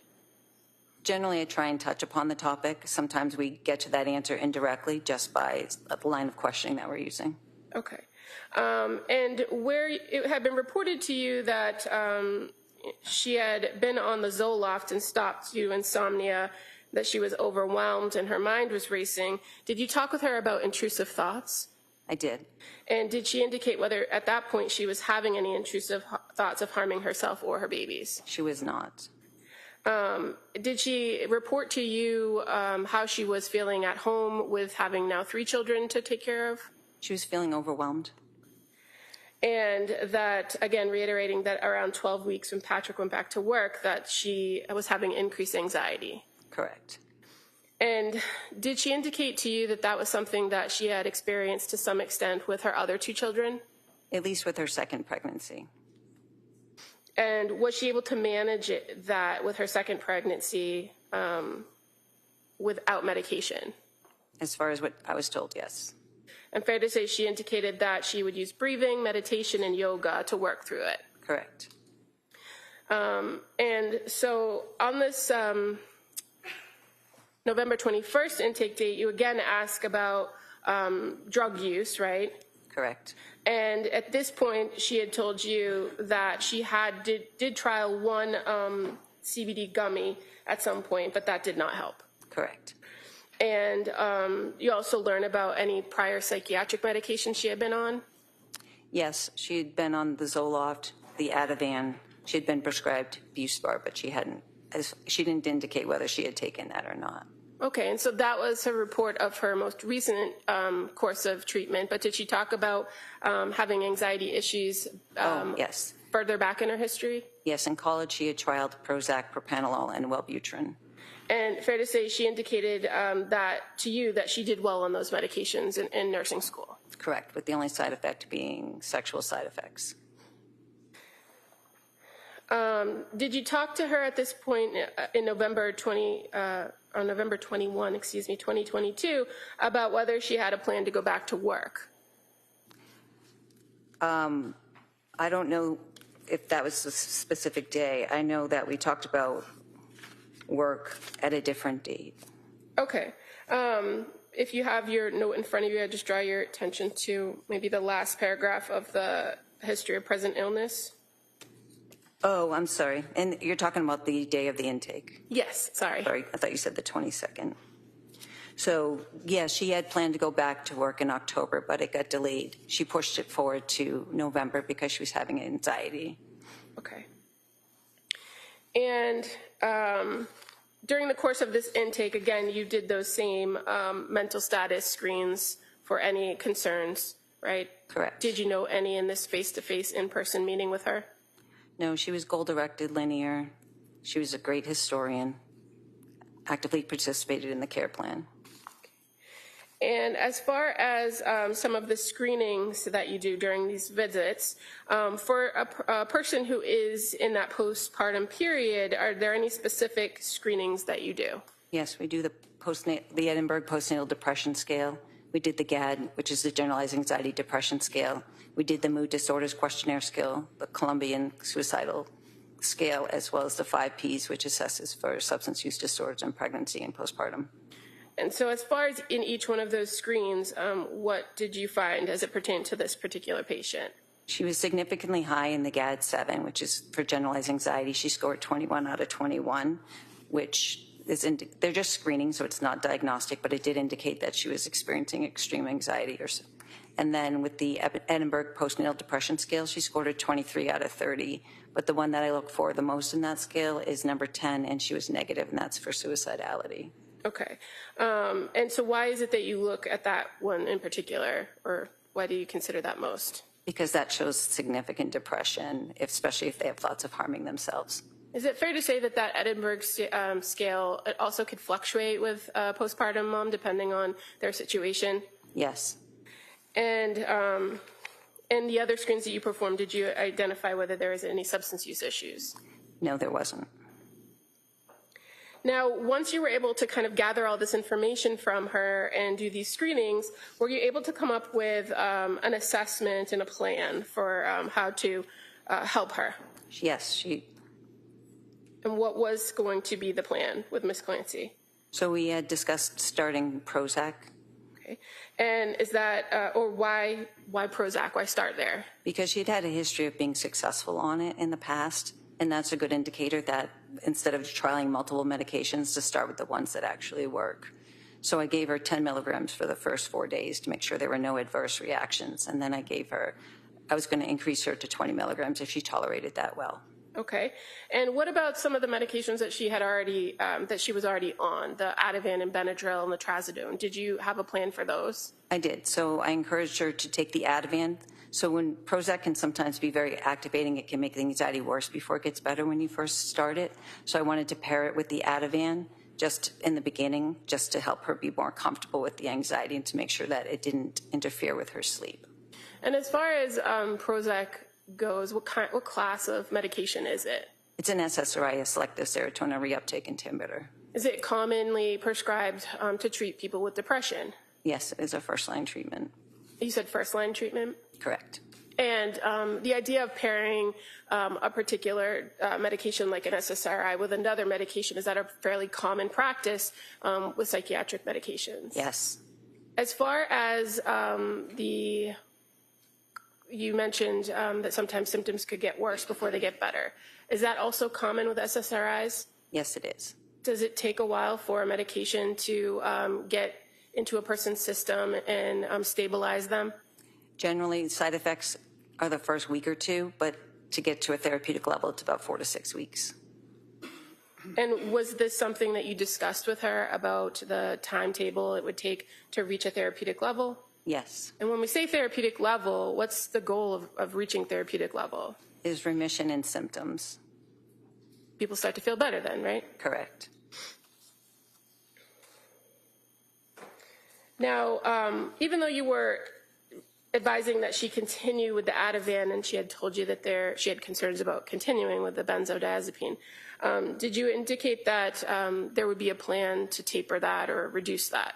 Yes, once the activating symptoms went away, then we would look at reducing that and moving away from the Ativan and moving more towards like a Buspar. Okay.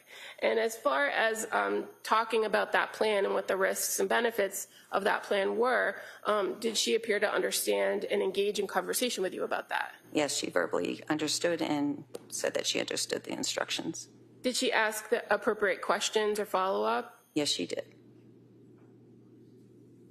And as far as kind of overall what the plan was moving forward, was medication the only recommendation that you were making, or did you have other recommendations for her? No, I set her up with talk therapy with Letitia Dukes as well. Sorry, when you say talk therapy, what do you mean by that? So coming in and actually doing cognitive behavioral therapy with a clinician, someone who is trained in this. Okay. And so you mentioned Letitia Dukes.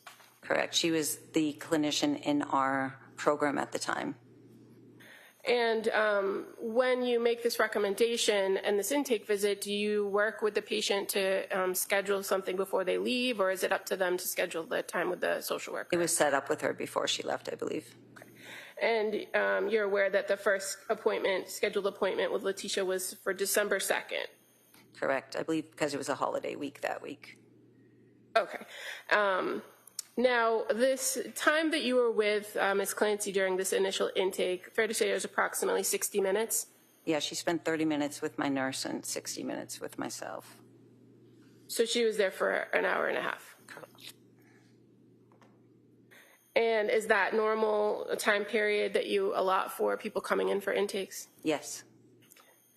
And as far as follow-up with you as the clinician and prescriber, was there a plan set for when she was going to return? Yes, we had established a return in 2 weeks. Now, at this point, because you had made that initial contact with her and you had done this intake, was she going to be assigned to you as a patient? This was going to be a short-term arrangement. I was already in the process of leaving the program at the time. Had that been communicated to her? I don't recall. Okay. As far as what your plan was, how long were you remaining at the practice? I was at the practice until mid-December. So this was like a pre-planned... I was moving back to New Hampshire, yes.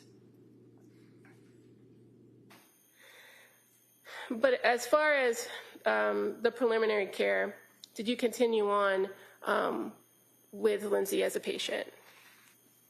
No, I transferred her care on November 30th. And I communicated with that to Lindsay. Okay.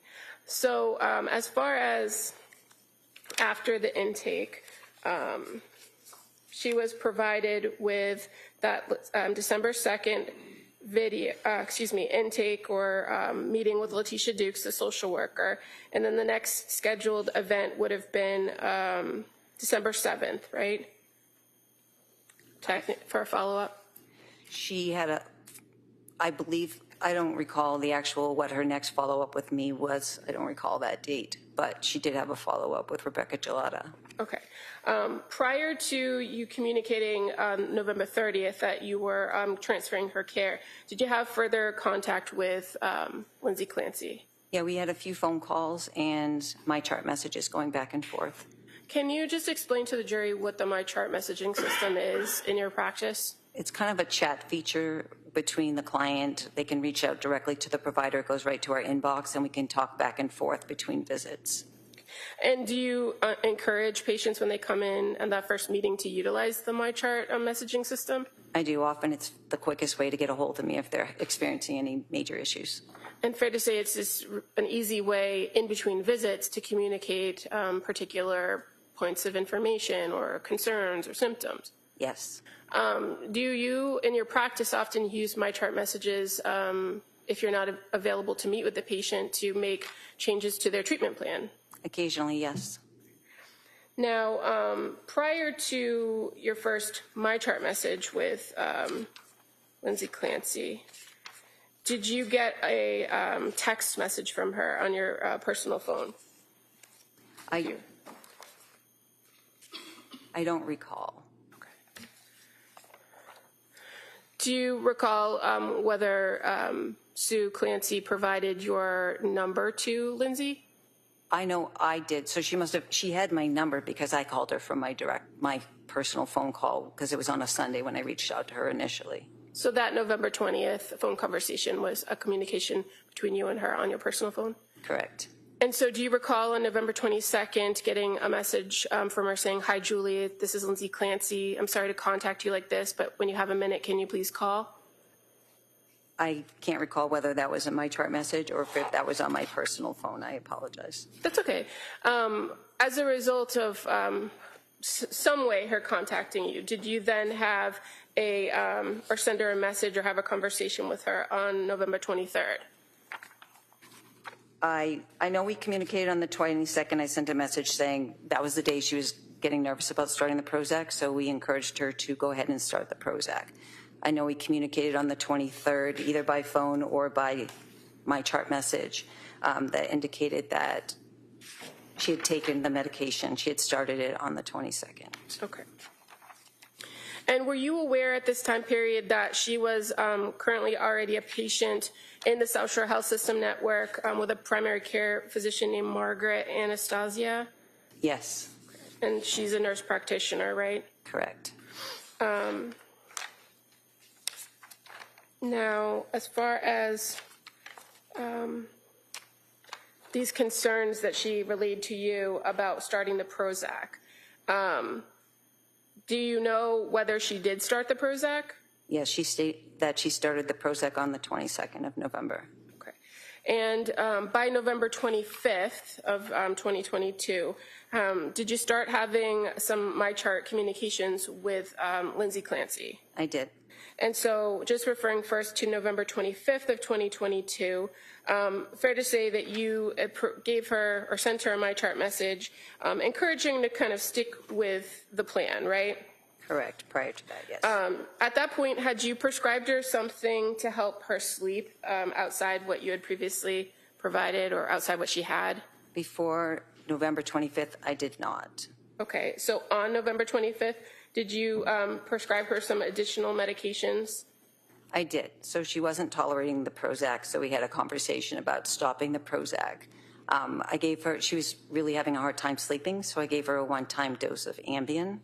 And then I also prescribed mirtazapine, which is another antidepressant, but it works really good for sedation and anxiety.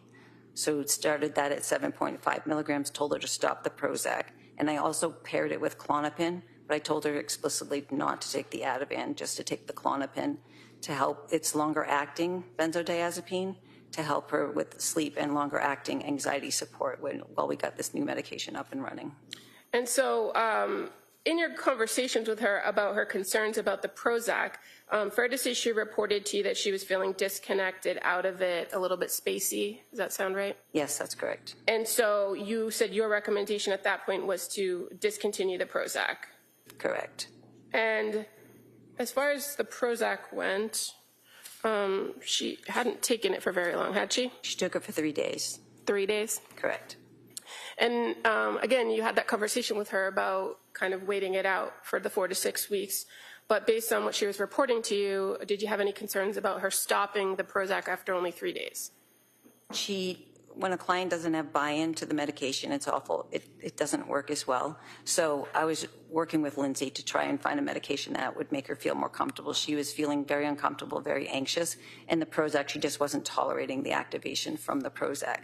So mirtazapine is a little bit more calming, which I thought she would resonate with better. Okay.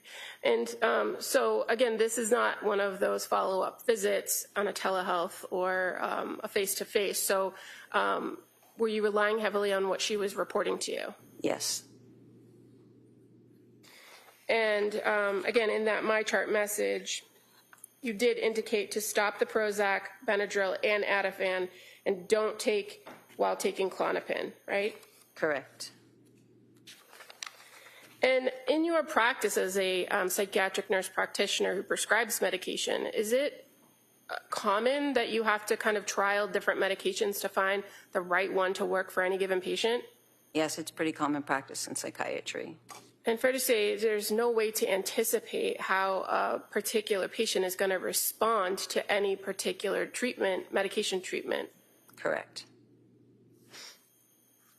So after prescribing the Klonopin, the mirtazapine, and giving her that single dose of Ambien,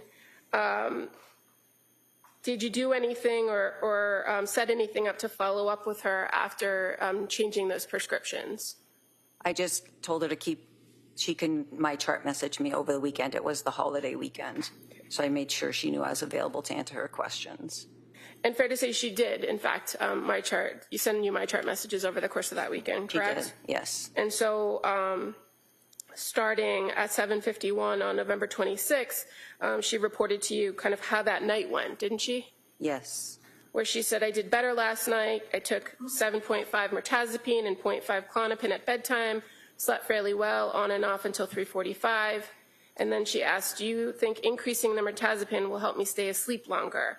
I can survive like this, but would be helpful to get to sleep until at least 5. Thoughts? Thank you, Lindsay. Yes. Did you respond to that message? I did.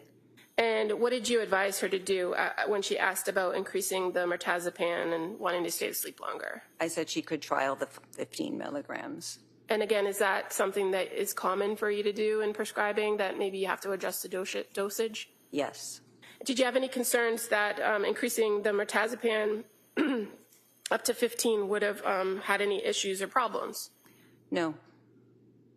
And then again, on November 27th, you had a correspondence with her starting at 9:59 a.m. where she again reports to you how she did that night. Is that something you encourage her to do, to just give you a nightly or like a follow-up the next day, check in to let you know how she was or what she was experiencing by way of symptoms? I do that with a lot of clients that are really anxious. I like to make myself available to them so that they have that reassurance. Okay. So this wasn't kind of unexpected. It wasn't out of the ordinary for me. And so on the 27th, she indicated she slept well, taking the 15 mirtazapine and the 0.5 Klonopin, feel rested but super disconnected with myself and reality, and describes it as a scary feeling, thinking of stopping Klonopin tonight and just taking the mirtazapine. Do you recall that I do. Communication? And she acknowledges that I've only taken it 2 nights, so that should be right, okay? Or, sorry, I've only taken it 2 nights, so that should be okay, right? Do you recall her asking that? She's referring to the Klonopin, and yes, she did. She was really anxious about being dependent on benzodiazepines, so I think her goal was to not be on them. And if she was going to, the disorientation might have been because of all the sedation from the mirtazapine, which is a common side effect, which is why we chose that, and she knew that. And adding the Klonopin, maybe removing that, might have helped with some of the sedative factors for it. So did you find there to be any issues with stopping the Klonopin or her deciding not to take it after 2 days? No, I did not. And in fact, you indicated and told her that should help with the disorientation, right? Yes, it might. Okay. And so that was on November 27th. And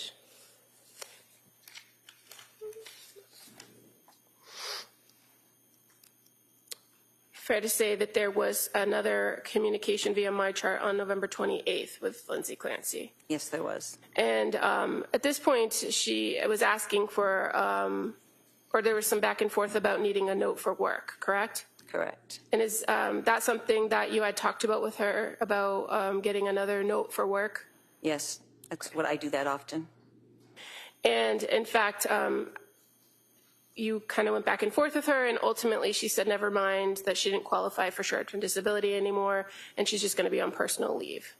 Correct. So on the 28th, there was no back and forth about her taking the medicine and the effects or how she was feeling? She actually had a panic attack earlier in the day before those communications about work, and I recommended she take 0.5 of Ativan and go for a run. And I also recommended that she consider doing the partial hospitalization program at Women and Infants.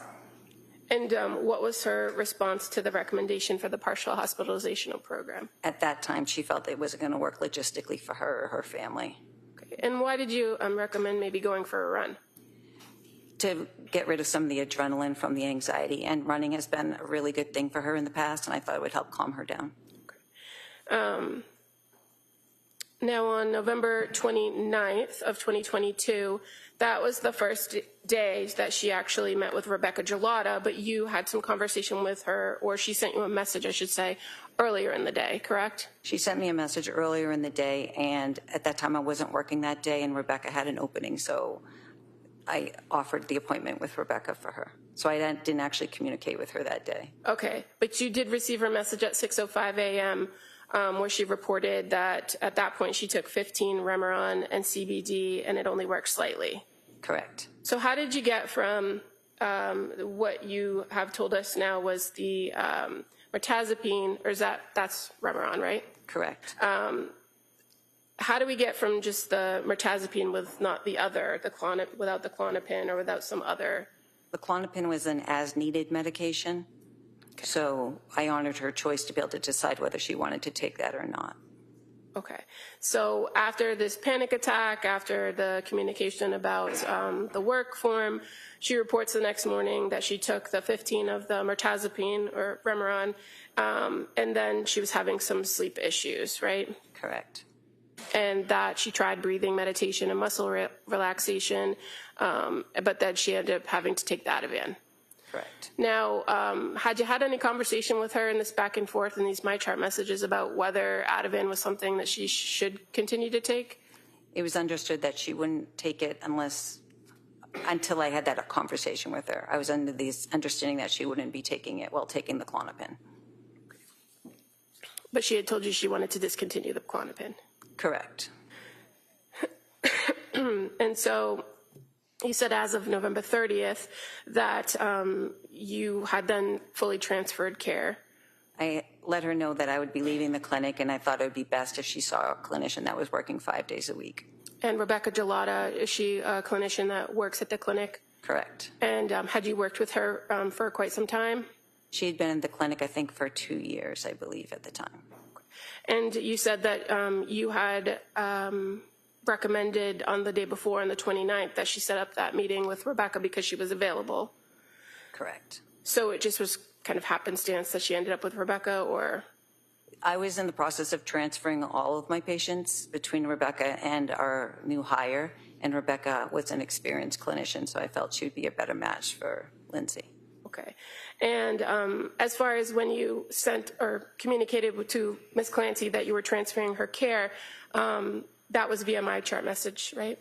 Correct. And Lindsay then responded to you, or do you recall if she responded to you? I'm sorry. She did respond to me saying thank you for the care that I provided. She appreciated it and wished me luck. Did you have any other contact with Lindsay Clancy after that point? No, I did not.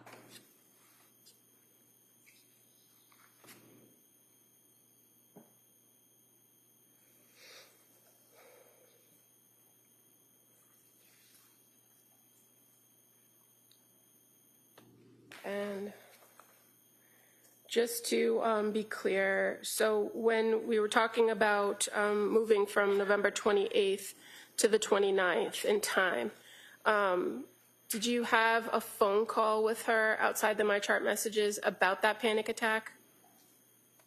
Or do you recall having entering a progress note about that? I do remember entering a progress note about that. Okay. And that's when I told her to go for the run. I made the recommendation for the PHP.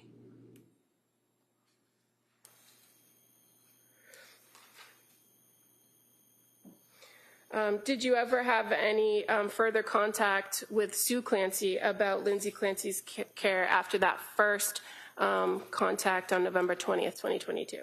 I don't recall that.